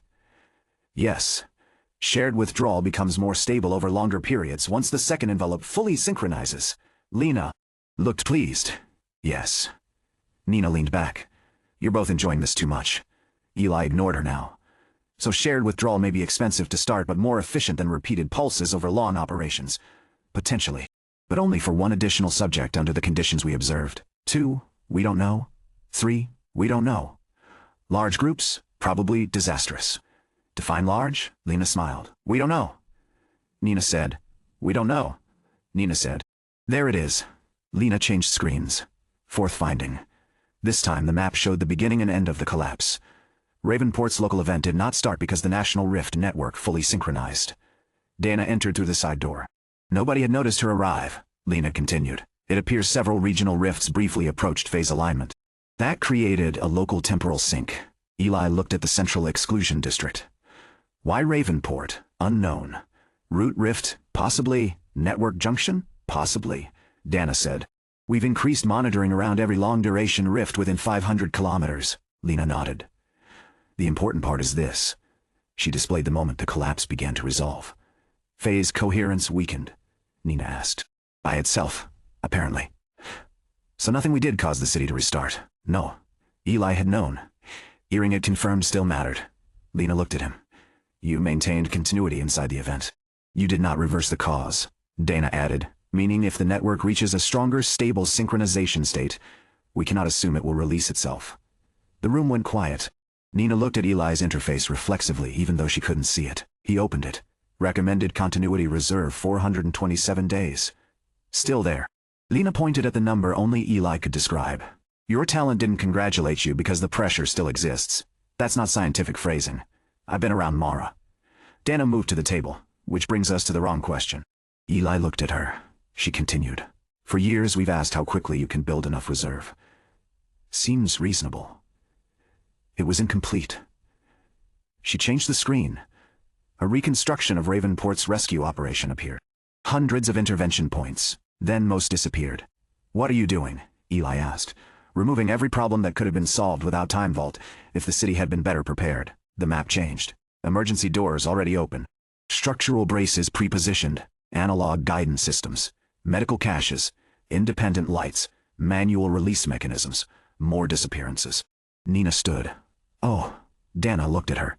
Exactly. Eli walked toward the display.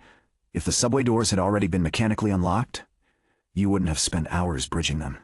If hospitals had active time-ready emergency kits, Theos... entered behind them carrying coffee. He heard that sentence. What does active time ready mean? Lena pointed at the model. Equipment stored inside containers designed for low-cost temporal bridging. Manual devices. Mechanical tools. Independent power. Theo looked at the map. Medical instructions. Eli turned. What? For trapped conscious patients. If they can be pulsed for 10 seconds, give them something they can do themselves. Dana nodded. Exactly. Nina pointed at 3 structural zones. Pre-installed failure paths. Eli looked at her. She continued. Buildings in high temporal risk areas could be designed so sections fail away from evacuation corridors. Passive braces. Mechanical breakpoints. Force routing elements that don't need power. Dana's expression sharpened. Write that down. Nina looked around. You write it down. Dana did. Eli stared at the shrinking map. The collapse had consumed more than 100 stored days, because almost every problem had arrived as a surprise. What if the surprise could be reduced? Dana said the sentence before he could. We don't need you to save more time. Eli looked at her. We need the world to require less of it. The idea spread faster than any policy Dana had introduced before. Because this time everyone had seen the proof. Ravenport's collapse became the blueprint. Not for how to survive the next event with Eli. For how to survive more of it without him. The first prototypes were ugly. Nina loved them. Beautiful. Eli looked at the steel frame occupying half the structural lab. It's a box. It's a very expensive box. That doesn't improve it. It has passive force routing joints. Still a box. Nina slapped the side. The prototype temporal anchor station was not actually an anchor yet. Not in the way the name suggested. It was a reinforced local stabilization node built around 3 principles Lena's team had extracted from collapse data. Independent timing reference. Mana field phase damping. Physical structural isolation. Its job was not to stop time. It was to resist abrupt local rate divergence. Lena hated the name. Dana loved that civilians understood it. The name stayed. Eli walked around the prototype. How much does it stabilize? Lena stood behind a transparent shield while technicians adjusted a simulated rift oscillator. Currently, yes. Almost none. Nina said. Beautiful. Lena glared. Prototype. Dana watched from the observation platform. We need useful before pretty. Nina looked offended. Structural engineering is useful. I said nothing about structural engineering. You implied. Eli touched the frau engineering. Frame. How do you test it? Lena pointed toward him. With you, of course. The first test involved no rift, only a controlled temporal field and a small metal chamber. Eli stood inside while the laboratory shifted local temporal rate by a fraction. Time Vault displayed the gradient, 0.92 baseline, then 0.87. Lena activated the anchor. The rate stabilized at 0.89. Tiny difference. Eli felt it immediately. Hold. The oscillation increased. 0.81. 0.76. Anchor active. 0.79. Not impressive. Except it meant something outside Eli had changed the temporal environment enough for his talent to notice. Lena saw his face. What? The gradient moved. Obviously. No. The recommendation. Everyone stopped. Dana stepped down from the platform. How? Eli opened Time Vault fully. Temporal pressure. Present recommended continuity reserve 427 days. It flickered. 426 days. Then returned to 427 when Lena shut the anchor down. Nobody spoke. Lena activated it again. 426 days. Dana's voice became very quiet. Do that again. That isn't how science works. Do it again anyway? Lena did. 427. Anchor on. 426. Anchor off. 427. Nina stared at Eli. So it isn't a countdown. He looked at her. They had said that before. Believed it. Now they had proof. Dana said. The pressure did not change. Eli checked. Still present. The network didn't improve. Lena looked at the prototype. But local stabilization reduced whatever reserve Time Vault estimates is necessary. One day. One crude machine. Almost no real coverage. Yet, the number had moved. Eli looked at the ugly steel box. It was the most beautiful thing in the room. The next 3 months became engineering instead of heroics. Eli spent more time in laboratories than rifts. He disliked that less than expected. Every test had a clear purpose. Reduce gradient. Reduce bridge cost. Keep lights operating. Make doors open without temporal manipulation. Build tools that could be activated cheaply inside slow zones. Create shelter designs capable of surviving asynchronous structural load. Nina practically moved into the structural lab. Eli accused her of hypocrisy after finding her there at 2 in the morning. She looked up from a force routing model. What? You complain when I skip normal life for work? This is normal life. At 2 in the morning. I'm enjoying myself. That's your defense? Yes, unconvincing. She stretched. Food? At 2? You've changed. I ate already. Nina stared. Without me, you were working. Unacceptable. You have repeatedly encouraged me to eat normal meals. With me. She said it casually. Then both stopped. Those 30 days inside the collapse had removed something from their relationship. Not distance, excuses. Before Ravenport, they could pretend their closeness was simply training. Teamwork, compatibility. 30 days living together in a dead city made that explanation ridiculous. The problem was that outside Ravenport, only 15 minutes had passed. Everyone else's relationship calendar remained exactly where it had been. Eli and Nina's did not. That created strange moments. Cal noticed first. Of course he did. They were eating lunch when Eli reached across the table and moved Nina's drink away from the edge before she knocked it over. Nina didn't react. Cal stopped chewing. What? Eli looked at him. Cal pointed between them. That. What? You did that like you've been married 12 years. Nina nearly choked. Theo looked at the drink. He's right. Don't encourage him, Eli said. Cal leaned forward. You lived a month together. Nina recovered. In a disaster. Still counts. By that logic, Eli and half the subway population are family. No. Did he know which side of the bed the subway population sleeps on? Silence. Eli looked at Nina. Nina looked at Cal. Cal's eyes widened. You know. Nina threw a napkin at him. We had separate rooms. That answer was too fast. Theo said, I would like to formally leave this conversation. Eli agreed. The problem did not disappear.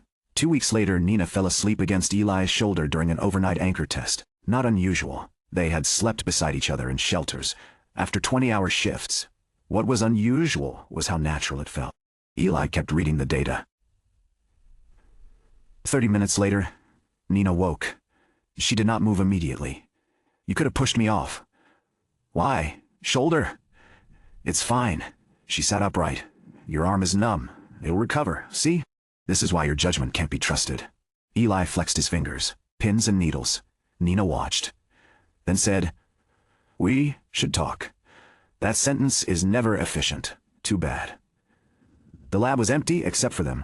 Anchor prototype 4 hummed behind the glass. Normal clock. 1:43 a.m. Eli did not check how much deposit time he was losing. That was new. Nina folded one leg beneath herself on the bench. We've been acting weird. Cal is acting weird. Cal is always weird. Then no change. Eli. He looked at her. She continued. Inside the collapse, I knew where we were. Geographically? Don't. Okay. We were partners. We woke up together, ate together, argued about food. You disappeared for 4 hours, came back, and somehow that counted as giving me space. It was mathematically optimal. It was emotionally disturbing. You agreed. I know. She smiled. Then became serious. We came out and everyone else thinks we spent 15 minutes together. They know it was 30 days. They know the number. She tapped her chest. They didn't live it. Eli understood. Cal could joke about it. Mara could record it. Lena could graph it. But those 30 days existed only for 2 people. Nina continued. And now we keep doing things that make sense to us and look insane to everyone else. Does that matter? Not really. Then, it matters that we haven't said what it means to us. Eli looked through the glass. The prototype anchor pulsed. One of Lena's instruments ticked. Normal pace. He could use Time Vault. Take 3 subjective seconds. Think. He almost did. Then decided that would be cowardly. I don't know what label you want. Nina smiled slightly. That's the most Eli possible opening. I'm serious. So am I. He looked at her. I know I missed you when you were frozen. Nina stopped smiling. Eli continued. 4 hours felt too long near the end. You agreed to 4. Because 5 was worse. That's not romantic. I told you I don't know the label. Keep going. I know when something happens. You're the first person I want active. Operationally? Not only. Nina's expression softened. This time, Eli didn't look away. He continued. When we came out of the collapse, everyone else felt unfamiliar for a while. Me too. You didn't. A long silence. Nina asked. That's it? I thought it was significant. It is. Then why are you looking at me like that? Because I spent a month teaching you how to talk like a person, and this is what I get. Eli frowned. What exactly do you want? Nina leaned closer. This. Then kissed him. It lasted perhaps 2 seconds. Eli knew because his brain betrayed him and measured automatically. He did not open Time Vault. Nina pulled back. Ina pulled back. And Eli looked at her. That was more efficient. She stared. Then laughed so loudly the night technician opened the outer laboratory door to check if something had broken. Nina waved him away. Eli was still trying to decide whether he had ruined the moment. She leaned back against his shoulder. You are impossible. You initiated without defining the objective. Stop talking. He did. They sat beneath fluorescent lights at 1:47 in the morning, while an ugly steel machine learned how to make his talent less necessary. It was not a dramatic first date. Neither wanted one. The anchor stations improved. The anchor stations improved. Prototype 6 reduced local temporal rate divergence by 4%. 8 reached 7. 12 past 11 under laboratory conditions. Small numbers. Massive consequences. Each improvement reduced how much Time Vault had to compensate. Lena began testing the effect on temporal bridge. A 10-kilogram baseline object cost less to activate inside a stabilized field, then 20 kilograms, then 50. Nina designed physical joints that reduced reconciliation stress when bridged structures returned to baseline. Theo added medical modules. Cal contributed by asking whether an anchor station could survive being hit by a monster. Dana answered that if it couldn't, they had built expensive furniture. Combat response teams began attacking prototypes. Nina watched Prototype 9 absorb a reinforced strike and shouted at Cal for damaging a load junction. Cal looked at the dent. You said test it, not like an idiot. That's my specialty. Mara nodded. Accurate. The first real anchor station went underground near Ravenport Central. Not the deepest rift, not yet. A transit hub. Not yet. Publicly it was described as upgraded rift emergency infrastructure. The city had no appetite for the phrase temporal apocalypse. Eli stood beside Dana in the control room during activation. How many? 23 stations approved nationally. 6 in Ravenport. Not enough. No. How many would be enough? We don't know. That phrase should be on your office wall. Dana looked at him. It's on Lena's. The station activated. Eli opened Time Vault. Recommended continuity reserve 427 days. It changed. 426. 427. Then stabilized. 425 days. 2 days. 1 station. The effect was not linear. Lena had warned them. Still, Eli felt something he had not felt toward the recommendation in years. Not progress. Leverage. His reserve remained low. 118 days. Then 126. Then 133. He deposited again. But not like before. He stopped treating every free hour as available inventory. Not entirely. Old habits were harder to change than policies. He still looked at a free evening and saw potential stored time. But some evenings remained evenings.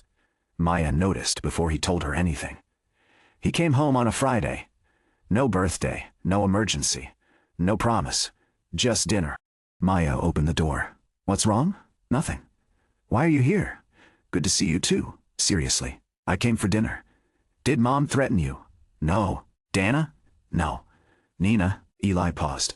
Maya's eyes narrowed. Oh. What? You paused. Everyone is becoming unbearable. Maya stepped aside. Come in. Dinner was ordinary.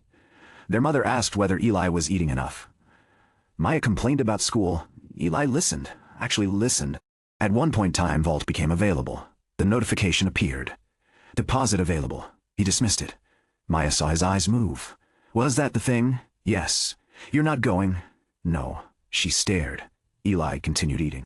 5 minutes later she said, You're being weird. I came home for dinner. Exactly. Their mother asked what they were talking about. Maya said nothing. After dinner, Maya dragged Eli into the living room to look through photographs from the last 2 years. He disliked the activity almost immediately. Not because the photos were bad, because he was missing from too many. Maya at a school event, their mother at a market, a cousin's dinner, a holiday afternoon. The birthday he missed. Maya had taken a picture of the empty chair. He remembered seeing it on his phone. Seeing it printed felt different. Maya stopped at that page. Neither spoke. Eli touched the corner. I remember the cake afterward. I know. Chocolate, obviously. Headphones were a good gift. They were. He looked at her. I thought if I saved enough time, I could use it when things mattered. Maya closed the album. That makes sense. Eli hadn't expected agreement. She continued. The problem is, you decide what matters after it happens. He frowned. Maya looked at him. You keep calling it save time. Eli went still. She had said versions of it before. Not like this. From my side, you're just gone. The room became very quiet. Maya continued before he could defend himself. When you deposit it, you get the hours later. Yes. I don't. He looked toward the closed photo album. Maya's voice stayed calm. I'm not saying never do it. I saw a Ravenport. Everyone had. You saved people. Lots of people saved people. Fine. You helped save people. Yes. But if you disappear from every normal thing because someday something important might happen, then what are you saving? Eli had spent years asking how many hours could be stored. Maya had never cared about the answer. She cared where those hours came from. He said, I'm trying to change that. I know. You do? You came for dinner. Simple, that was all. Maya reopened the album. Also, Nina likes you. Eli turned. What? Mom thinks so too. This conversation changed direction. It improved. How would you know? She came to my birthday last year, Eli remembered. Nina had stayed 40 minutes. He had spent part of that evening checking his deposit schedule. Maya smirked. You really didn't know? We're together. Maya stared. Then shouted toward the kitchen. Mom! Eli caught her before she got off the sofa. Don't! You're together? Apparently. It's recent. How recent? This week. Maya grinned. Oh. This is excellent. I regret telling you. You didn't tell me. I extracted it. I need to go. You just got here. He stayed. The second anchor station reduced the recommendation by nothing. Dana was furious. Lena was delighted. Why are you happy? Because nonlinear response proves the first effect wasn't a random calibration artifact. Dana stared. Your emotional relationship with bad news is exhausting. Science does not owe you encouragement. The third station reduced the recommendation by 1 day. The fourth did nothing. The fifth reduced it by 3. The pattern depended on location, not raw station count. Lena began overlaying the effect with rift phase data. Ravenport's long-duration central rift appeared increasingly important. Every stabilization node that reduced pressure along certain phase corridors changed the recommendation more than others. Eli stood beside the map.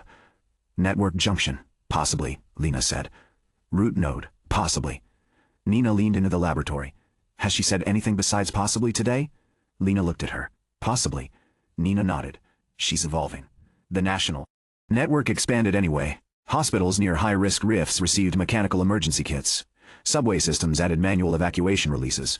Buildings inside monitored zones installed physical failure routing elements based on Nina's work. Emergency shelters gained isolated power. Responder doctrine changed. Every temporal risk operation now asked, what can remain useful if electricity stops behaving? What can civilians do themselves after a 5-second pulse? Which expertise needs minutes rather than hours? Which structures can be prepared before time fails? The answer to South Harbor and Ravenport was becoming larger than Eli. He liked that. Then discovered he did not like every consequence. A regional collapse occurred 6 months after Ravenport. Small. 3 buildings. 74 civilians. The local response team handled it without calling him. Eli found out from the incident report. Why wasn't I notified? Dana looked up from her desk. Because you were not required. I was in Ravenport. Yes.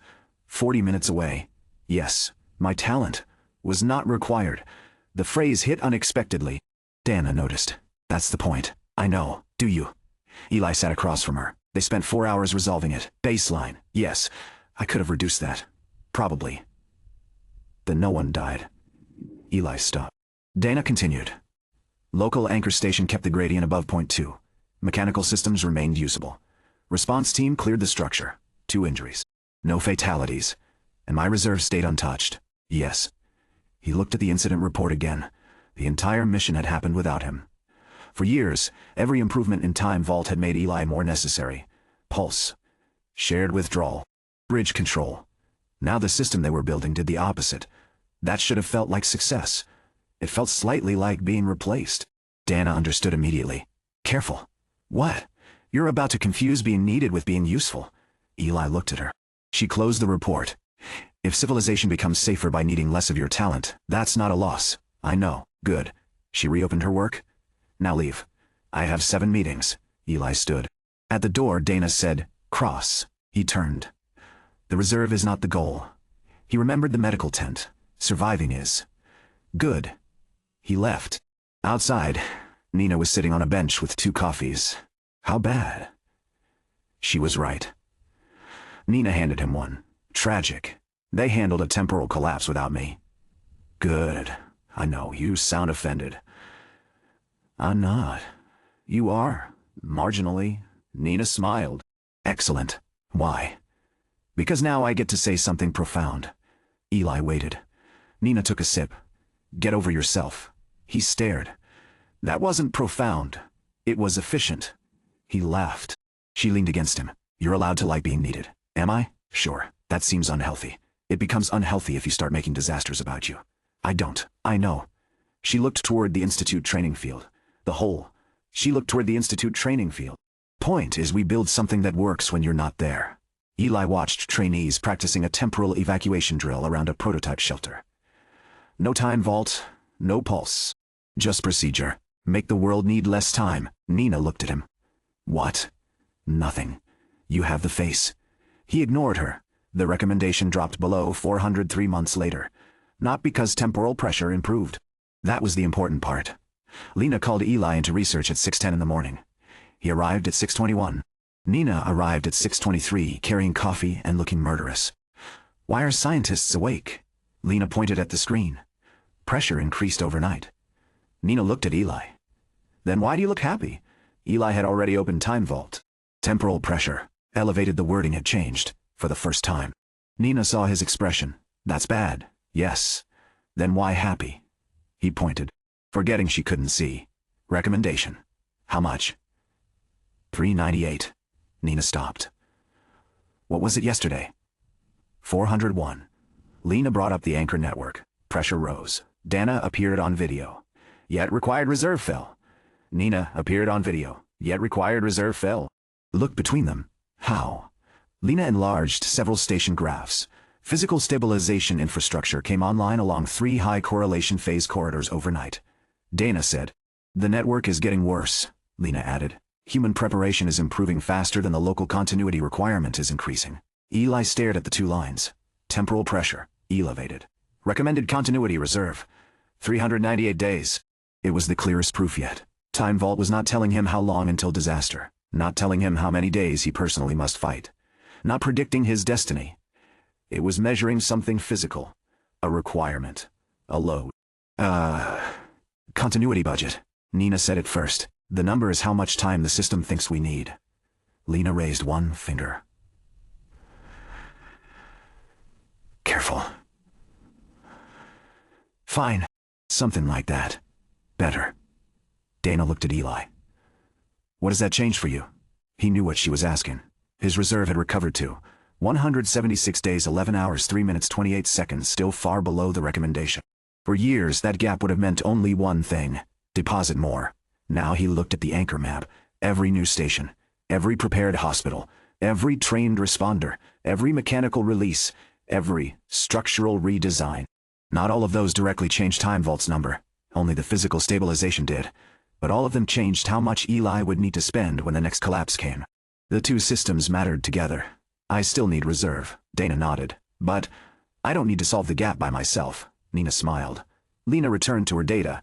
Dana said good. The next progression came from an accident, not a disaster. A training exercise. Eli had already synchronized Nina for 40 seconds to inspect a structural failure, released her, walked 200 meters to Theo, pulsed him for 12 seconds to assess a simulated casualty, then moved to Cal. Cal waited with visible excitement. How much? 3 seconds. 5343. Your negotiation skills are deteriorating. Cal took his hand. Eli activated pulse. Cal came alive. Target. Eli pointed. A drone crossed the training lane. Intercept. Cal used impulse. 1 burst. He tagged the drone. Eli released him, then stopped. Mara noticed. What? Eli looked back toward Nina. She had not moved since he released her. To her, less than a second had passed. For Eli, 3 minutes. Theo had experienced 12 seconds. Cal 3. Each specialist had only existed for the part of the exercise that needed them. The idea wasn't new. They had done versions of it inside Ravenport. But there, necessity had forced it. Now he saw the pattern cleanly. Again. Mara looked suspicious. Why? Different order? They reset? This time, Cal 2 seconds. Release. Nina 18 seconds. Release. Theo 7. Release. Then Cal again for 1. Total synchronized person time, 28 seconds. Elapsed Eli time, 4 minutes. Same objective, lower cost than keeping even one additional person continuously active. Eli looked at Lena. She had arrived halfway through. You see it, obviously. Nina returned from her final pulse. What are we seeing? Eli said, rotation. Cal was baseline frozen. Theo too. Nina looked at them. Then, at Eli. Only activate whoever matters right now. Yes, that's what we've been doing. Not formally. Ah, she smiled. Spreadsheet breakthrough. It matters, I know. He began testing immediately. Temporal rotation. The name came from Mara. Eli hated it because it sounded too simple. Mara considered that a strength. Shared withdrawal remained useful when a specialist needed long active participation. Temporal rotation was better when their expertise mattered intermittently. A structural engineer did not need to remain active during 6 hours of travel. A medic did not need to stay conscious while no one was injured. Cal definitely did not need additional subjective leisure time. Cal disagreed. The cost savings became dramatic. Not because synchronization itself became cheaper. Because wasted synchronized duration disappeared. Eli redesigned team drills. Instead of keeping Nina active through an entire scenario, he brought her in for the collapse. Released. Theo for the injury. Released. Cal for the interception. Released. Mara for command decisions when external communication failed. Released. The team began joking that Eli was turning people on and off. Mara banned that phrase from official reports. Cal used it more. The doctrine spread. Lena described it as event-triggered specialist continuity. Everyone ignored her. Eli's reserve climbed. 185 days, 193, 194. He crossed 200 for the second time without celebration. The number no longer felt like a trophy. Just capacity. That was healthier, probably. Nina still made him leave the laboratory some nights. Maya still asked whether he was existing this weekend. He started answering yes more often. The relationship with Nina settled into something that felt strangely older than his calendar. Their first actual date happened 7 weeks after their first kiss. Nina chose a restaurant. Eli arrived on time. She looked disappointed. What? I had a joke prepared. About me being early? Yes. Use it anyway. It loses integrity. Tragic. They ate. No riffs. No training. No structural diagrams. For 22 minutes. Then Nina looked at the ceiling. Eli followed. What? Load-bearing column spacing? He stared. She frowned. What? You ban work. That's not work. That's noticing architecture. Your disease. She kicked him lightly under the table. After dinner, they walked along the river. Nina stopped beside a railing. How much could you deposit right now? Eli knew. 3 hours. 16 minutes before anchoring becomes inefficient. She stared. You are a lost cause. You asked. I was testing whether you knew. Of course I knew. Do you want to? He looked at Time Vault. Deposit available. The old instinct appeared immediately. 3 hours. Useful. 3 more hours toward the next 100. No emergency. No promise. Nothing important scheduled. The exact kind of evening Eli had always called unused. He looked at Nina. Not tonight. She smiled. Good. That was a test? Obviously, you manipulate people. Only one. They kept walking. The next major anomaly happened before winter. A network-wide phase event. Smaller than Ravenport. Wider than anything before. Clocks across 6 countries drifted simultaneously. Several rift zones slowed. Anchor stations activated automatically. Emergency systems switched to analog mode. Prepared shelters opened. Hospitals secured active procedures. Response teams deployed with temporal risk kits. Eli stood inside National Continuity Command beside Dana and Lena. Waiting. That was new. He was waiting. He was running. Not running. The first collapse zone appeared 80 kilometers away. Local teams handled it. Second, Anchor Network stabilized it. Third, hospital emergency. Theo was requested, not Eli. Then, a structural phase failure. Nina's unit deployed conventionally. No Time Vault. Eli watched the map. Every part of him wanted to move. Dana stood beside him. 3 questions. He hated that she used his rule on him. Can someone else solve it? Yes. Can preparation reduce the cost? It already did. What happens if you stop spending before the problem is solved? I haven't started spending. Exactly. Eli looked at the map. You're enjoying this. Immensely. 4 hours later, the event ended. Eli had spent 0 stored seconds. His reserve remained 217 days, 8 hours, 12 minutes, 4 seconds. Lena checked the recommendation. 301 days. Pressure had increased during the event. Anchor response kept the requirement from rising. Dana sat down for the first time in 3 hours. That. Eli looked at her. That is what I wanted. He knew. A continental temporal event had occurred. Eli had done nothing, and that was one of the most successful operations of his life. The interpretation of the recommendation finally became clearer 2 months later. Not proven. Lena refused that word, but clear enough to build strategy around. She gathered Eli, Nina, Mara, Theo, Cal, and Dana in the same conference room where Dana had first introduced the National Continuity Office. The irony was not accidental. Lena liked symmetry more than she admitted. A model of the rift network floated above the table. Temporal pressure represents phase instability and baseline forward progression. Cal raised a hand. Lena said no. He lowered it. Rifts appear to possess local temporal environments. Historically, those environments varied independently enough that Earth baseline dominated. She synchronized several waveforms. As coherence increases, the aggregate network exerts greater phase influence. Theo said, trying to make Earth run at their speed. Crude. Wrong. No. Cal pointed at Theo. He gets to talk. He said something useful. Cal looked wounded. Lena continued. If network synchronization reaches a stable critical threshold, baseline forward progression may collapse across much larger regions. Nina looked at Ravenport's old event model. Zero movement? Probably not absolute zero. Close enough that humans effectively stop. Yes, Dana asked. And the reserve? Lena brought up the recommendation history. 365, 389, 391. It correlates with phase instability and with measurable physical stabilization from anchor stations. Eli said, so it estimates active continuity needed to survive the event. Lena held up one finger. Not exactly. He sighed. She continued, it cannot know our plans. It cannot know who is competent. It cannot know whether Cal forgets his helmet. Cal said, one time. It cannot predict human decisions. So what does it measure? Physical temporal work. Lena enlarged the model.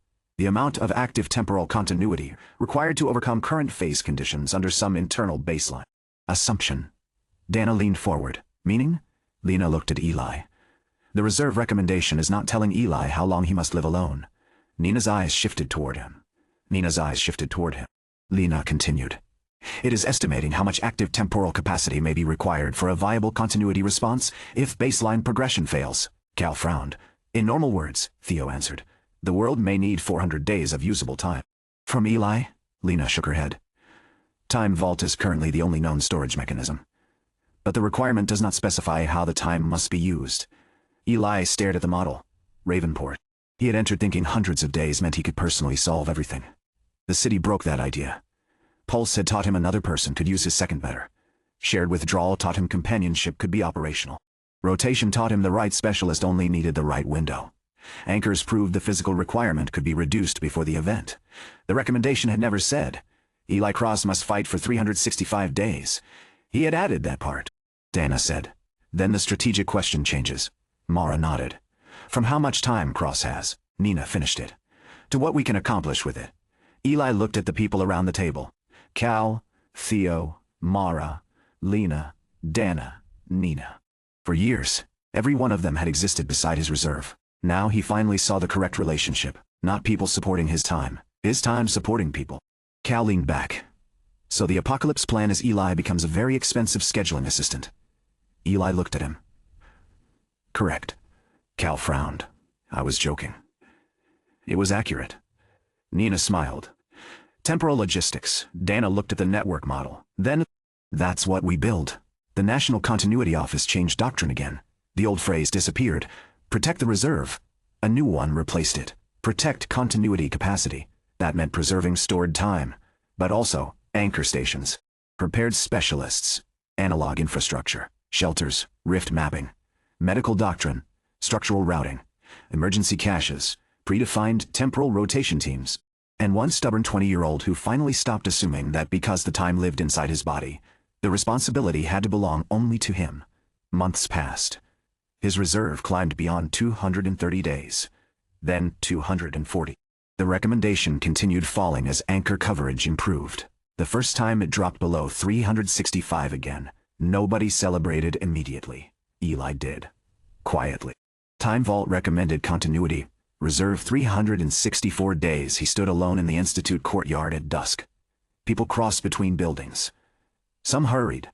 Some wasted time. One trainee sat on a wall watching videos instead of studying. Another argued with someone on the phone. A group from Structural Response carried takeout toward the dorms. Normal life. Nina found him there. How much? 364. She stopped beside him. Pressure? Elevated. So conditions got worse. Yes. And the target went down. Yes. Nina looked toward the Institute's newest anchor station beyond the training field. That's satisfying. Very. You know what this means. What? I was right. Eli frowned. About what? People. That's broad. You kept thinking the answer was saving enough time. I no longer think that. Because I was right. Dana was also right. Nina looked offended. Don't ruin this. Lena too. Stop, Mara. She shoved his shoulder. He smiled. Nina noticed. You do that more now. What? That? He looked toward the courtyard. Maybe. She leaned against the wall beside him.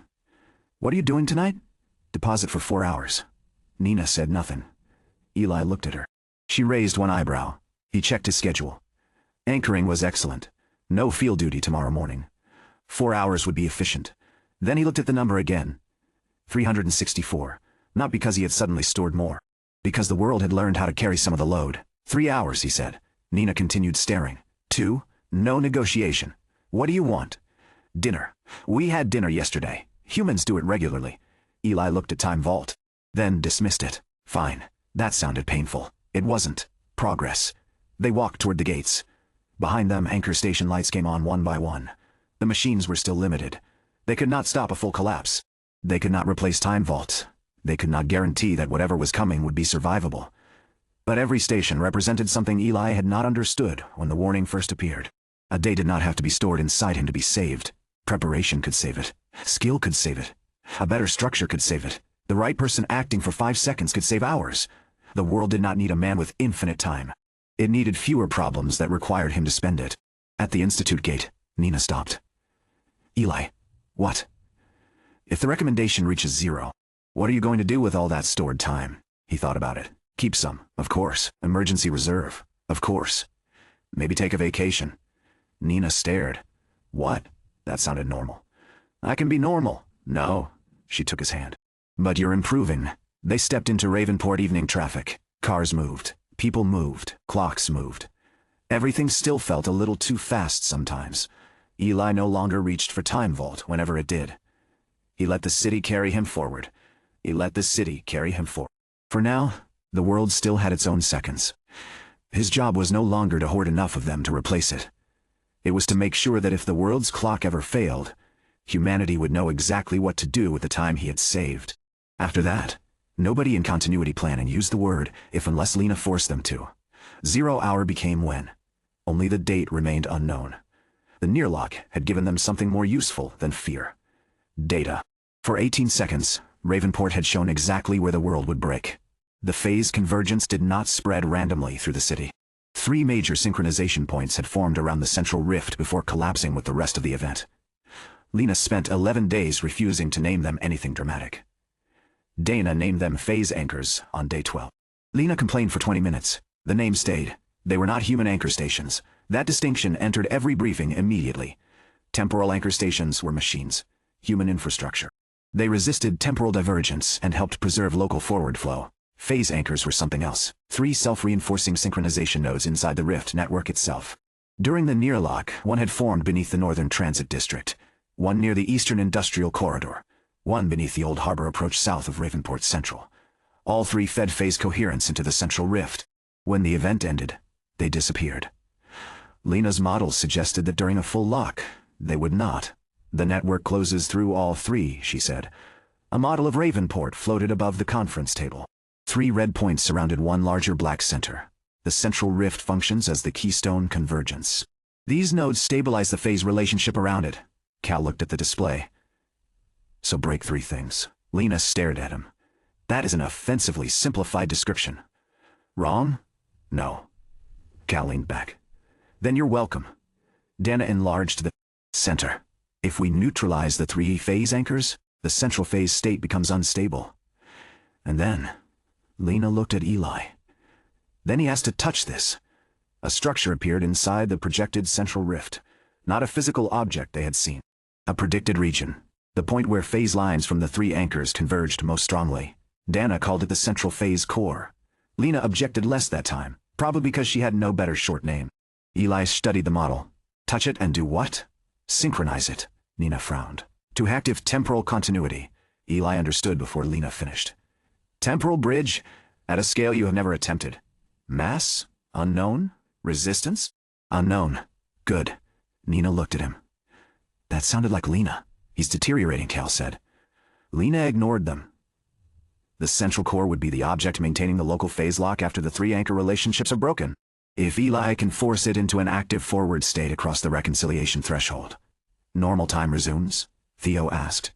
Lena lifted one hand. Locally, Dana said. And once Ravenport resumes, the Keystone relationship destabilizes. We expect the larger synchronized network to lose coherence. Expect? Would you prefer I lie? No. Good. Mara looked at Eli. Cost. That was the question no one wanted to leave vague. Lena changed the model. A second display appeared. Not the recommendation, a different number.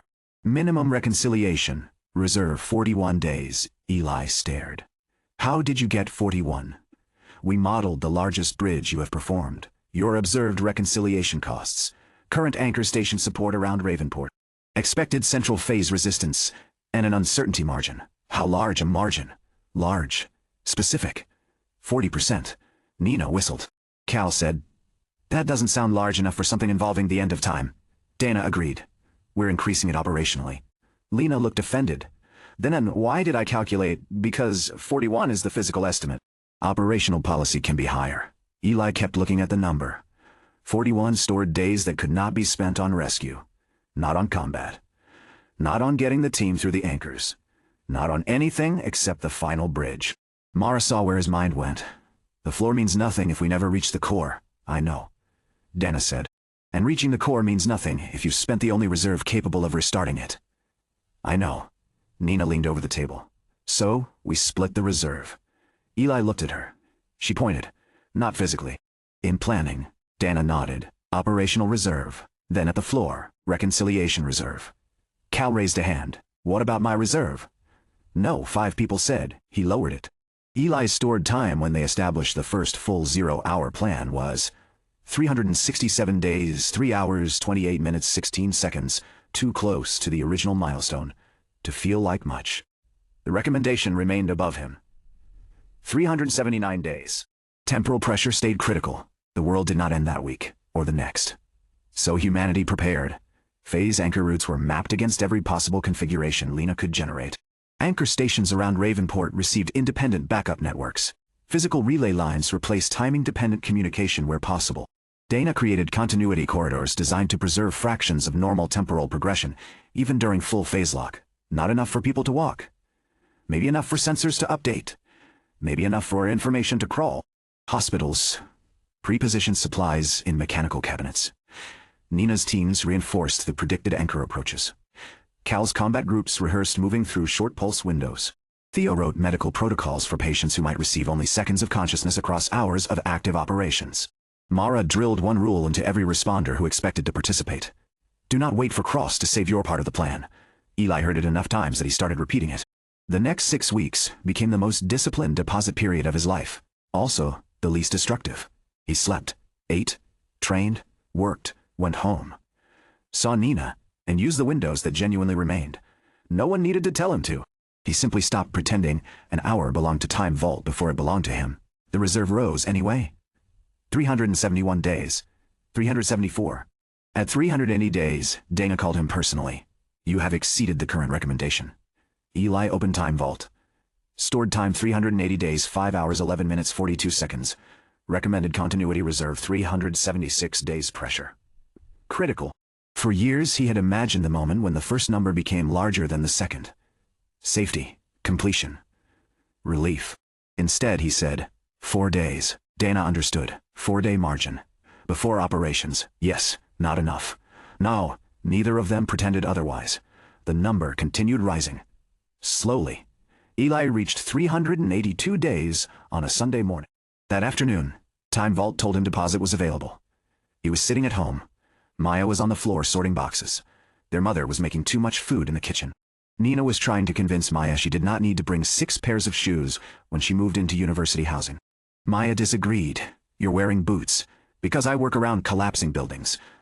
I might encounter social collapse. Different footwear." Eli looked at the deposit notification. 4 hours available. Good anchoring. No duty until evening. 4 more hours would push his reserve slightly higher. He dismissed it. Maya noticed. "Did you just say no to the clock?" "Yes." She looked toward the kitchen. "Mom, don't." Their mother called back. "What? Nothing." Nina looked at Eli. "You could deposit." "I know. 4? Approximately." Maya made a sound of disgust. "You both need different hobbies." Eli picked up another box. "Books?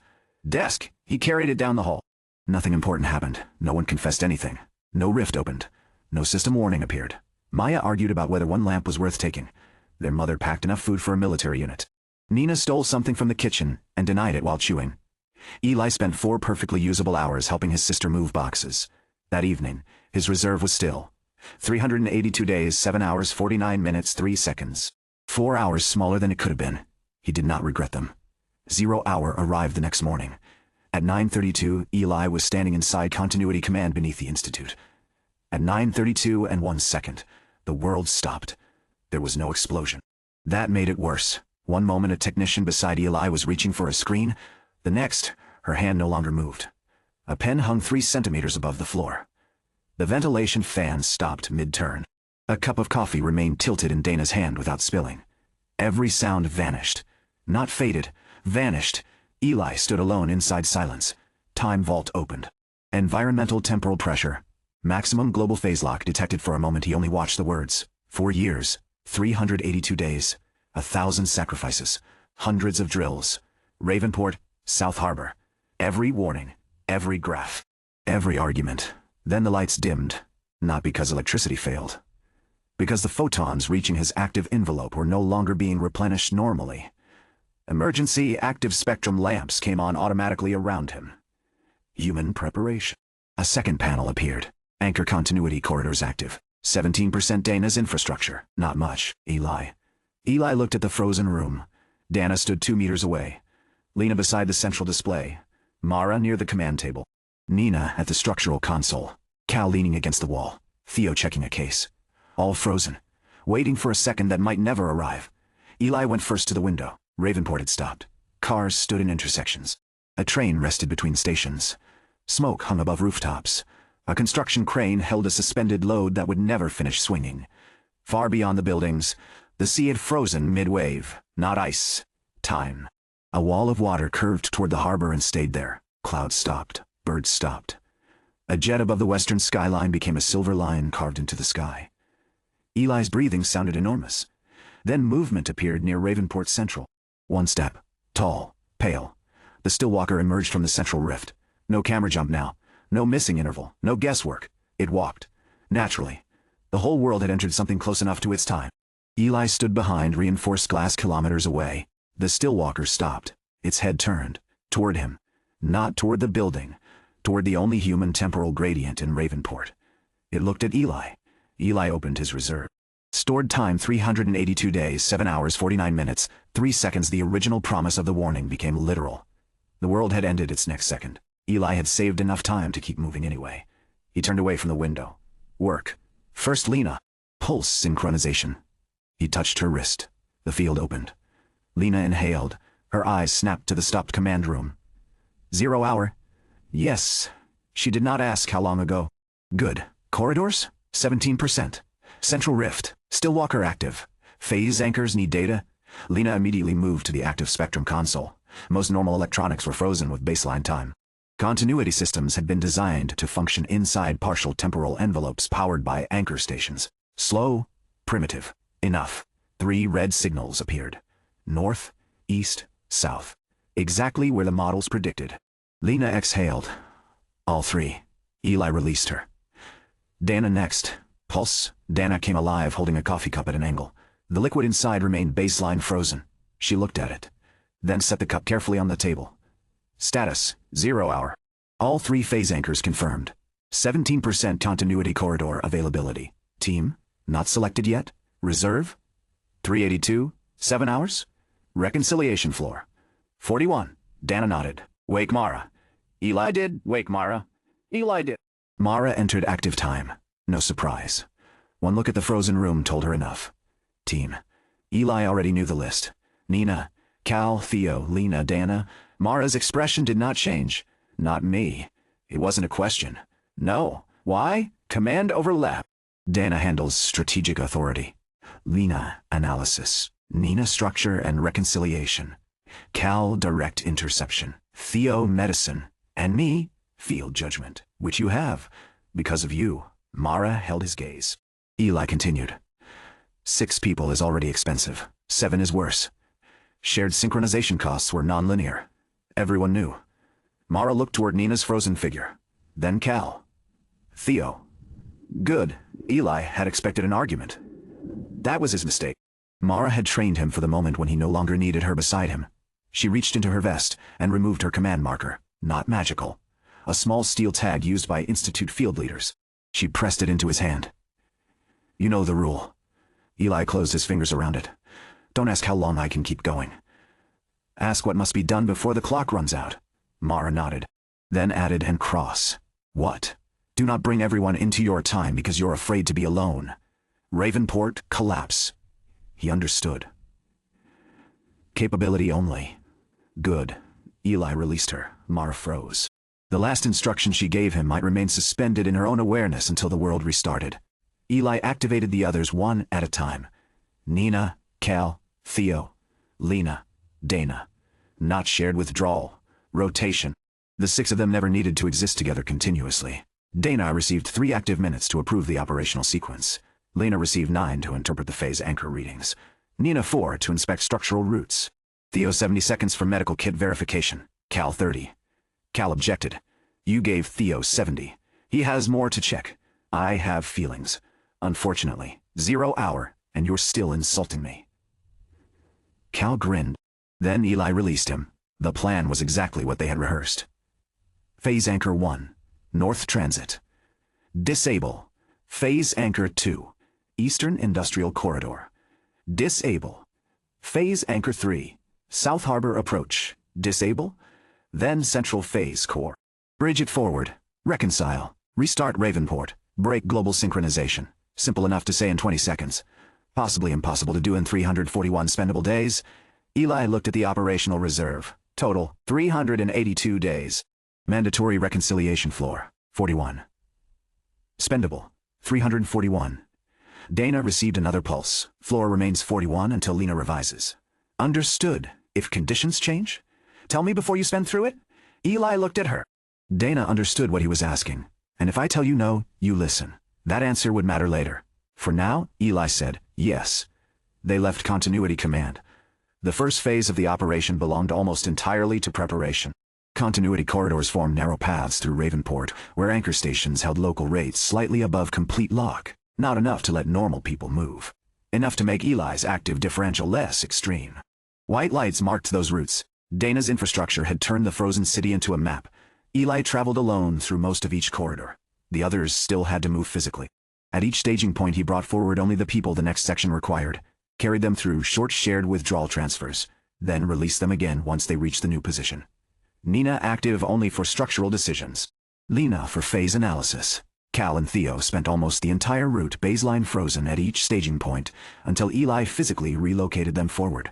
Dana returned to stillness whenever no strategic choice required her. Who needs the next second? The question became literal. North Transit lay 8 kilometers away. Eli spent 4 active hours moving himself and the necessary specialists through the prepared corridor and controlled stages. Reserve cost, 5 hours, 19 minutes. Nothing compared with what would come. The city was stranger than Ravenport collapse. That event had contained zones, movement, variation. 0 hour contained almost none. Everything outside continuity corridors existed at a rate too close to 0 to measure meaningfully. People were not statues. Statues could fall. They were unfinished actions. A man crossing a street held 1 foot above the ground. Rain crowded the air around him. A dog was caught pulling against a leash. A restaurant flame stayed curved beneath a pan. Eli passed thousands of people. He did not pulse any. They were not in immediate danger. Not yet. Preparation had done what it was meant to do. The city had been hardened around the possibility of waiting. North Transit Station had been evacuated of most civilians after the previous near lock. The phase anchor did not appear as a machine. It appeared as geometry. The underground platform had folded around a vertical region of black distortion. Tracks curved toward it without physically bending. Light entering the area slowed into dark bands. Lena became active beside Eli. She stared. That's beautiful. Eli looked at her. You? Scientifically, of course. Nina entered for 20 seconds. Her first response was different. That's going to tear the station apart when we disable it. Can you stop it? No. Eli waited. She continued. I can decide how it tears. Better. The first anchor operation went almost perfectly.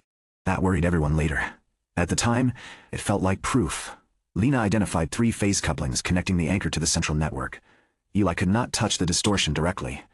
Temporal bridge rejected it. Not because of mass. Because the anchor already existed in a coherent temporal state different from his own. They used the environment. Nina entered for 6 active minutes. She redirected structural load away from the coupling supports.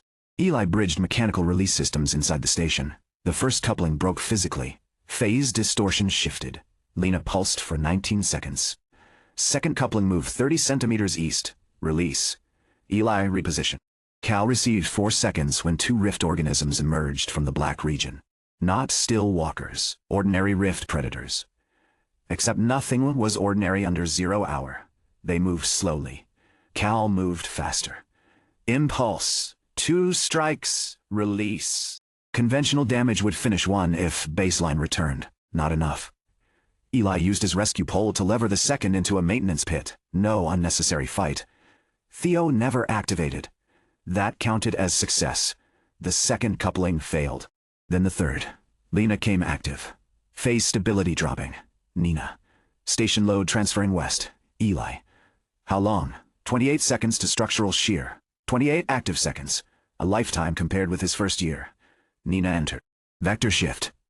She redirected the beginning collapse into an empty tunnel. Eli released the final mechanical lock. The phase anchor folded inward. No explosion. The black geometry compressed to a line, then vanished. Across Ravenport, something changed. The still walker turned its head north. Eli knew because a continuity camera near the central rift updated 1 frame every several active minutes. Lena saw the frame. It felt the anchor. Can it reach us eventually? Dana activated. Anchor 1 status. Down. Reserve. Eli opened Time Vault. Stored time 301 days, 2 hours 18 minutes. 40 seconds. Nina looked at him. That cost 81 days? Phase couplings. Lena said, breaking the anchor force Time Vault to support local forward continuity against network resistance. Cost was expected to be nonlinear. 81 was expected. Cal asked after a brief pulse. No, Lena said. Excellent. Dana remained calm. Floor, 41. Spendable, 260. Anchor 2. No celebration. No speech. They left. The path east was longer. Continuity corridors had weakened after Anchor 1 fell. That was the first unexpected consequence. Human anchor stations had been resisting the global lock. But the phase anchors had also been stabilizing the local geometry of the stopped world. Breaking 1 reduced hostile synchronization. It also made temporal gradients less predictable. The white corridor lights began flickering. Not with electricity. Not with electricity. With rate. A lamp existed, then barely existed, then returned. Eli stopped. Nina activated beside him. Problem. Corridor drift. She looked ahead. The street surface appeared flat. Eli's talent said otherwise. Temporal gradient variable. He moved 1 foot forward. The world shifted. His active cost doubled. He stepped back. Normal. Boundary. Nina crouched. Can't see it. Neither can I. She picked up a loose bolt from a maintenance box. Bridge this. Eli activated it. Nina tossed the bolt. It crossed the invisible boundary. The metal slowed, not to baseline, to something in between, then dropped 6 centimeters sideways without changing direction. Nina watched. Reconciliation shear. Small. On a bolt. Eli looked at the road. A human body crossing that boundary under the wrong synchronization could be worse. Preparation again. They marked the gradient. Rerouted. The longer path cost 6 active hours. Still manageable. Then the Stillwalker left Ravenport Central. The first warning came from a continuity camera. One frame showed it beside the rift. Next update, empty. Lena became active. Where? Unknown. Dana. All active corridors alert. Nina. It'll follow gradients. Eli looked at the city map. Every functioning temporal anchor station generated one. Every continuity corridor. Every active pulse. Humanity's solution to 0 hour also created a network the Stillwalker could feel. Cal entered. So we finally get a fight. No, you keep saying that, because you're not listening. Then why wake me? Eli pointed at the anchor map. Because you were going to be loud. Cal smiled. Now we're talking. Anchor 2 occupied the lower levels of an industrial power transfer complex. Unlike North Transit, the area had not been completely cleared before 0 hour. A maintenance shift remained inside. 43 workers, frozen, safe for the moment. The phase anchor had formed through a huge electrical conversion hall. Transformers stood motionless.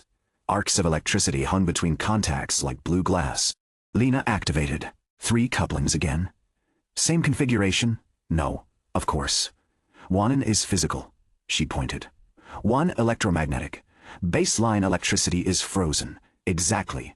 And the third? Lena stared at the phase model. Living. Eli looked at her. What does that mean? The anchor has formed around biological timing. Nina was active now. Workers? No, smaller. Theo entered. He examined the readings. Cooling system bacteria? Lena looked at him. Possibly. Cal said, we brought the medic for bacteria? Theo ignored him. The phase coupling ran through an industrial wastewater chamber full of microbial growth. Life. Tiny. Billions of organisms. The anchor was using their synchronized biological processes as a stable timing medium. Eli could not simply destroy them. Not efficiently. Theo understood. Stasis pulse. Eli looked at him. You slow the biological process. Enough to break coherence. Lena nodded. Maybe. Theo sighed. Why does that word keep following me? They moved. Coupling 1 was easy. A physical phase conduit had formed through 2 heavy transformer housings. Nina redirected load. Eli bridged the release system. Collapse. Cost. 9 stored days. High. Not catastrophic.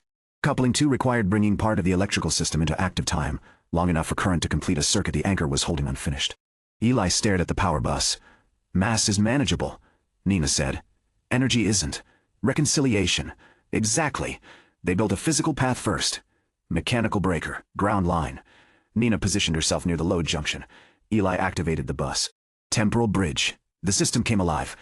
Electricity moved. Fast. Too fast. Nina shouted. Release. Eli did.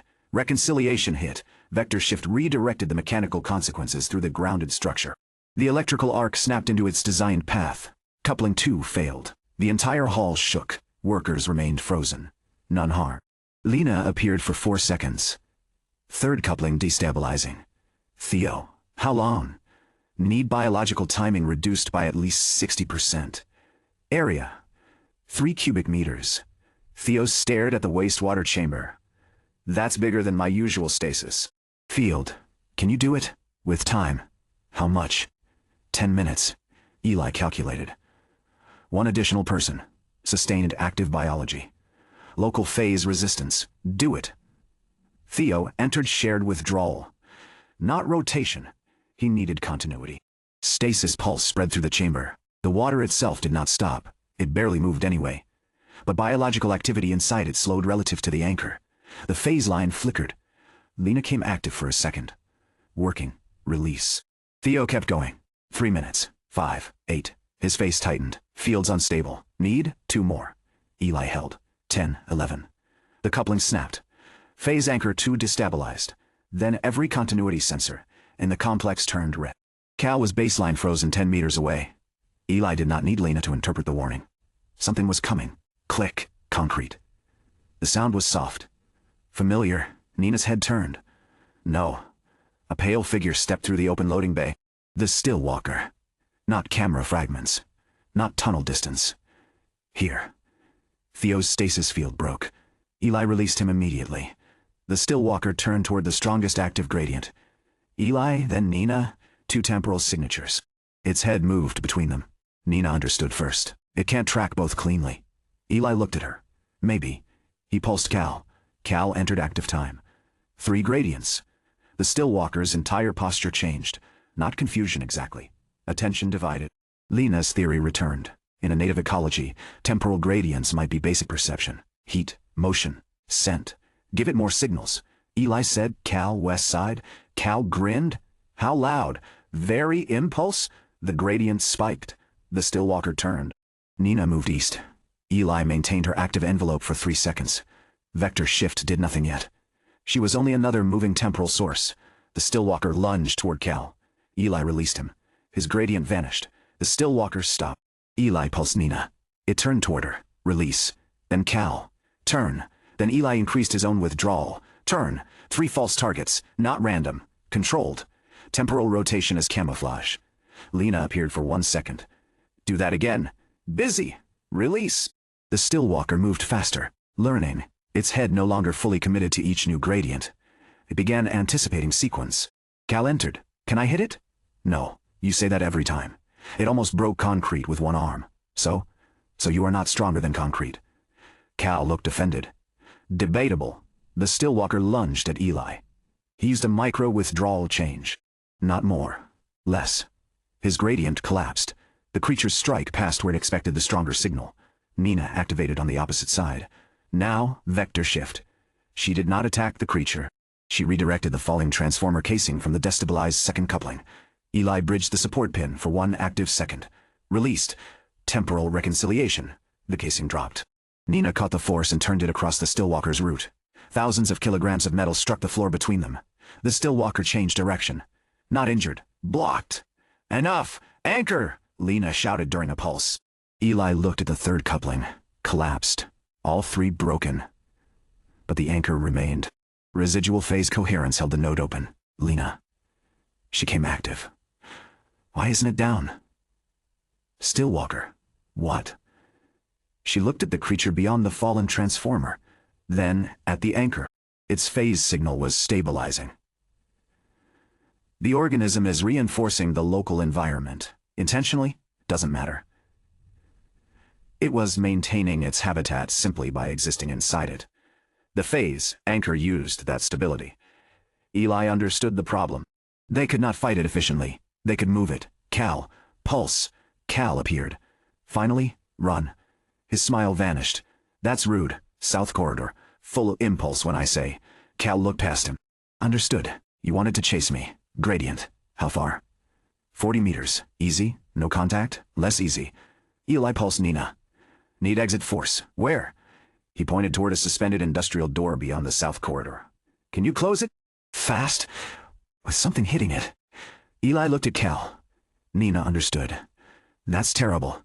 Can you? Yes. Cal entered. Ready. Impulse. His gradient exploded. The Stillwalker turned. Cal ran south. Not ordinary running. Impulse bursts inside active time. For a fraction, he became the loudest temporal object in the building. The Stillwalker followed. Fast. Too fast. Cal's second burst barely kept him ahead. Now, Eli shouted. Nina used vector shift on Cal's final impact against the wall. He struck with one shoulder at an angle designed to survive. She redirected the force into the suspended industrial door. The release snapped. The door fell. Eli bridged the locking catch. Active. Close. Release. The Stillwalker crossed under the door a fraction too late. Steel slammed between them. Its arm struck once. The door bent inward. Cal lay on the floor breathing hard. That was amazing. Nina dragged him away. Move. The Stillwalker hit the door again. Metal deformed. They had seconds. Eli returned to the phase anchor. No Stillwalker stabilizing it.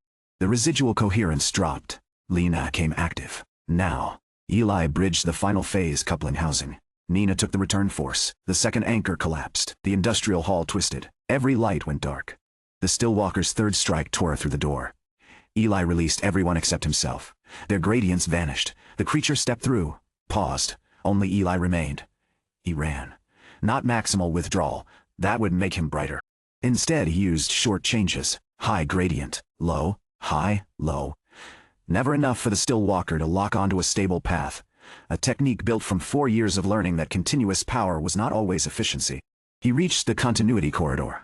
The Stillwalker stopped at the boundary where human anchor stations forced local time slightly upward. Not because it couldn't cross. because the gradient was steep. For 1 second, Eli and the organism faced each other across the invisible line. Then it stepped sideways into the frozen city. Gone. Eli kept moving. He did not look back. The team regrouped inside a fortified continuity node 6 kilometers south. South. Nina activated first. Cal. Eli pulsed him. Cal appeared sitting against the wall. Alive. Theo? He checked Cal's shoulder. Bruised. Maybe strained. See? Cal looked at Nina. Concrete comparison unresolved. Theo pressed the joint. Cal hissed. Resolved. Lena came active. Anchor 2. Down. She checked the network. 2 red nodes became black. Only 1 remained. South Harbor. Dana activated. Reserve. Eli did not want to look. He did anyway. Stored time 86 days, 14 hours. 3 minutes 51 seconds silence. Nina stared at him. How? Eli knew. Anchor resistance increased after the Stillwalker entered the field. Lena looked at the logs. Also multi-gradient cycling. Cal's impulse synchronization. Heavy bridge on coupling 2. Reconciliation transfer. Dana looked at the number. Reconciliation floor, 41. Spendable reserve, 45 days. 1 phase anchor remained. Then central core. Cal stopped smiling. Theo said, "We spent almost 300 days on 2 anchors." Eli corrected automatically. 295. Nina looked at him, not helping. Dana turned to Lena. Projected anchor 3 requirement. Unknown. Useful estimate. 50 to 70, 50 to 70. Stored days if resistance matches anchor 2. Dana's expression hardened. We don't have it. Eli looked at the south node. We have 45 operational, not 50. Then we reduce cost, Nina said. We reduce cost. Preparation. Lena nodded. South anchor route has the strongest human anchor coverage. Dana added, harbor continuity network is intact. Cal flexed his shoulder. Stillwalker? Eli looked at the last camera frame. Unknown. Assume yes, Dana said. Then we don't repeat anchor 2. Eli understood. No sustained multiple gradients. Use rotation only where necessary. Nina added, no heavy bridge unless I can reduce reconciliation. Theo said. And no me unless someone is actually dying. Cal looked at him. Very exclusive. You're always actually dying emotionally, correct? They moved south. The route should have been easier. Human infrastructure made it so. For 11 active hours, the operation proceeded exactly as Doctrine intended. Continuity corridors held. Mechanical bridges crossed frozen intersections. Prepared shelters remained intact. No civilians needed. Eli. Then Harbor Station 12 failed. Then Harbor Station 12 failed. The warning reached Dana through a physical optical relay designed specifically for 0 hour. A red line appeared on her active console. She stared. Eli pulsed her. Status. Dana read. Sector H7 lost anchor support. Nina activated. Where? Dana enlarged the map. A municipal underground shelter near the harbor. Occupancy. 312. Eli knew the site. Prepared. Reinforced. Independent systems.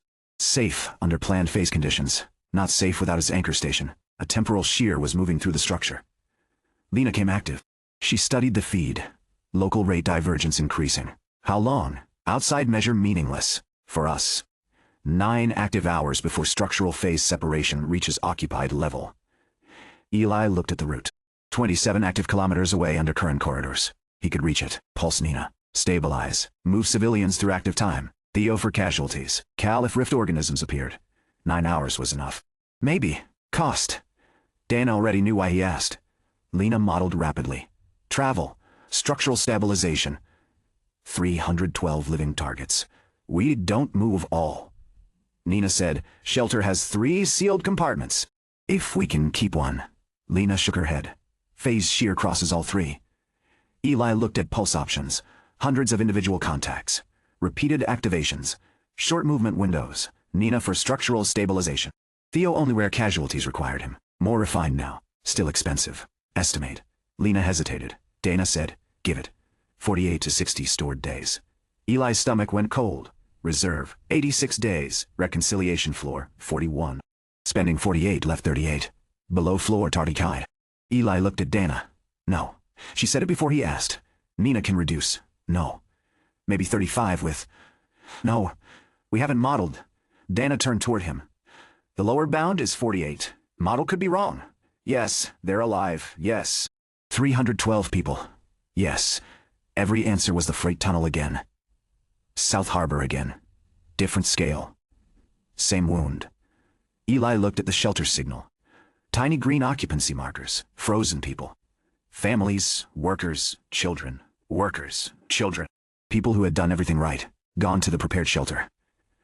Trusted the infrastructure. The infrastructure failed. I can get there. Dana's voice stayed level. I know. I can save some, maybe. Then let me. No, Nina looked at Dana. For once, she did not argue immediately. Eli did. Reconciliation floor is an estimate. 41 days is the lowest physical estimate we possess. I have 86. You have 45 available. People are not accounting categories. No. Then stop saying 41 like it matters more than them. Dana's face changed. Not anger. Pain. Real. Brief. Then controlled again. 41 days is not more important than them. She pointed toward Ravenport Central. It is the amount of time we believe is necessary to give everyone else their next second. Eli stopped. Dana continued.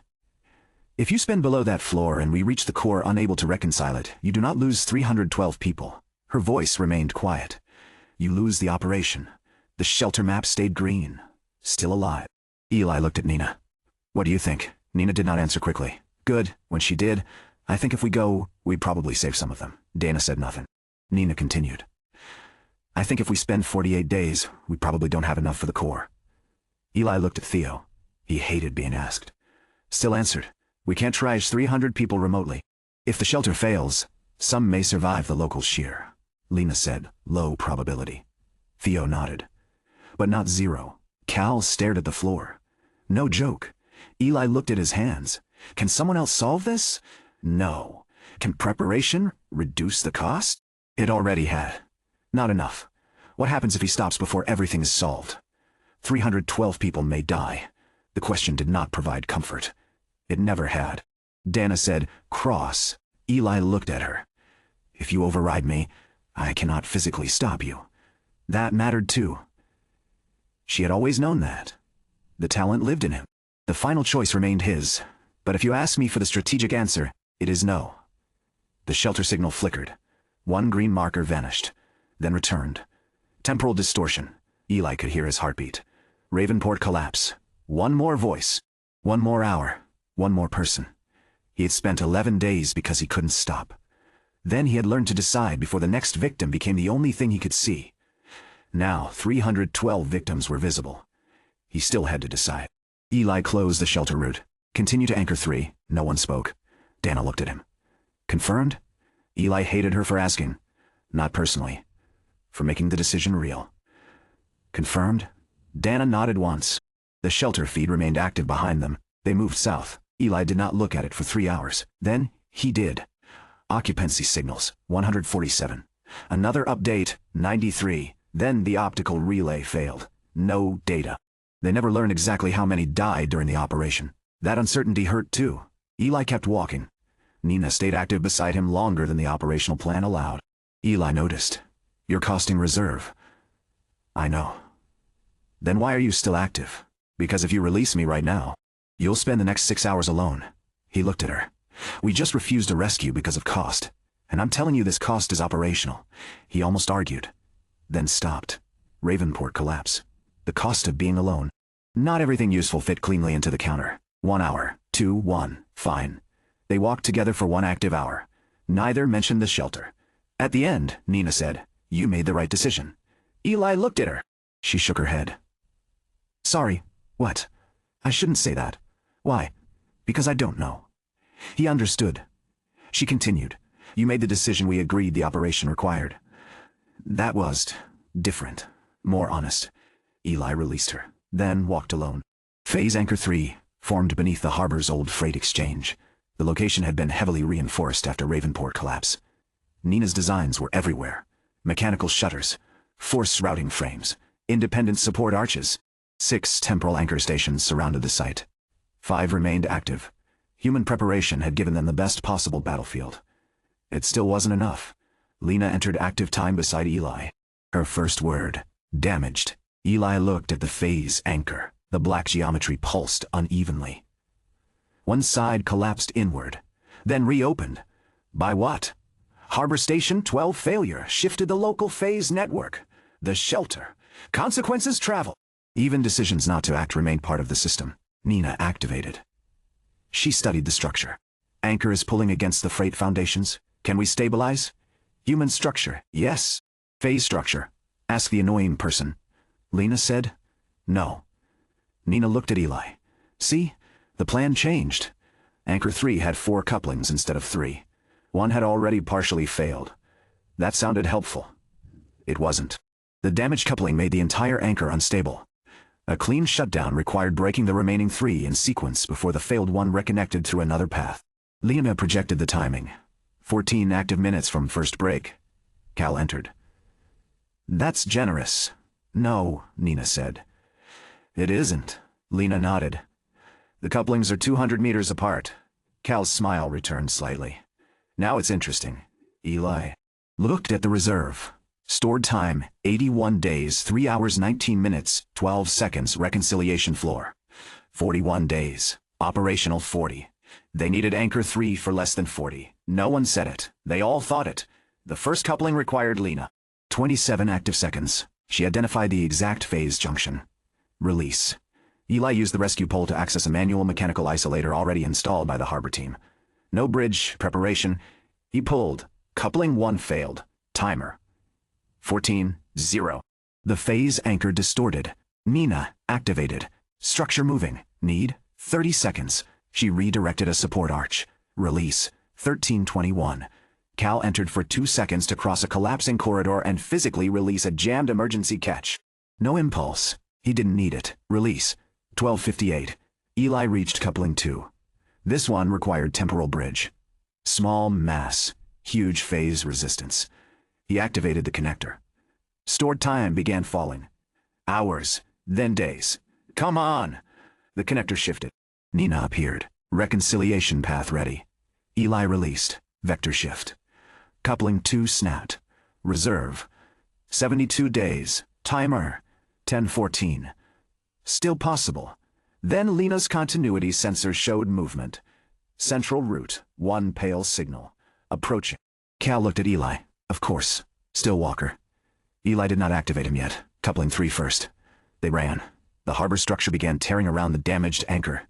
Nina became active in 6-second windows. Brace, release, move, brace, release. Not wasted. Every second precise. Coupling 3 lay beneath a freight platform half folded into black phase geometry. Lena appeared. Direct access impossible. Eli looked. The coupling was physically visible through the distortion. 20 meters.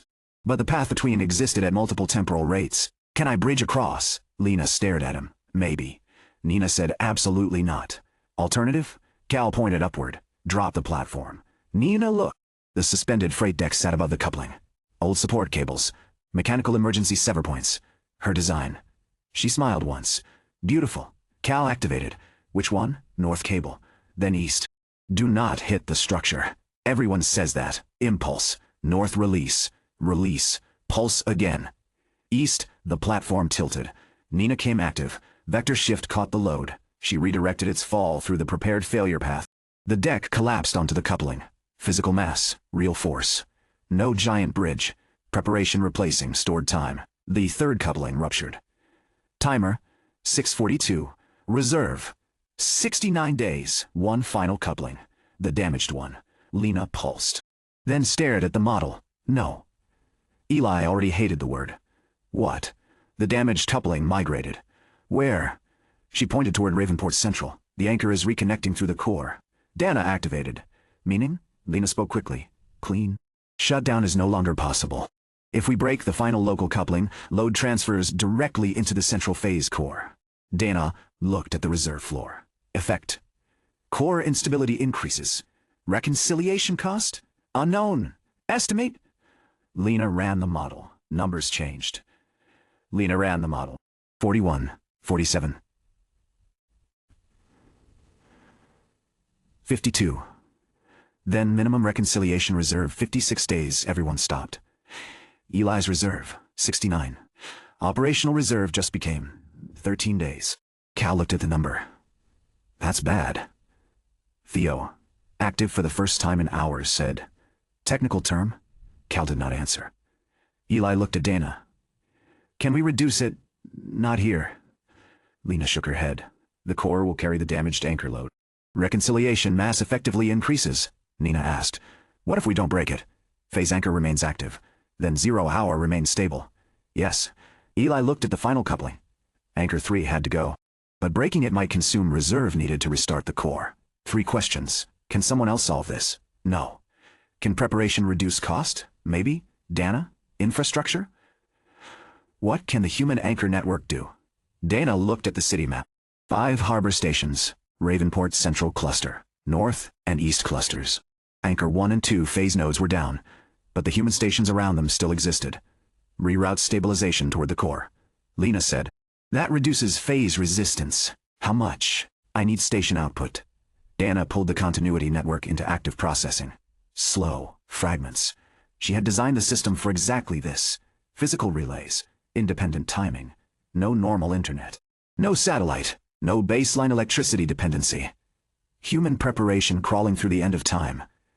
Dana worked. 1 minute, 2. Worth it. North cluster can give 12%, Lena calculated. Floor 53, East, 9%. 51. Harbor, Nina said. 1 station already failed. 4 can reroute without losing corridor integrity. Dana changed the routing. The model updated. 49 days. Lena stared. 49. Dana stopped. Can we get lower? Not without collapsing the remaining continuity corridors. Those corridors were the only human infrastructure still communicating at all. Collapse them, and they lost every prepared system supporting the final operation. 49. Dana looked at Eli. New floor. He nodded. Minimum reconciliation reserve 49 days. Total reserve 68 days, 19 hours. Spendable less than 20. The Stillwalker entered the harbor district. They felt it before they saw it. The anchor distortion shifted. Lena turned. It's stabilizing again. The creature's environment, its presence, supporting the failing phase node. Cal activated. Need me? Eli looked at the approach. 1 main route to the final coupling. Stillwalker on it. No alternate path without crossing unstable phase geometry. Yes? Cal smiled. Not because it was funny. Because this was finally the job only he could do. How much? 2 seconds at a time. Cheap, not anymore. Cal's expression changed. Eli continued. Every active gradient near Anchor 3 reinforces local phase interaction. No sustained impulse. Then what? Make it choose wrong. Cal understood. Nina activated. Me too. Only when needed. Obviously. Lena looked at the map. Final coupling remains 7 meters inside the damaged phase region. Eli stared. We need access. Yes. Stillwalker blocks direct route. Yes. Core floor. 49. Yes. Cal looked at her. You really enjoy saying yes now. No. The creature stepped into view. Tall. Pale. Natural. The frozen harbor behind it made everything else look artificial. It turned toward Eli. Then Cal. Then Nina. 3 gradients. Its body shifted slightly. Learning from Anchor 2, it did not lunge immediately. It waited. That was worse. Eli pulsed Cal for half a second. Impulse. The Stillwalker moved toward him. Release. Nina opposite side. 1 second. The Stillwalker turned. Release. Eli increased his own gradient. It turned back. They were not fooling it the same way. Only delaying certainty. The final coupling pulsed behind the creature. Anchor 3 remained active. Central phase core was already carrying its damaged load. Every active minute made the final situation worse. Dana's voice came through a slow continuity relay. Cross. Eli pulsed her. Status. Core floor stable at 49. Can you hold it? Until another station fails? Probability? Do not ask Lena questions through me. Even now. Eli almost laughed. Dana continued. Harbor corridor degradation increasing. Time, unknown. Useful. Now, you sound like her. He released Dana. The Stillwalker moved. No warning. It crossed 15 meters in one smooth burst toward Nina. Eli released her instantly. Her gradient vanished. The creature stopped. Eli activated Cal. Move. Cal pulled its attention. 1 second. Release.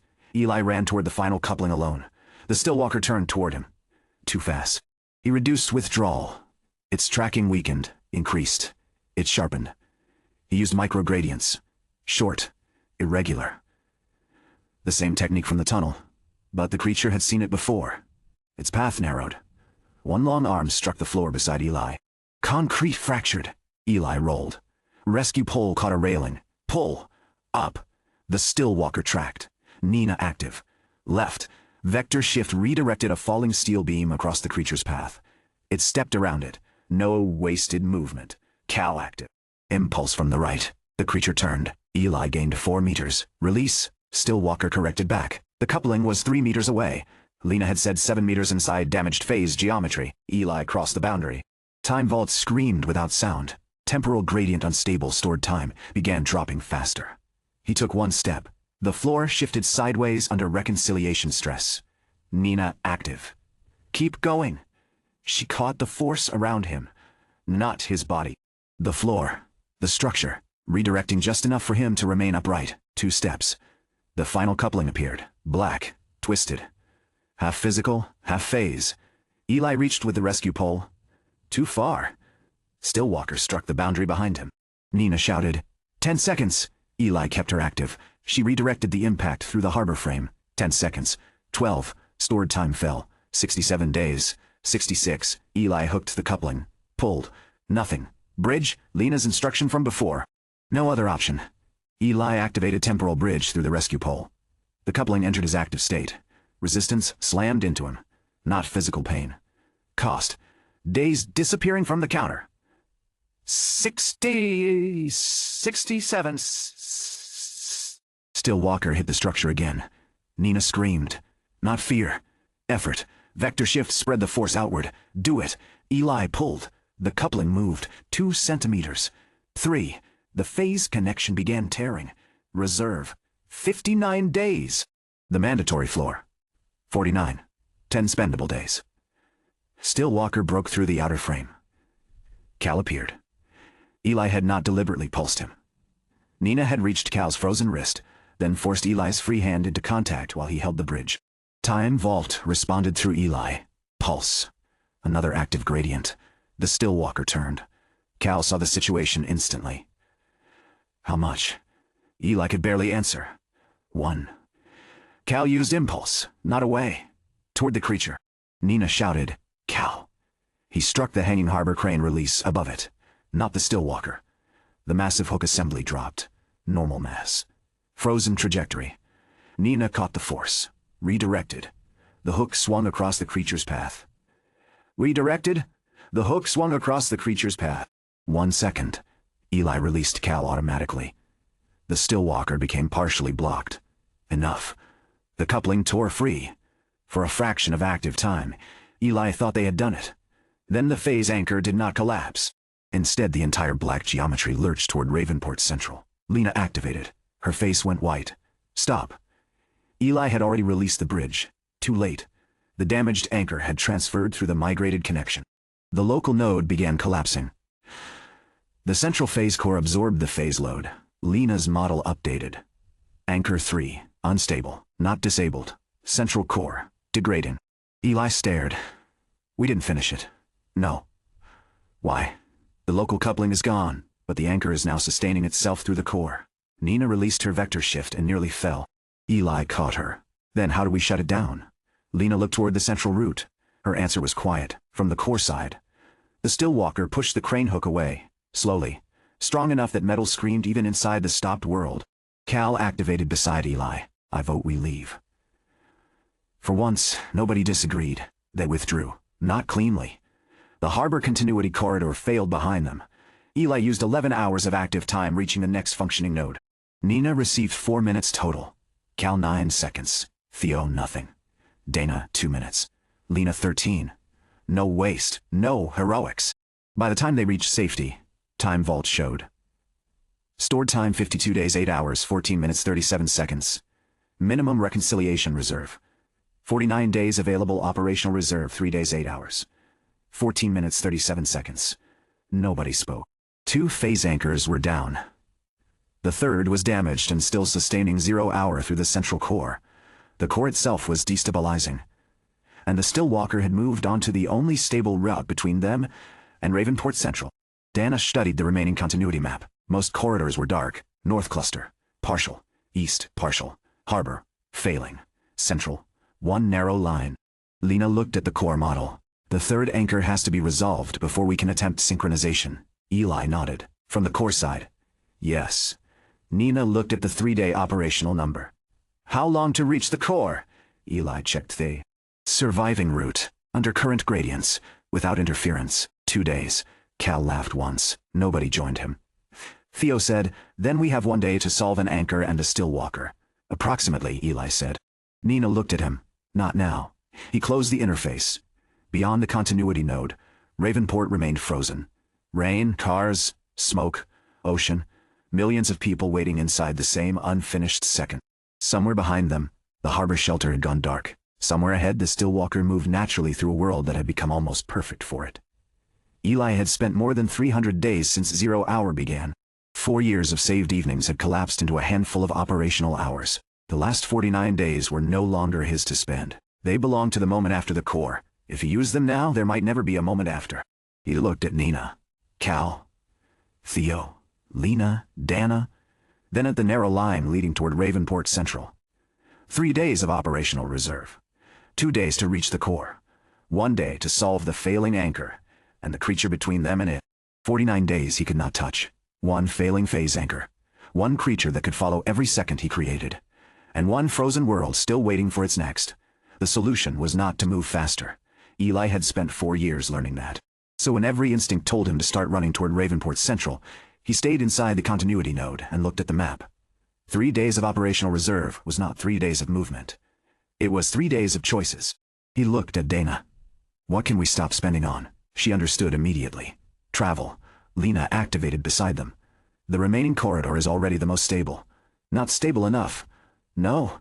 Nina leaned over the map. What infrastructure is still ahead? Dana expanded the route. Central Transit Maintenance Line. 2 underground emergency shelters. 3 anchor stations. 1 freight service tunnel, Cal said. Can any of those teleport us? No. Then disappointing. Eli ignored him. The maintenance line. Dana looked at the status. Rail power is baseline locked. Cars, mechanical emergency carts. Nina understood. Manual drive. Dana nodded. Were installed after Ravenport collapse for exactly this kind of failure. Eli looked at the route. Walking cost him active continuity every hour. Moving a prepared mechanical cart required 1 small bridge to bring its controls and carried equipment into his envelope. Then physical machinery could do the work. Preparation again. How far? 11 kilometers. Gradient. Lena checked. Better than surface. Human anchor conduits run along the tunnel. Then that's the route. They moved, not everyone. That distinction mattered now more than ever. Eli brought Nina forward first because the damaged corridor between the node and the maintenance entrance had 1 unstable structural boundary. 31 active seconds. Release. Then Lena for 7 seconds to confirm the gradient. Release. Cal remained frozen. Theo remained frozen. Dana remained frozen. Eli moved alone. At the entrance he found the maintenance cart exactly where continuity planning said it would be. Small. Ugly. 4 wheels on a reinforced guide rail. Manual braking. Mechanical drive. A battery existed, but the system had been designed to function without it. Nina entered active time beside him. She stared. Beautiful. It's a cart. It's a cart that might save 2 days. Still a cart. You've forgotten everything I taught you. Eli almost smiled. They loaded the others while they were baseline frozen. That took time. Physical bodies could not simply be ignored because their consciousness was inactive. Eli brought each one through brief shared withdrawal windows, only long enough to reposition them safely. Cal opened his eyes halfway into the cart. Why am I sitting? Transport. He looked at the vehicle. This is humiliating. Release. Cal froze before he could continue. Nina laughed. Do that more often. They started moving. The cart was slow by normal standards. Under 0 hour, normal standards no longer mattered. Mechanical gearing turned. Steel wheels rolled. The human anchor field along the tunnel reduced Eli's active differential enough that the cost fell below walking. For 6 subjective hours, he sat beside Nina while Ravenport remained completely still above them. Then, he released her. 4 hours alone. Brought her back. 2 hours together. Released. Lena for 13 seconds. Route confirmation. Release. Dana for 24. A rerouting decision. Release. Theo never woke. Cal got 5 seconds because a frozen maintenance gate had jammed halfway open. He looked at the gate, then at Eli. You woke me for this. Yes. Cal used one short impulse against the manual release lever. The gate snapped fully open. Eli released him. Cal froze mid-insult. Nina said worth every second. The cart continued. Eli checked time vault only when operationally necessary. After 12 active hours, stored time 51 days 19 hours, 2 minutes 11 seconds, still above the floor. Barely. Dana entered for 1 minute at the second anchor station. She read the number. Operational margin, 2 days 19 hours. Travel remaining, under 9 hours if the tunnel stays stable. If. Eli looked at her. You sound like Lena. I blame exposure. He released her. The tunnel did not stay stable. The first sign was a rail bending where no physical load touched it. Eli stopped the cart. The left track existed in one temporal rate, the right in another, only slightly different. Enough. Nina came active. She looked once. No. Can we cross? Not with everyone on the cart. Why? Reconciliation shear through the axle. Best case, wheel assembly twists. Worst case, everyone sitting here becomes part of the structural test. Eli looked at the others. Frozen. Unable to know they were in danger. Alternative? Unload. That cost. Not much individually. Too much now. Every person required a transfer. Eli looked beyond the boundary. 15 meters. Then the track stabilized again. He took out the rescue pole. Nina followed his eyes. What are you thinking? Cart doesn't need to stay on both rails. That's not how carts work. Normally, he hooked the pole around the right side frame. Temporal bridge. Small mass first. The pole. Then the wheel linkage. Nina placed both hands against the cart. Vector shift. Don't lift it. I'm not. What are you doing? Changing which rail carries the load. The left wheels became almost weightless, not by creating force. By redirecting existing weight through the right side. Eli pulled the active wheel assembly across the temporal boundary first. Released. Reconciliation stress hit. Nina sent it down the stable rail. The cart tilted. Eli moved the next section. Eli moved the next section. Centimeters, not meters. No giant bridge, no heroics. 3 minutes later, the entire cart sat beyond the shear. Reserve cost, 11 minutes. Unloading 6 people would have cost more.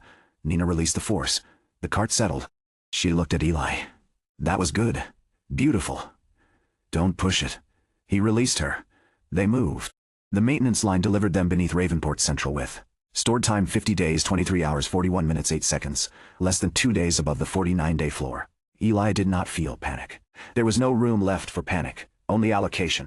The final approach rose through an emergency service shaft into the central exclusion complex.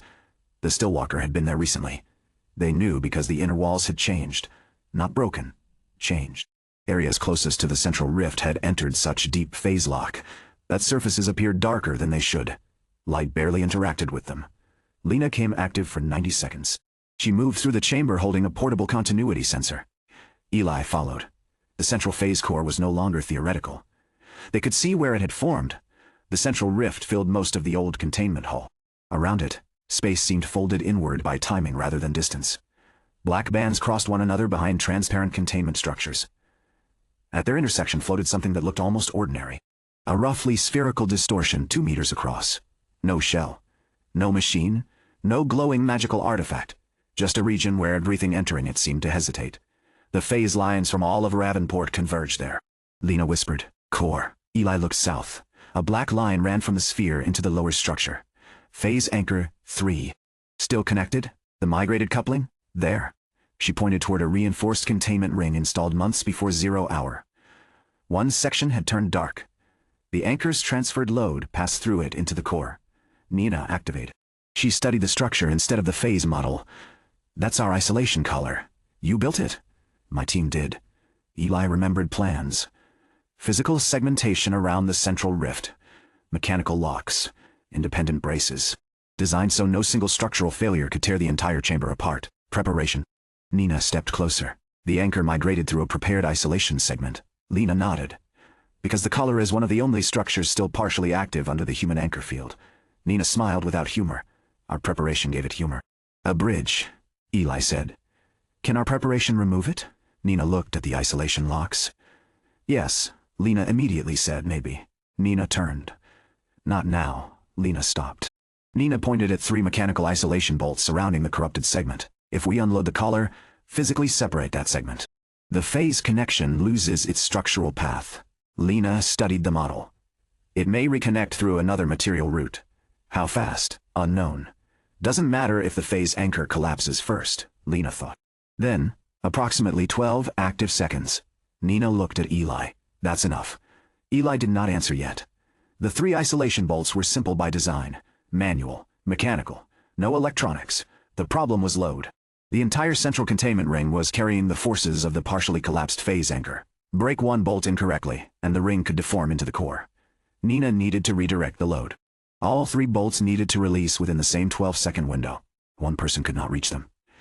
Eli looked at Cal. Capability. He pulsed him. Cal appeared sitting against the wall. His eyes moved to the core. Then to the black phase connection. Finally. 3 bolts. Cal saw them. Positions. Eli pointed. Nina unloads. You hit east and north. I take west. Impulse? Only for travel. Cal grinned. That's still impulse. 1 burst each. You're cruel. Release. Cal froze. Theo activated next. He looked around. Why me? Check everyone before we start. Theo assessed Nina. Cal. Eli. Lena. Dana. Quick. Professional. Cal's shoulder remained strained from anchor 2. Theo touched it. Do not use full force impact on that side. Cal was frozen and could not object. Can you stabilize it? Stasis doesn't repair muscle. Need. Nothing unless he tears it. Good. Theo looked at Eli. You? Fine. Symptoms? Minor headache. Sleep. Eli paused. Theo's eyes narrowed. How long? 26 active hours. Absolutely not. We don't have 49-day reserve you are refusing to spend for exactly 1 task. You can spend 40 minutes sleeping before the most important motor task of your life. Eli looked at the core. 40 active minutes of solo existence inside the current gradient would cost less than an hour. Theo continued. If your hand shakes during the bridge because you wanted to save 40 minutes, I will find a way to kill you after time resumes. Eli looked toward Nina. Frozen. He already knew what she would say. 30. 40. 35. Theo nodded. Sleep. Eli released him, then did. Not because he was tired enough to collapse. Because preparation could include himself. 35 minutes. Against a wall. Alarm set. The world remained stopped. He woke to the same unfinished moment. Head clearer. Hands steadier. Reserve. 50 days, 22 hours, 51 minutes, 17 seconds he stood. Work. Dana came active. Eli explained the isolation plan. She listened. Cost? Minimal if it works. If? Yes. Still walker location, unknown.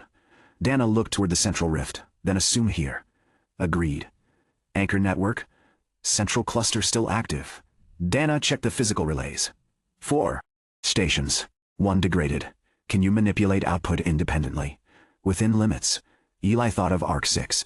The still walker turning toward the strongest anchor gradient. Keep that. Dana looked at him. For what? Decoy. She understood. Risk. Stations are unmanned. Structural load. Nina? Dana looked at Nina's frozen figure, then nodded. Tell me when. Eli released her. Lena for 11 seconds. Timing. She watched the migrated coupling. Phase minimum every 43 active seconds. Stable? No. Close enough? No. Eli waited. Lena sighed. Yes. Good. He released. Nina next. Cal. They became active together only at the last moment. 3 human gradients. Expensive. Necessary. Nina placed herself at the center of the collar. On my count. Cal rolled his shoulder. Which bolt first? East, then north? Yes. How long between? Under 3 seconds. Plenty. Eli extended the rescue pole toward the west isolation. Latch.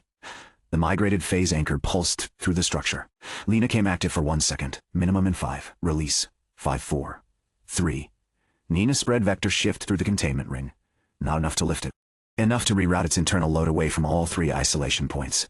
2. Cal leaned forward. 1. Nina said, now. Cal vanished into impulse. East bolt. 1 strike on the manual release. It snapped open. Eli hooked the west bolt with the rescue pole. Pulled. Mechanical latch dropped. Cal crossed. North. 2nd strike. The final bolt opened. Nina shouted, release the collar. Eli bridged only the small physical locking segment. Active. Move. He pulled. The corrupted ring section separated by 6 centimeters. 6 centimeters was enough. The black phase line stretched, then snapped, not like metal, like a shadow losing the object that created it. Lena activated. Anchor 3 dropping. The entire chamber changed. Far to the south, the damaged phase anchor finally collapsed. No explosion reached them. No structure tore apart. Human anchor stations carried part of the transition. Nina carried the rest. Vector shift turned a violent recoil through the prepared containment ring and into the isolated foundations. The core pulsed. Once. Huge. Time vault opened. Phase anchor network. Unstable. Anchor 1. Disabled anchor 2. Disabled anchor 3. Disabled. The first impossible task was done. Eli looked at his reserve. 50 days. 14 hours. 9 minutes 32 seconds. Operational reserve, above floor. 1 day 14 hours 9 minutes 32 seconds. Cal breathed out. That was cheaper. Nina looked at him. Do not celebrate yet. He pointed toward the core, obviously. Then a clicking sound came from the far side of the chamber. Nobody needed Lena. The Stillwalker stepped into view. It had not approached through a corridor. It had followed the only environment that still resembled home. The central phase core. With the 3 phase anchors gone, nearly every other near-still pocket in Ravenport had weakened. The core became the strongest surviving point of phase lock. The Stillwalker moved toward it, not toward Eli. That was new. Lena activated. Habitat. Eli understood. The Stillwalker was not protecting the core because of strategy. The core was now the most viable place left for it to exist. If the core failed, its world disappeared. Nina said quietly, "It isn't defending the apocalypse. No. It's defending home." Lena looked at her. Crude. Wrong? Lena did not answer. Cal watched the creature. "Doesn't change what we have to do." "No," Eli said. It didn't. The Stillwalker reached the inner containment ring, then turned toward them. The 3 active human gradients were impossible to ignore. Eli released Cal immediately. Then Nina. The chamber became quieter. Only Eli remained. The Stillwalker oriented toward him. Its movement became smoother, more certain. Eli reduced withdrawal. It slowed. He increased slightly. Its head followed. Same rule. Same enemy. No hidden evolution. No talent cancellation. No immunity. Just an organism extremely good at perceiving the one thing Eli could not hide while moving. His time. He backed away from the core. The Stillwalker followed 2 steps. Good. He needed it away. Then stopped. The creature stopped too. Eli looked at Dana. Frozen. Anchor controls in her hand. He crossed the room. Pulse. Dana came alive. Now? Central Station 2. Maximum output for 3 seconds. Structural tolerance is 1.8. Nina can take the excess. That requires another active gradient. Exactly. Dana understood. You're dividing its perception again. With infrastructure this time. Better. She set the command. Eli released her. Then Nina. Station 2 spike. Needs structure. How much? 3 seconds. You're asking me to catch an anchor station. Local mechanical backlash. That's still a lot. Can you? Nina smiled. Yes. Eli kept her active. Dana's command reached the station through the partial continuity network. The human anchor field on the east side surged. A steep temporal gradient appeared. The Stillwalker snapped toward it. Not Eli. Not Nina. The station. Nina redirected the resulting physical load through the containment frame. 1 second, 2. The Stillwalker moved east. 3. Eli released Nina. Dana's station returned to normal output. The gradient vanished. The Stillwalker paused. Eli was already moving toward the core. 20 meters. The creature turned back. Too soon. Eli pulsed Cal. North. Cal appeared. Saw the creature. Impulse. Not an attack. Movement. He crossed behind it as the loudest active human gradient in the chamber. The Stillwalker turned. Eli gained 7 meters. Release Cal. The creature corrected. Nina. 2 seconds. She moved west. No talent. Just another gradient. Release. Eli gained 4. Lena. 1 second. Not movement. Core access. She saw his position. 3 meters ahead. Physical ring blocks direct hand contact. Can I go through? No. Open maintenance segment. Release. Eli looked. A prepared manual access panel. Of course. Dana's engineers had installed it for service technicians, long before anyone knew whether the core would actually exist there.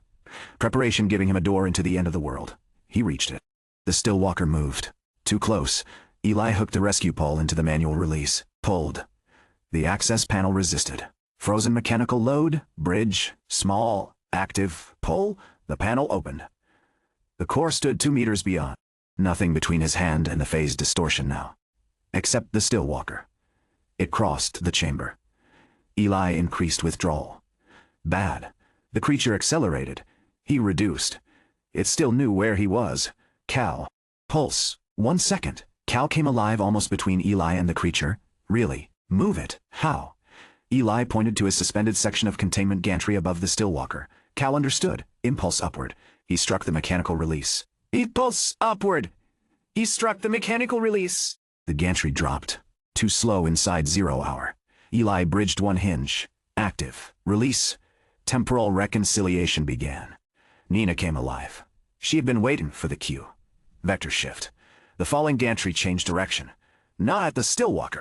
Across its path. It hit the containment floor like a gate. The creature stopped behind it. Not trapped. Delayed. Cal landed badly. The still walker struck through the gantry. 1 arm passed between steel bars. Caught Cal across the side. The sound was sickening. Cal flew. Eli released him before he hit the wall. Baseline frozen. His body stopped mid-flight within Eli's active perception. No. Not safe? Momentum would return when time did. Theo? Eli ran to him. Pulse. Theo came alive. Cal. He saw the suspended body. Bridge him down. Living cost. Do it or he hits concrete at baseline with that velocity. Eli grabbed Cal. Living bridge. Painful cost. He changed Cal's position. Not momentum. Nina came active. Reconciliation. She redirected the stored impact through Eli's bridged movement into the floor. As Eli lowered Cal. Release. Cal came active under Theo's hand. He gasped. Theo examined him. Ribs. Possible internal injury. Cal tried to stand. Theo pushed him down. No. Core. Not your job now. It is. No. Cal looked at Eli. For the first time in years, there was no joke in him. Do you need me? Eli looked at the still walker pushing the gantry aside, then at Cal. 3 questions. Can someone else solve this? Yes. Dana's stations. Nina's force. His own gradient. Cal had already created the opening. No. Cal stared. Eli continued. You did your part. The words mattered. Cal understood. His body relaxed by 1 degree. Theo activated stasis pulse over his side. 20 seconds. Eli looked at Theo. Need? To slow whatever is bleeding until baseline medical teams exist again. Take 30. Theo nodded. Eli kept them active. 30 seconds. Theo stabilized the injury. Then Eli released both. Cal froze on the floor with Theo's hand over his ribs. Alive. Waiting. Eli turned. The still walker had moved around the gantry. Nina came active beside him. How much left? Eli checked. Stored time 49 days 19 hours. 44 minutes 6 seconds. They had crossed into the final 19 hours above the floor. Nina read his face. That's it? Operationally. Then stop fighting it. Eli looked at the still walker.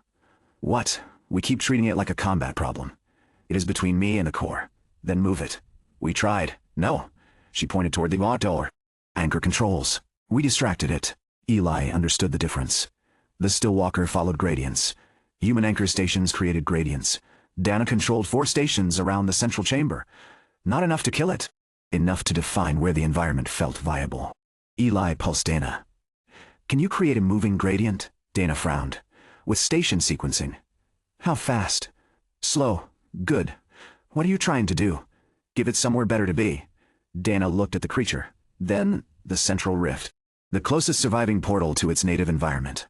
If I step station output from west to central, it follows the boundary. Maybe. Eli looked toward Lena. Dana almost smiled. Don't. He pulsed Lena anyway. She came active. He explained in 9 seconds. Lena stared at the still walker. Then at the anchor network. It may follow. Useful. Not guaranteed. Useful. Yes. Nina smiled. Growth. Eli released Lena. Dana stayed active. She created the sequence. West station. Then northwest. Then central upper ring. Each output spike only slightly altered local rate. No single catastrophic surge. A trail. Not of light, of temporal gradient. Nina remained active because each shift placed stress through the central containment structure. She caught only what mattered. 1 second. Release force, move. 2 seconds. Release. Dana advanced the pattern. The still walker turned toward the west gradient, took one step, then another. The station weakened. Next station surged. The creature followed. Not obediently, naturally, like an animal following warmth towards shelter. The path curved around the core. Toward the central rift opening, Eli moved opposite. 10 meters. 8. The still walker hesitated. His active gradient competed with the station's. Eli lowered himself. Not full withdrawal. The least active state that still allowed him to function. Cost fell. His signal weakened. The anchor sequence became louder. The still walker turned away. 6 meters. 4. The central station surged. The steepest gradient formed directly beside the rift. The creature moved toward it. Eli reached the core access. Nina released one structural load. Now, Eli stepped through the maintenance opening. The core was close enough to touch. He raised his hand. Then stopped. Not fear. One final check. Dana. Lena. Pulse. Lena appeared beside the opening. She looked at the core, then at the still walker. Third anchor status? Down. Core phase? Unstable. Can it be bridged? Lena looked at his hand. That's what we're about to learn. Floor? 49 remains minimum? Anything else? She looked at him. For once there was no correction. No. Eli released her. Nina. He kept her active. She immediately understood. You're keeping me. Core reconciliation. I know. You may need to release before the end. No, Nina. If you release me before the recoil, you die. If cost, then allocate me until my part is done. That was his own doctrine. He hated hearing it used correctly. Fine. She stood outside the access ring, hands against the structural frame. Ready. Eli looked at the core. No new interface appeared. No hidden skill. No final evolution. Time Vault offered exactly what it had offered when he was 18. Stored time. Withdrawal. Temporal bridge. The same power. Only the scale had changed. He put his hand into the distortion. Cold did not describe it.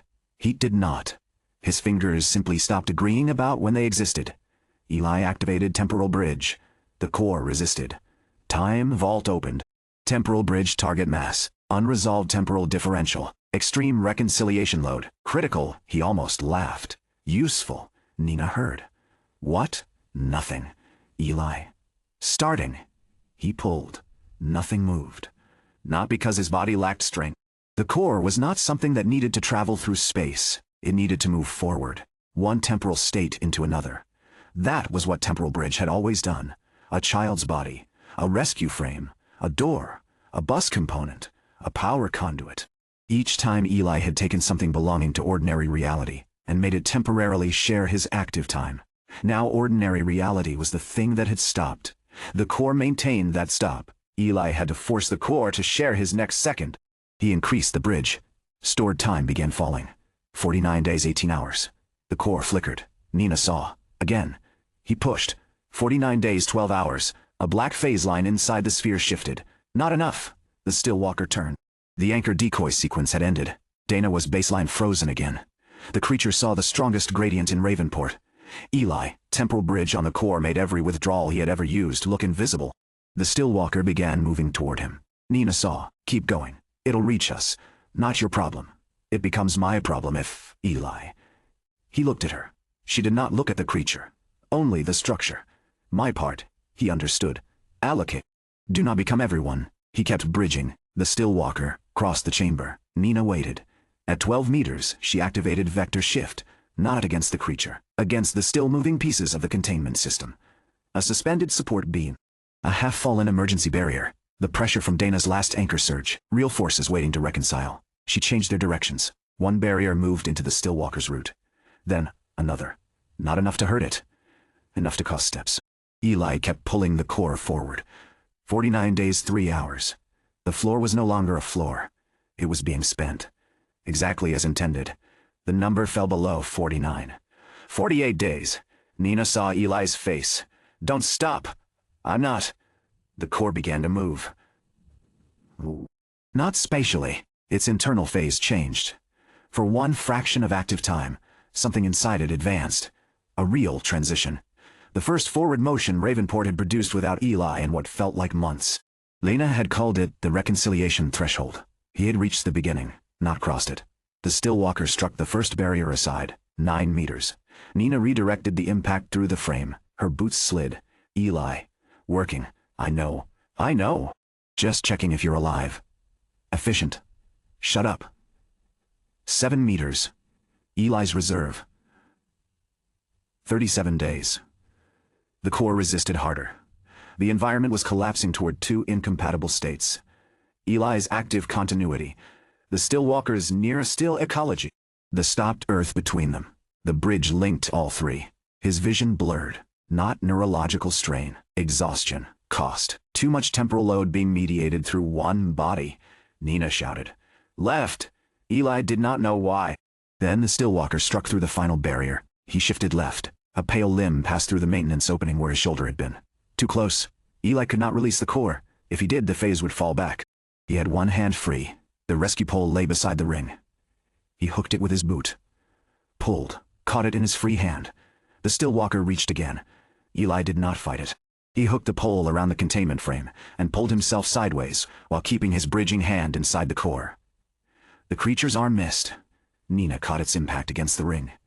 Vector shift redirected the force downward. The floor cracked, not the core. Good. 28 days. The Stillwalker moved around the opening. Eli could not keep dodging. Nina. I know. She did. She looked toward Cal, frozen beside Theo, then Dana.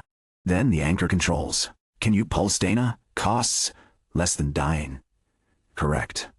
Eli stretched the rescue pole outward. Dana was 4 meters away. Too far. Nina saw the problem. She shifted Dana's frozen position just enough for Eli to reach her directly. Eli caught Dana's wrist with his free hand. Pulse. The interface protested. Synchronization complexity increased. Eli accepted. Dana entered active time. One additional person. Cost spiked. Eli?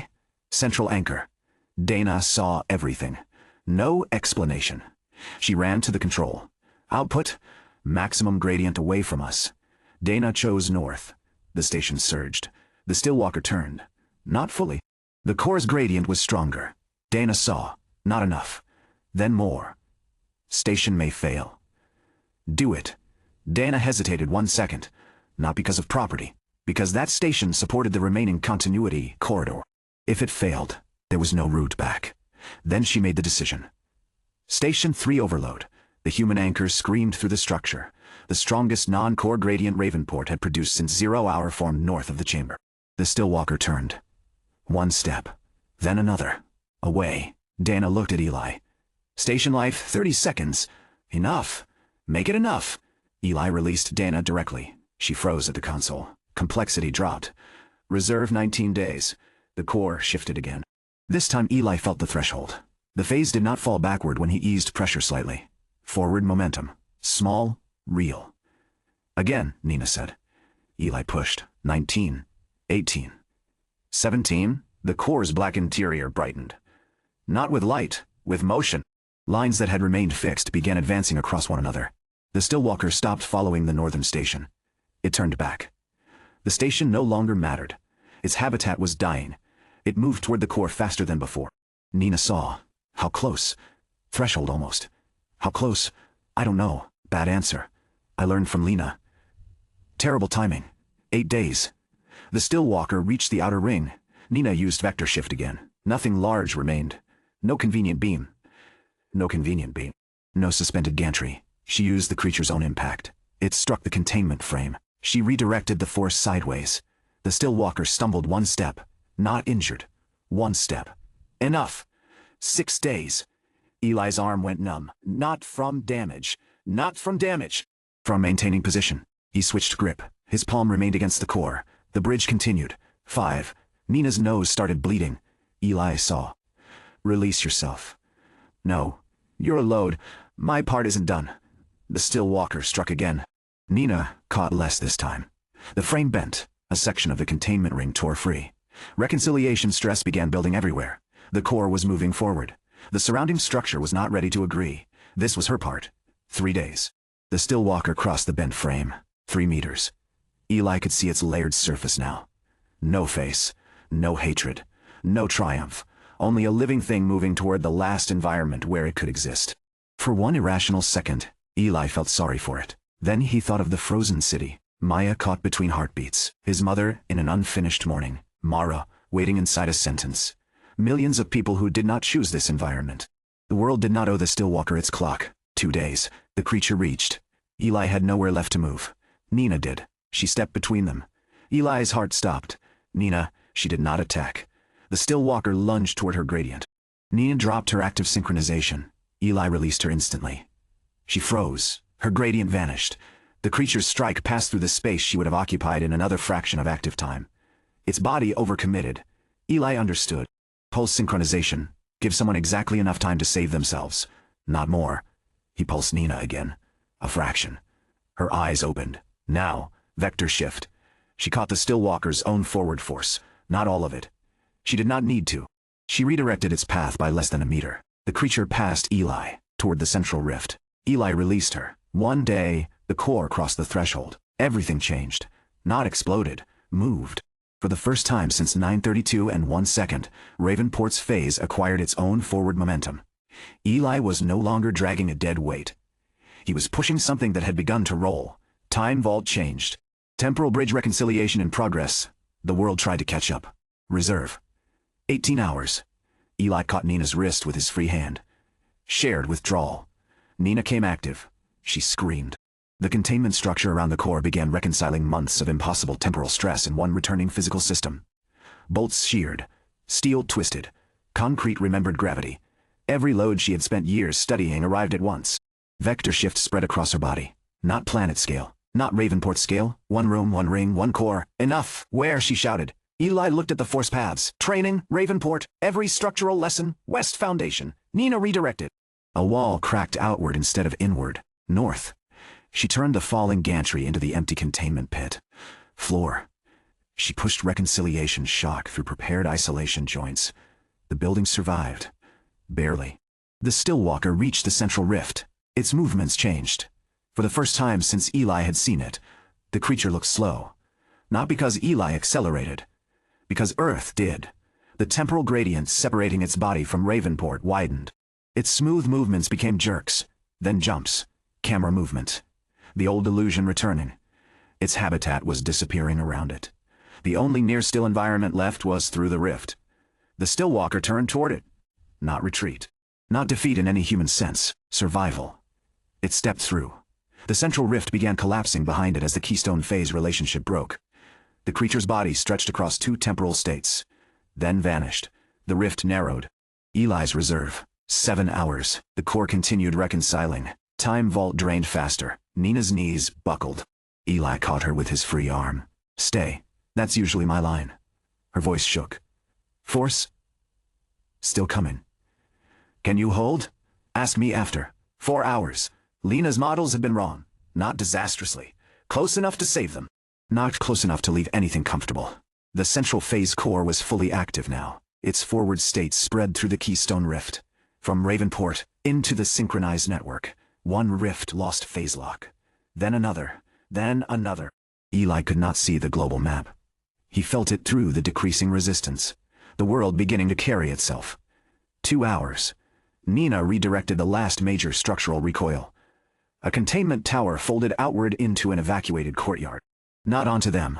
The central ring held. 1 hour. The rift behind the Stillwalker collapsed to a thin black line. Then nothing. 32 minutes. The core no longer needed Eli. He tried to release temporal bridge. It held for 1 terrifying second. Then let go. Time vault closed the connection. Stored time 17 minutes 8 seconds. Eli stared. 4 years. 382 days. 17 minutes. Then a sound occurred. Small. Metal. A bolt fell from the containment ring. Hit the floor. Clink. Eli stopped breathing. Another sound. Rain against broken glass. 1 drop. Then another. Then hundreds. The world moved. Nina looked toward the chamber entrance. A red emergency light blinked. Off. On. Off. Normal speed. Cal jerked as baseline time returned. Theo, returning with baseline time, was already beside him. Stasis pulse ended. Cal shouted something rude. Eli laughed. The sound became lost inside everything else. Fans started. Alarms screamed. Water fell. Steel finished settling. People outside the chamber shouted. Radios exploded with voices from every channel at once. Nina grabbed Eli's jacket. Eli! He looked at her. She pointed through the broken wall. Ravenport. Rain fell. Smoke rose. Smoke rose. Cars began completing movements they had started at 9:32. Emergency braking systems engaged. Prepared intersections locked safely. A bird finished one wing beat. Far beyond the city, the ocean's frozen wall of water collapsed forward. A wave struck the harbor. Normal. Alive. A clock on the containment wall changed. 9:32:1. Then 9:32:22. The first stolen second finally ended. Eli sat down on the floor. Not gracefully. His legs simply stopped participating. Nina sat beside him. For several seconds neither spoke. Then Cal groaned behind them. "Did we win?" Theo said. "Do not move. That's not an answer." Dana's voice came through the restored radio. Fast. Ordinary. Almost offensively fast. "Central team report." Eli picked up the radio. His hand shook. Not strain. Exhaustion. Core active. Static. Then Dana, repeat. "Forward time restored." The channel went silent. Only for a second. Then voices erupted. Ravenport. North District. East. Harbor. Other cities. Other countries. Anchor stations reporting. Clocks advancing. Rifts losing synchronization. Global phase coherence falling. 0 hour ending.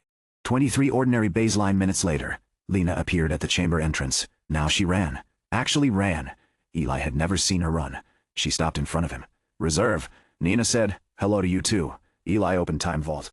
Stored time 17 minutes 8 seconds. Temporal pressure. Present the word. Maximum was gone.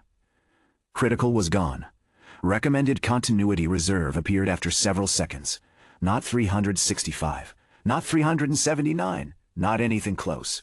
18 days. Then 11. Anchor networks came fully online. 9. 10. The number continued changing as the world stabilized. Lena stared at Eli even though she couldn't see the interface. Number. 7 days. It dropped from 379? Still dropping. 5. 3. 1. Then the interface stopped showing the recommendation entirely. Temporal pressure low. Lena made a sound somewhere between laughter and disbelief. Nina looked at her. Was that emotion? No. It was... no. Dana arrived 4 minutes later. Mara with her. Mara crossed the chamber. Looked at the ruined containment ring. Nina bleeding from the nose. Cal on a stretcher arguing with Theo. Lena clutching a sensor like it had personally validated her existence. Then Eli sitting on the floor. Her eyes moved to the steel command marker still clipped inside his vest. "You kept it. Government property." Mara almost smiled. "Good." Eli took it out. Held it toward her. She did not accept. "Keep it." "Why?" "You know why." He did. Dana stopped beside them. Her suit was torn at one sleeve. Eli had never seen that either. Harbor shelter. The words left his mouth before anything else. Dana's expression changed. "We have teams going in? Survivors?" "Yes." "How many?" "Unknown." He closed his eyes. Not all dead. Not all saved. The decision did not become easier because the world survived. Dana continued. "We'll know later." Eli nodded. She looked toward the collapsed rift, the floor. 17 minutes left. Dana exhaled. For the first time since he had known her, she looked completely exhausted. Then Lena's model was good. Lena said, "I heard that." Dana looked at her. It was still wrong. Uncertainty margin. 17 minutes. Alive. Dana almost argued. Then stopped. Alive. Nina leaned against Eli. Mara looked around the chamber. "You all done?" "Cal, from the stretcher. I could continue." Theo said, "No." Mara nodded. "Then yes." The public called it the daytime stop. Scientists preferred global phase lock event. Dana preferred 0 hour in official reports after spending years complaining about the name. Cal considered that his greatest victory. The world recovered unevenly. 0 hour lasted just over 1 baseline second for most people. For systems built around precise timing, that second was enough to create chaos. Aircraft switched to continuity navigation. Hospitals completed interrupted procedures.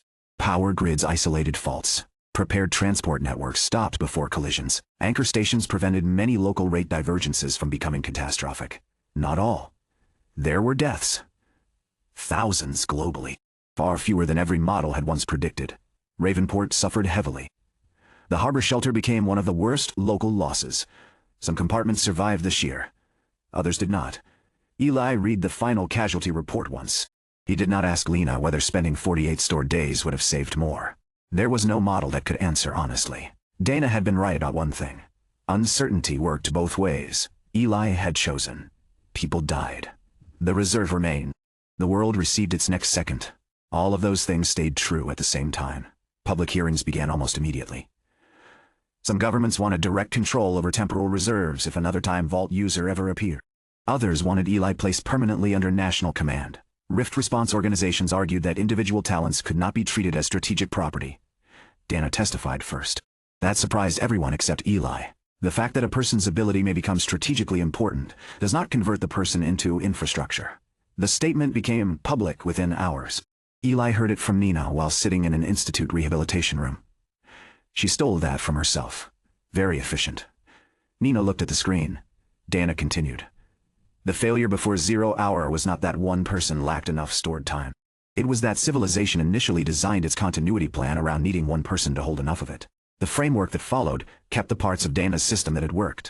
Voluntary reserve reporting for registered strategic talents, compensation for protected preparation time, medical and psychological support, clear deployment thresholds, independent review, shared command authority during catastrophic events, no compulsory ownership of talent use outside lawful emergency authorities, and above everything, distributed continuity infrastructure. Anchor stations remained, expanded, redundant.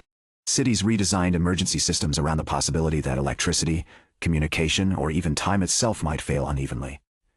Nina's structural standards spread internationally. She pretended the attention annoyed her. Eli knew better. Her new title arrived 3 months later. Director of Structural Temporal Response, Ravenport, ... She stared at the appointment letter. Director sounds old. You've aged an extra month, because of you. Technically voluntary. She looked at him. Do you want to be single? No. Then improve your technical language. He took the letter. You're taking it, obviously. Good. She looked suspicious. You're not going to say something strange about scheduling. No. Who are you? I can. Don't. Theo entered the Institute's Advanced Temporal Medicine program. His work on stasis pulse became part of national casualty doctrine. He still could not heal anyone. That remained the point. He became very good at giving people enough biological time for the correct person to save them. Cal recovered fully. Mostly. His ribs healed. His ego did not require treatment. He became one of the lead trainers for temporal combat interception teams. His first official doctrine note included the sentence, "Do not punch the temporal organism unless specifically authorized." Mara removed it. Cal added it again under a different heading. Mara removed it again. The conflict continued. Lena published nothing about the Stillwalker's native ecology for 6 months because she claimed the data was insufficient. Then produced a paper long enough that Cal said reading it might cause a second 0 hour. The Stillwalker itself did not return. Rifts remained. They did not vanish when phase lock ended. Monsters still crossed. Containment still mattered. The world remained dangerous, just not stopped. The central Ravenport rift did not reopen to its previous size. What remained was a smaller, unstable fracture under continuous observation. Its phase influence no longer dominated the network. The Keystone relationship had broken. Nobody claimed that meant forever. That was why the anchor station stayed. Eli returned to field duty after 6 weeks. His first deployment required no withdrawal. A minor rift creature had entered a warehouse. Cal's team handled it. Eli helped evacuate workers and held a door. Mars replacement field commander asked whether he wanted to log the operation against his reserve. No. The commander looked confused. You didn't spend any. Exactly. His counter was no longer the score of how much good he had done. Some days he spent time. Some days he didn't. Sometimes the best response was giving Nina 3 seconds. Sometimes Theo needed 12. Sometimes Cal needed 1. Sometimes another team solved everything before Eli arrived. He learned to like those days. His reserve remained low. For the first week after 0 hour, 17 minutes, then 22, 31. He did not immediately begin rebuilding 365 days. That surprised almost everyone, especially himself. He deposited when it made sense. An hour before a quiet training day. 2 hours during a long layover when nobody expected him. Occasionally, 3. Never because an empty evening made him anxious. Time Vault still allowed more. Eli simply stopped assuming available meant necessary. Maya moved into university housing 2 months after 0 hour. Eli helped, all day. The lamp went too. She won that argument. At 5 in the afternoon they carried the final box into her room. Maya looked around. Small desk, bed, 6 pairs of shoes, the lamp. Nina stood in the doorway. I still think the shoes are excessive. Maya ignored her. She looked at Eli. You going to deposit on the drive back? No. Why? Nina's driving. Nina said correct answer. Maya looked suspicious. Really? Eli understood what she was asking. Really? She nodded. Then hugged him. No speech. No line about time. She didn't need one. He'd shown up. Months passed. Ravenport rebuilt the central exclusion district around the ruined containment hall. Part of it became a memorial. Part remained research infrastructure. Dana objected when someone suggested naming an anchor station after Eli. Eli agreed with her. Cal suggested naming one after himself instead. Everyone ignored him. The rebuilt city moved differently because people knew it could stop. Emergency doors were simpler. Mechanical backups were visible. Anchor housings became as ordinary as fire exits. Children learned continuity drills at school. People complained about them. That made Eli strangely happy. Preparedness becoming annoying meant it had become normal. One evening, nearly 8 months after 0 hour, Eli was back in his old room. Not because he still lived there full-time. He had come home for dinner. Maya was visiting for the weekend. Their mother had made too much food. Nina was waiting downstairs. The clock on Eli's desk read 7:08. Time vault opened. Stored time 4 hours 17 minutes. Deposit available. He stared at it. 4 hours 17 minutes. Once, the sight of so little reserve would have terrified him. Now it meant he had enough for a small emergency. Not enough to carry civilization. Good. Civilization had learned to carry more of itself. Maya appeared in the doorway. You're doing the thing. Checking. How much? 4 hours 17 minutes. She leaned against the frame. That's tiny. Compared with 382 days. Compared with you. Eli looked at her. She had changed again. University. New haircut. Different clothes. A life continuing whether he watched every part or not. The difference was that now he tried. Maya looked at the clock. Nina's waiting. I know. Deposit available? Yes. She waited. Eli looked at the interface one more time. 4 hours and 17 minutes could matter someday. A rift, an accident, a person who needed one perfect second. He could make it 5 hours tonight. 6, 7. The old logic remained valid. That was important. Preparation had never been wrong. Only endless preparation that forgot what it was protecting. Eli closed time vault. No deposit. Maya smiled. Good. She walked downstairs. Eli remained for another moment. The desk clock changed. 7, 8, 41, 42, 43. Nothing stopped. Nothing warned him. Nothing needed saving. Downstairs, Nina called his name. He left the room. The clock continued moving behind him. An hour did not need to save the world to matter. For once, Eli let every second pass.